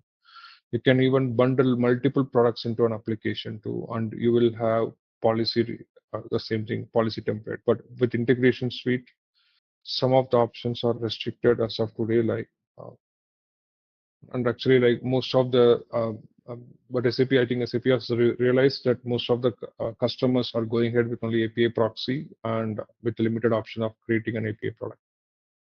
Okay, but I will just walk through the concept of API product also. So API product is nothing but actually, let's take an example. I want to do a supply chain transaction. In order to do a supply chain transaction, I might actually need order creation and a purchase, or that could be a sales order creation, purchase order creation, and your invoice creation, and also your inventory management. So everything I can bundle this as a product, and I can publish that product. So whenever any consumer consume that product, I can share that key and make a handshake of that key with other. Uh, I'll share the key whenever the API product has been hit by the consumer through an URL. So the key stands as your main authenticator to authenticate the product and consume the relevant API from the product. Okay, so and application is something like if I have a bundled multiple products. So in this example, if I have a product and if I have bundled multiple product, and I can create a API application where you can expose you have your connection to multiple product with multiple microservice architecture. Everything can be exposed as a single application, and those application can be viewed with a robust view. This is a major thing that SAP used to have in the newer world, but in the Cloud Foundry, I never seen that option when it launches with Integration Suite. But when you have a standalone API management as a service, so you will have that option of integration, product and application that is somehow now completely taken up. And entry. So what happened, like, so whenever you register a product, and SAP asks you directly whether I can actually make that registration into your API business hub, which is nothing but your ap.sap.com. So this is a business accelerator hub. So that's that SAP registered by your product. They can offer you an option to register your product into that hub so that other consumer can easily use that one. So that's only one of the options they used to offer in when you have a standalone Cloud Foundry services. But Integration Suite, some of the options are now restricted. Yeah. So I think we see in detail about the creation of an API provider. Okay. So and yeah. So whenever you create a provider, I think so you might know the basic detail of host and your proxy type that I have explained you with multiple proxy type. Either it could be internet, or it could be your actually cloud connector, it could be your CPI, or it could be your on-premise system. Okay, so and also I can actually show another option. I'm not sure whether that is available now, but yeah. So here, whenever you choose an option of S4, right, like you can even actually make a discover more, and you can find that API too. So let's take an example. I want to discover an API from my API app. That is also possible. So like uh, generally, if you create your business hub, SAP Business Hub as your one of the API provider, you can even discover multiple APIs and you can select and you can create, you can just reuse that API here. So that is that option also possible, but this need a key from SAP to handshake and set this credentials over here. So that you will be creating as part of your internet connection. So that key is needed because whenever you open your business hub, so this is your business hub, you will be you need to log in to business hub with your credential, login credential. So let's take an example. You can use my the whatever credential that has been shared for your BTP as well, but that also requires a key to handshake that business hub system with your API management so that the connection will be seamless. So with that option also, you can go ahead and create your API and using the discover mode.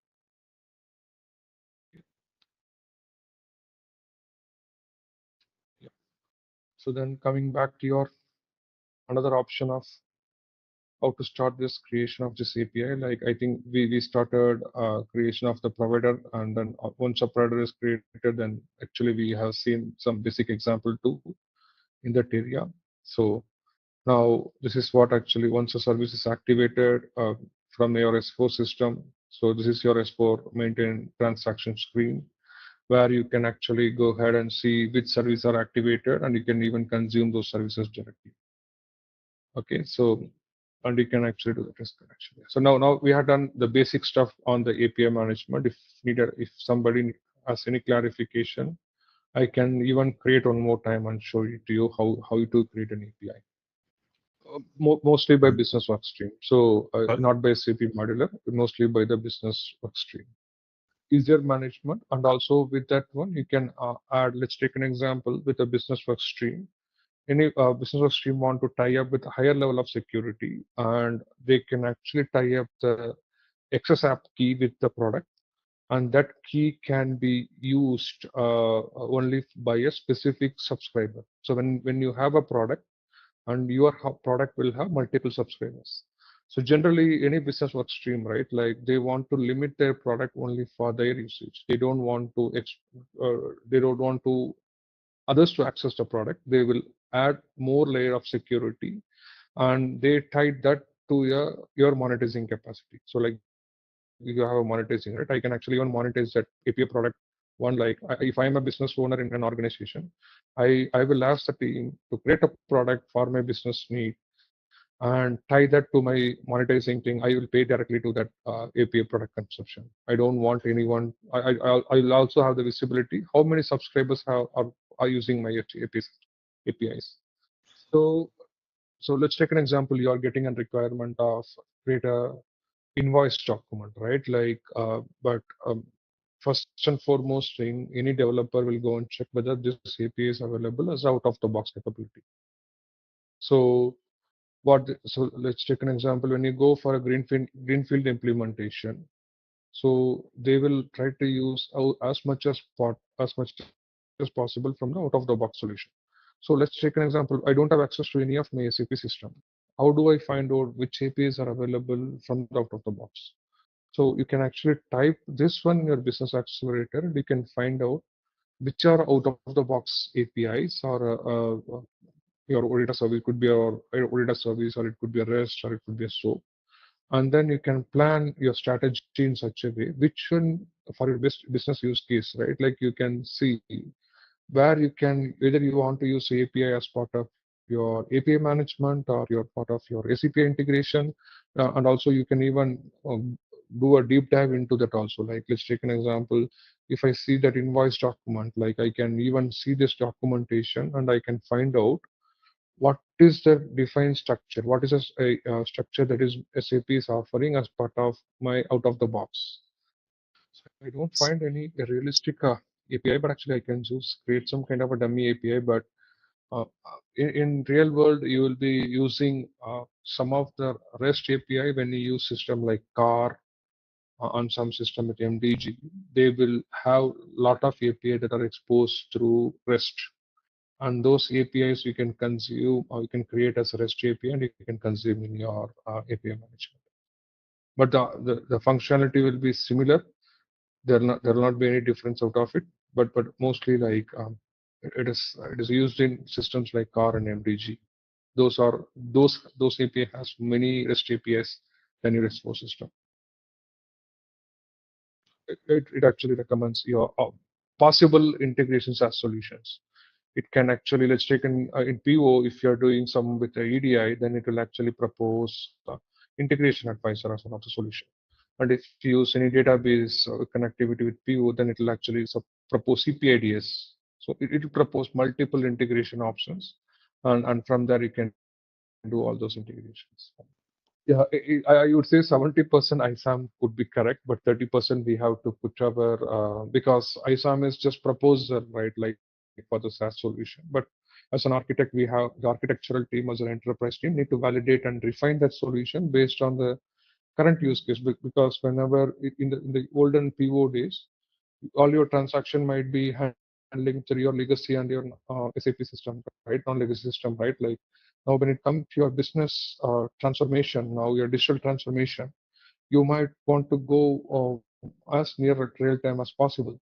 Some of the functionality you might have developed in PO with your async mechanism. Now they want that to be a synchronous mechanism. It's API. You put your problem, define your problem. ISAM propose those option how you can improve that your designing methodology.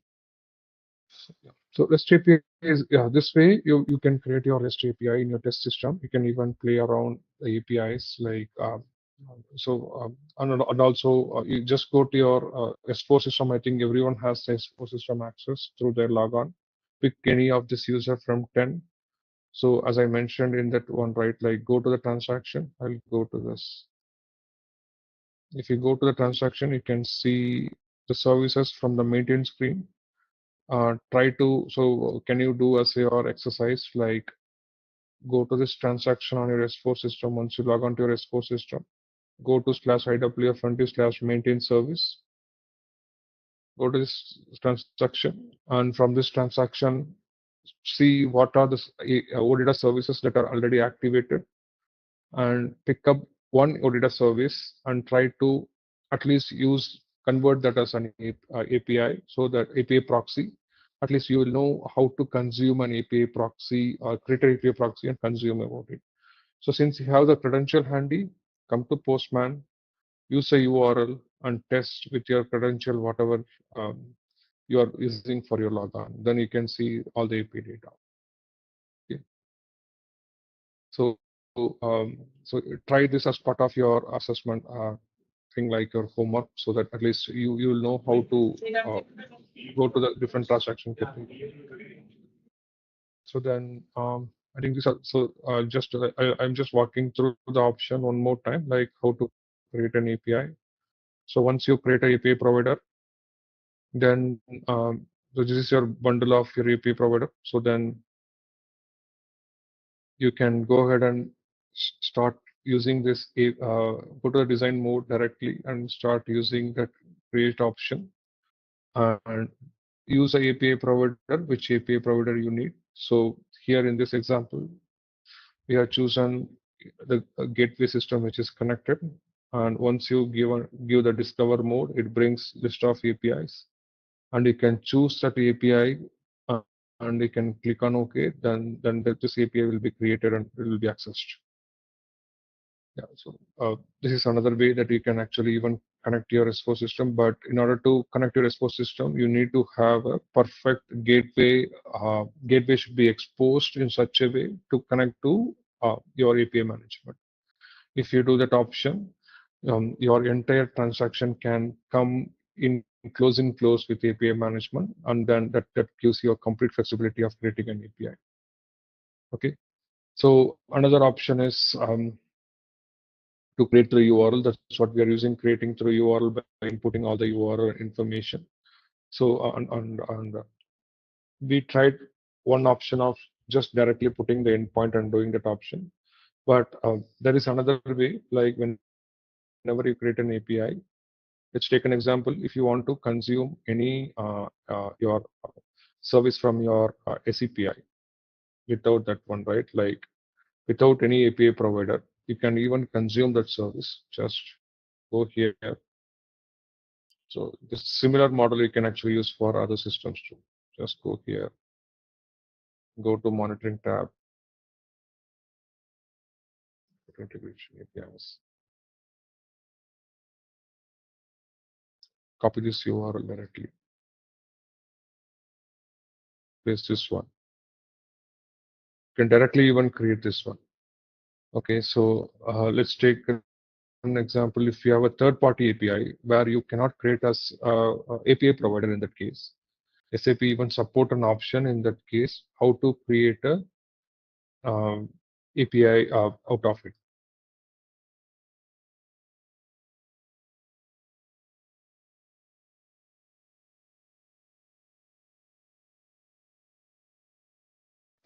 This is something you're getting from CPI. So even you can use this way, you can connect all your third-party APIs and you can do all your operations seamlessly. This is another option of using the API management through URL. Yeah. Any more queries till this time? Creation of API. Then we can see another option of through proxy also. So there are some cases you might use proxy also. I'll give some example to that one. So yeah. So we talked about actually how to create a API using URL. So that also we talked about that one. Then API designer. So this is to develop a contract. So like as I told earlier, like if you have any contract available, open api.sap.com. We go to Swagger editor, especially Swagger editor. You can download any API hub open contract and click on create API designer. That will create an API designer here. So like this will bring all your contract. So this is a way that you can create your API designer and have this API designer published for the developer to use. And once you create your API designer, and this will be tied up to your API for resource generation. So whatever resources that you are creating here, and all those things need to be created as a separate endpoint in your API management. Okay, so that's one about it. Okay, let me see how to create that one for you. Just take an example of sales order only.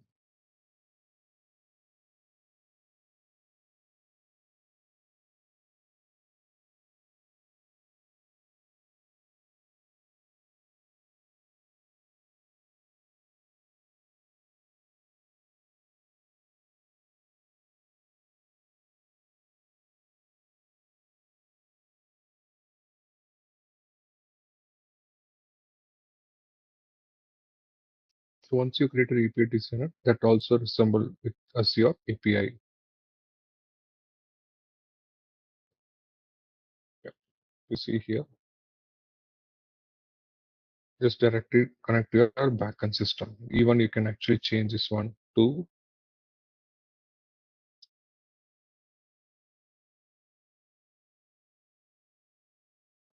whatever backend that you want to use. Let's take an example. You can select this one and change to Spofos2 and give our actual API endpoint. So whenever you create any open API with the published document, you can come and modify as part of your connection need, and then you can actually take it forward for your API creation. This is a way that actually you create API designer. From the API designer, we go ahead and extend your API. Okay, yeah. Before our break, like I spoke about API proxy. So API proxies are a type of APIs, which let's take an example. I want to send an alert whenever some throttling is happening, or I want to connect to a system in a looping way or in a different way. I can create an API provider as a separate API and consume that API in my main API. So this is a kind of this will be used in a kind of a object-oriented example. It will be used mostly in your very complex requirement where you want to capture some data using not directly through your proxy, through other API proxy as an entrance. So that is possible. This can be used. Example, right? I want to use a sales order. Select the sales order API, but this will be connected to a system. Okay, so then you can do a test, and you can even do you can create your API. But whenever you expose this API, all your connection will not be going through this one. It will be going through this one. So in some customer, what they will do, they will create a API system provider as a API proxy, and they will make all the connection through that API provider, so that through that API proxy, so that actually all their transaction will be completely monitored, and they know what are the exact part they are actually using when they hit the backend. So in that way, they will have a tight control of governance. So that is another way of using API proxy. You have a main proxy of functionality like sales order, purchase order, and everything, but you have your main API as your system. Example, I create a API with S4 HANA host.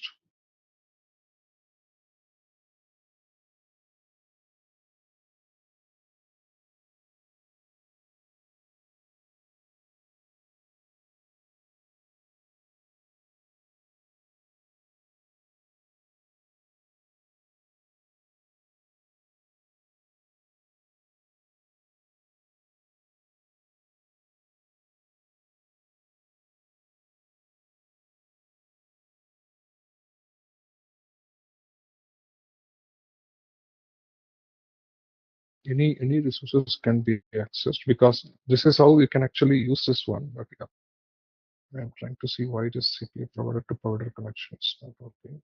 Somehow this URL is not transforming, because so what is happening, the current issue, right? Like my API is like this. Okay, whenever I hit this API, this will go and hit in my backend directly like this. So this URL is not getting transformed. Usually, whenever you hit your thing, this has to go to proxy. The whatever S path you transfer, the same path will be transferred from one API to another API. So now in this one, it's not happening. That's what it is telling 404 not found.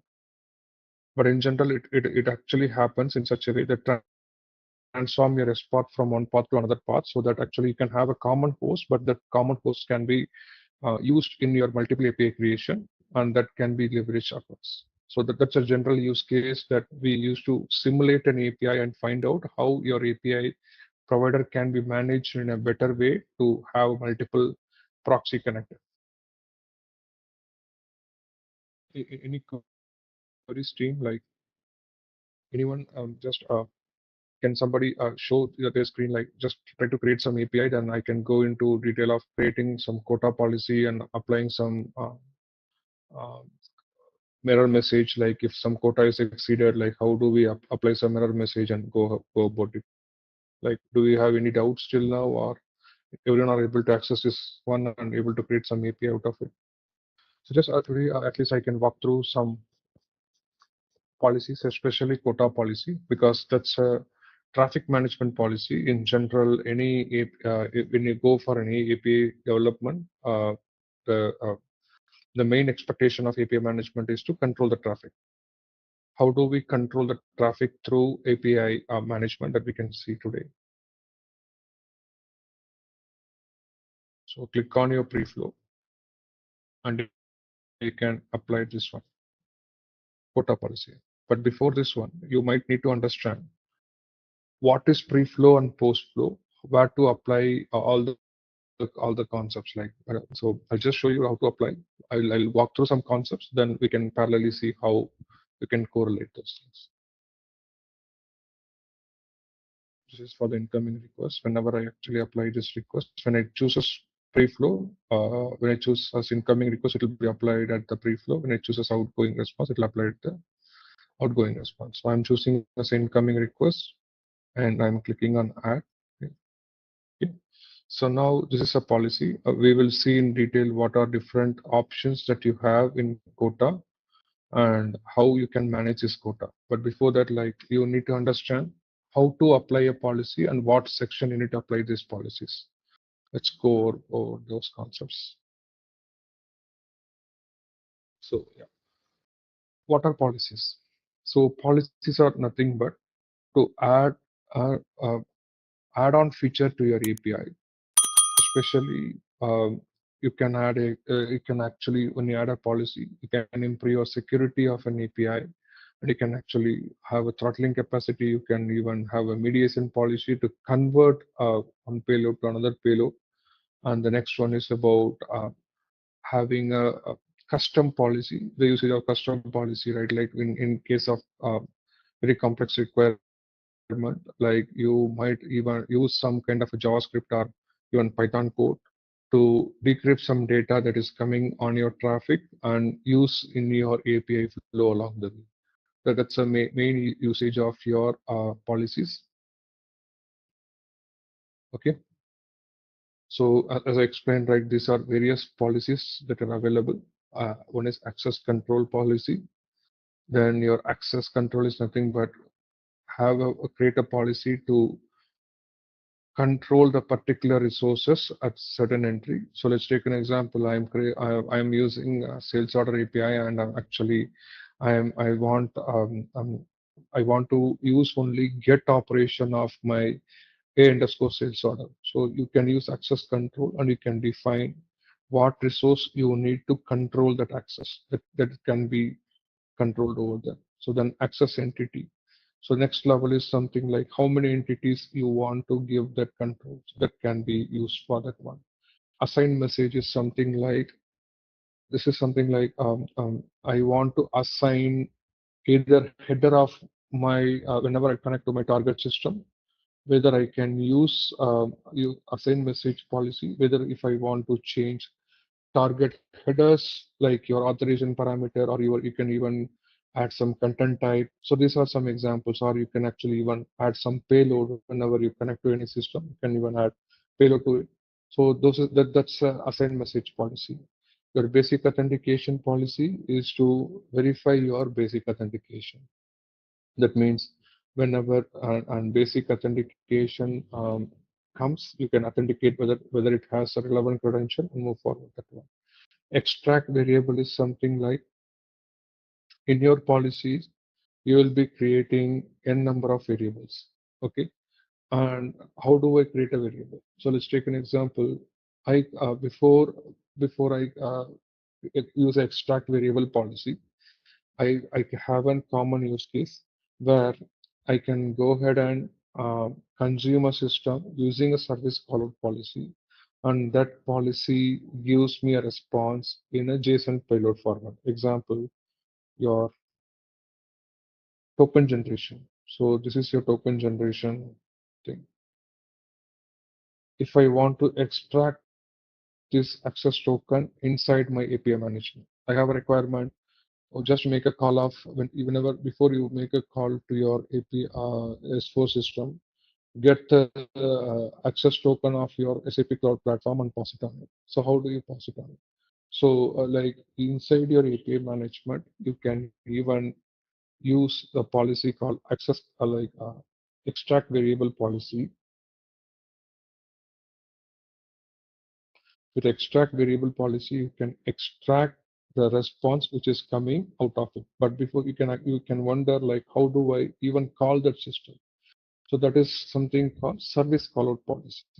So once you have a service callout policy, this is nothing but a service callout policy. You can define the same URL, whatever URL that you want to call, and put that URL and make a hit to that system, and that will bring the response in the next step. Once you have the response in the next step, use extract variable and then get the data out of it. And once you have that variable, then you can pass it to your backend system with some additional header parameter. It could be a header parameter, or it could be your payload also. You can set it. So this is just a common example of requirement that we come across with extract variable, because this is something like within API management also I can do orchestration by calling multiple policy, and I can do the connections. So then invalidate cache. So this policy plays a major role. Let's take an example. I have a requirement of creating a purchase order. But in your real world, before you create a purchase order, you need to make a call to your S4 system through your auditor service. And consider you are actually going to use a auditor service to create a purchase order.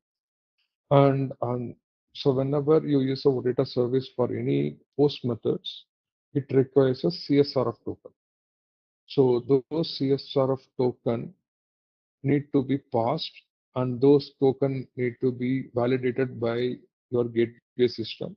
Then this one will be authenticated. Like once I have that one, so once I have my CSRF token, S4 will validate the incoming call, and then it will help you to proceed to create a purchase order. But most of the consumer will be wondering why I have to do two-step of operation. First, because as I told earlier, this requires a CSR token. Before you go ahead with the step of creating creating creating the order with the information along with the token. First, you need to get the token. So in order to do that one, you will be making the two calls. First, you will do a get call, and you will do a post call separately. So if you do a get and post separately, so you are actually increasing your number of API calls, and also the consumers are not actually satisfied in making two different calls. So in that case, what we can have, we can implement caching mechanism. So so before I'll get the payload. Before I get the payload, I go ahead and I internally using service callout policy. I call my S4 system, get the token, cache the token. Okay. So I will actually put it into my token, and I'll actually set the expiry of the token. So I can actually set the expiry like this token is valid for next 40 minutes. So once the token is expired, so this invalidated policy will move out of this policy from its database, and it will just completely erase out.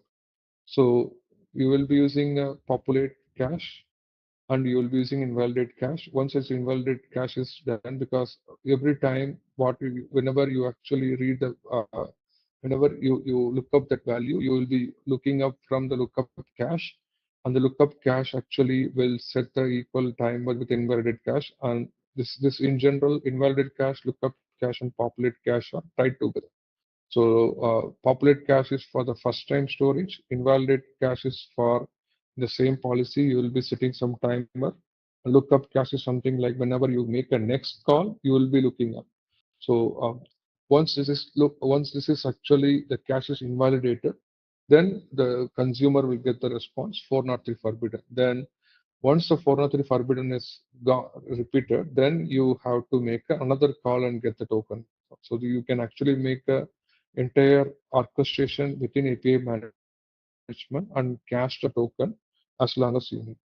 And moreover, like it's not about only the caching of the token. Whenever you can actually cache n number of parameters. In this use case, you will be caching both your token as well as your session headers information.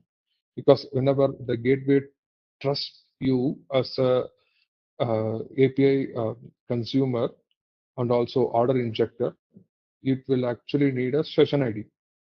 So whenever you make a query to get the token, the same session ID need to be passed in the second time while you are posting the token. So that what actually populate cache will help you to populate n number of parameters, and lookup cache will help you to get n number of parameters. Once it expired, invalidate cache will like it will empty all the record, and it will actually throw the exact error back to the consumer, and that process will go ahead and repeat one more time. So this is this is a kind of a use case with invalidate cache example. Another one is something like JavaScript. Even in your API management policies, you can actually use JavaScripts, and you can actually, let's take an example. You are getting a base64 encoded JOT token. So in our use case only, I got a JOT token of base64.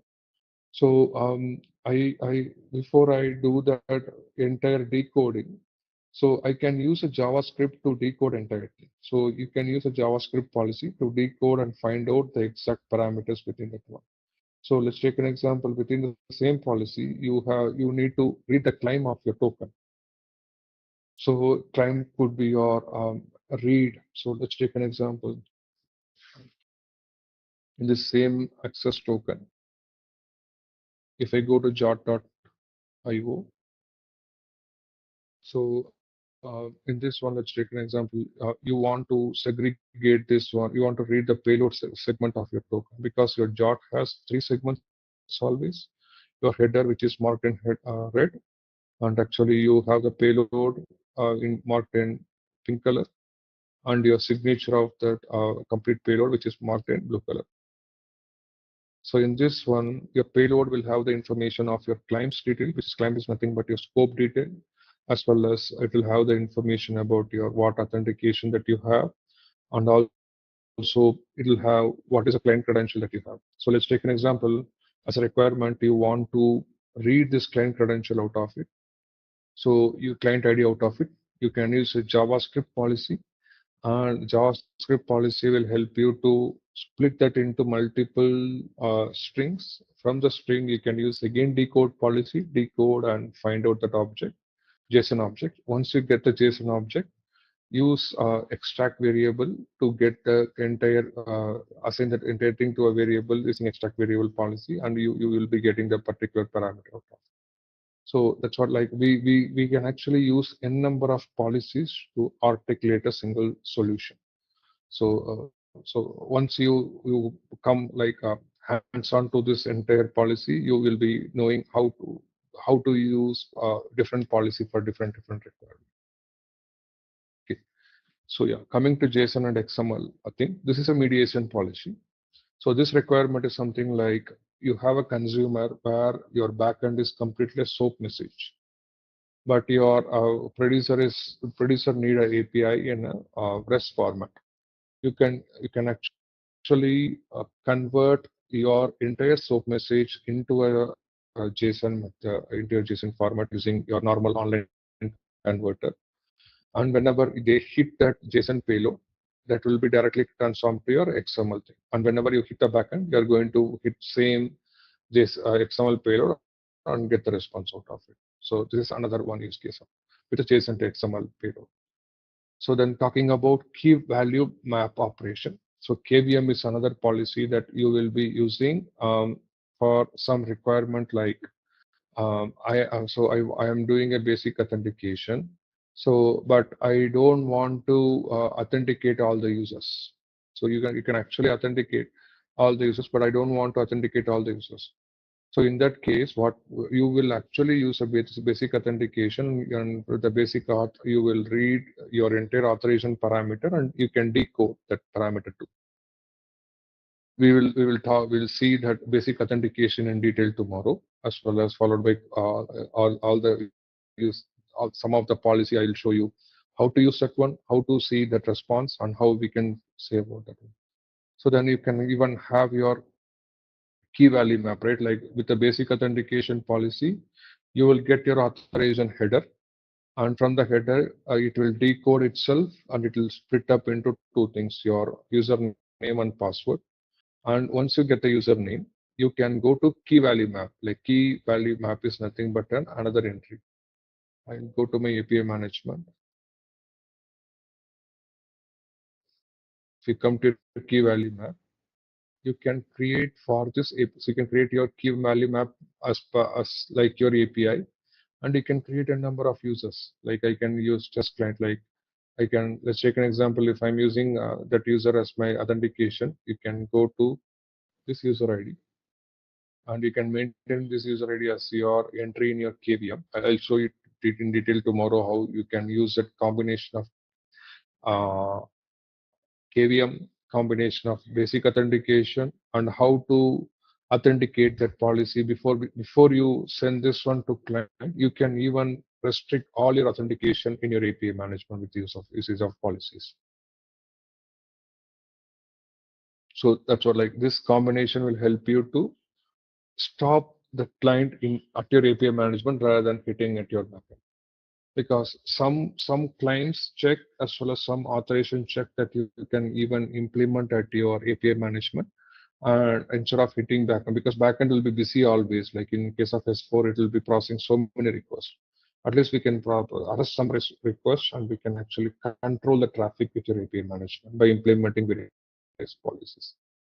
Okay, so that's a usage of a key value map. So if it returns correct, then you can even check the password whether my password is correct or not. If both of them are correct, then you can proceed with the next step. Otherwise, you can actually tell you can tell the username doesn't match. Okay, coming back to message logging policy. So like you might have a requirement. Just to be clear, like API management doesn't log any payload like SCPI. Let's say if you want to log anything, you need to implement explicit policy called message logging policy. And this message logging policy used to help to log your API header information as well as your payload information. But using this policy will increase your resource utilization. So SAP always recommend and also ask us to be mindful whenever using message logging policy, because this can, even if the throttling effect for this policy is very huge, SAP want us to restrict our use whenever it is needed. Otherwise this policy is completely kind of you should be used only uh, based on by request or by use case, because this can actually log a number of parameters that can actually spike up the resource utilization in the server. In general, API management is a lightweight component for your integration suite, and this should have this is just a pass through, and we are just implementing the policy to add up some additional authorization and to not to hit my backend very badly by the intruders. So if anybody asks out of that one, we can actually go ahead and implement that one. Otherwise, we can just keep it as it is. So coming back to your OAuth 2.0 policy. So with OAuth 2.0 policy, you can actually create a OAuth 2.0 token also, and you can actually pass it to your client. And you can even use get for getting the token, set for setting the token in some variable. Yeah, so then Python script, as I explained earlier, so like this is similar to your JavaScript, where if some combination is not achievable through Java, or it takes a lot of coding effort through JavaScript, then you can use Python script, because Python has a number of libraries that can bring your output in a short way. Quota is a policy just I put into an API management. This is something like, let's consider an example. Your S4 has 100 services and you expose 100 services. Okay. So in this case, you cannot allow your consumer hit like 100,000 call in a minute. Your S4 will be bombarded. How do I control my call for hitting my S4? You can implement two policy, quota or spike arrest. So, but I'll just give the difference between quota and spike arrest bit later. But I'll just explain what is my quota. So I can put for a particular you can actually define either by minute, hour, or by day. I need to only pass this many quota limit. Like this one, let's take an example. For a minute, I can put only I am allowing 60 calls. Beyond that 60 call, it will actually turn the flag into false. Then you can implement another policy called raise fault. So where you can actually give a custom message to the consumer that you have hit crossed your API consumption limit. Then it will give too many requests, then come back after 1 minute. So in this way, you can actually limit your quota by either by minute or by some hours or by day. This will actually entirely safeguard your S4 system from your intruder or some attacks. And reset quota is something like if your quota is overwhelmed and it is actually not being, sometimes we have seen in SAP API management. This is very, very rare situation. Where in case like if your quota limit is completely set inbound to the API management, it is very difficult to reset the quota. Then SAP offers a reset quota policy that clears out all the existing quota for that API, and that you can actually bring that API to back to normal. That's a usage of your reset quota policy. Then you're coming back to your service followed policy, as I explained. So service followed is something like, just think about having a request reply within CPI. The same thing service followed will be used. Just it will act as your adapter to make the HTTP connection to any system internally and get the response. Once you get the response, you can use other policy to set it. Spike arrest is something like, so let's take an example. I have a massive request, but this is not controlled through any hours or minutes or seconds. Spike arrest is something like, it'll actually see for the request in general for a day. So this is completely for a day. When I see a request is crossing more than 40,000 in a day, this API will start throwing an error to the consumer. I see a potential spike, like, so the API can be going. So let me put in another way, like your API consumption should be something like 20 or 30 calls that should go per day. But some intruders suddenly get hack off your time system, and they are actually spiking the request from 20 to suddenly to 100 to 200,000. So the average traffic monitor for this spike arrest is something like, it's only 30 at any point of time in a day. But if it sees a spike of around 100 or 200, like, it will just stop that API completely. So which is better, which is not better is based on your use case. So in general, quota policy has very good use case, but spike arrest has some limitation. But generally, client goes with quota policy than your spike arrest policy. Okay, so any queries till now, like with any policy implementation, we can see one or two policy implementation. The main thing about the spike arrest or any traffic management policy, right? Like we have to, the main agenda for integration suite, or especially on the API management, this acts as a gateway to your backend system. So your backend is your core heart of your enterprise. I don't want my enterprise system to be damaged. I am okay to damage myself by putting all this policy so that I can actually restrict myself when any intruder call or any third party attack. So this is the major information about all these policies. Yeah. So then coming back to the SAML assessment policy. So this is another policy where in some use case, let's take an example. I have a API management where I need to pass the principal ID from, let's take an example, somebody is creating a sales order through API management to S4 system. So whenever they create a sales order, the consumer, your SAP system, as part of your audit requirement, as well as part of the compliance, they want to know who created this order. So in order to achieve that one, so what we will do in SAP API management, based on the ID. So let's take an example. This API server will be consumed in your UI application. Assume that UI application can track the user ID, like track the user who is a logon user ID.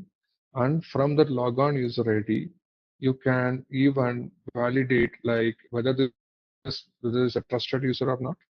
And if this is a trusted user within your IDP, then you can pass this user ID to your SAML assertion policy. And this SAML assertion will help you to generate a SAML assertion token. And this token will have a number of parameters. And those parameters are nothing but SAML asserted parameters. And those will be trusted in your S4 system. And this will pass as a certificate whenever you make a SAML assertion between your S4 and SAP. From your API management SAP S4, because this is associated to a SAML assertion, and this is considered as a single sign-on, because somebody is using a UI screen from UI screen, they are consuming your API. UI is able to pass their user ID. Once they able to pass the user ID, you are with the API management, you are actually creating your SAML session or SAML session token, and that established authorized connection to your SAP S4 system. And consider that ID also already exists in your system. Asset token will be authenticated, and that authenticator will help you to track who created an order in SAP, and that information help you to go and store in your change log of an SAP. This helps in so many use cases when it comes to SSO or SSO implementation or a single sign-on implementation. This helps for the compliance team to find out who created this, like bulk cash value or a bulk value of an order, and that can help for financial tracking purpose. Any queries to this time? So since we have 2 more minutes, like I just want to understand, like if anybody has any doubts, and we can actually talk other policies as well as implementing some of the policies tomorrow, and then you will be kind of completely settled with it. It actually reduces the number of API call for the API consumer, but it will not reduce the number of call back to the backend, because backend will be anyway making the 2 calls. But for the API consumer, they want the easy way of connectivity, right? So your caching policy plays a major role in that case. Let's take an example. If there are 100,000 orders has to be created in a day. For every time if I go and get the token, then I'm going to make 200,000 API calls. Like in that case, if I use a caching policy, I can reduce the call by half. All right, let's test your knowledge. Here's a question for you. Which of the following is not a use case for SAP BTP Integration Suite? Option A, integrating on-premises systems with cloud applications. Option B, orchestrating business processes across multiple systems. Option C, exposing and managing APIs for external consumption. Option D, developing and extending SAP S/4HANA functionality. Take a moment to think, and when you're ready, choose the correct option. Remember, each choice holds a key to unlocking the answer. Good luck! Type the correct answer in the comment section.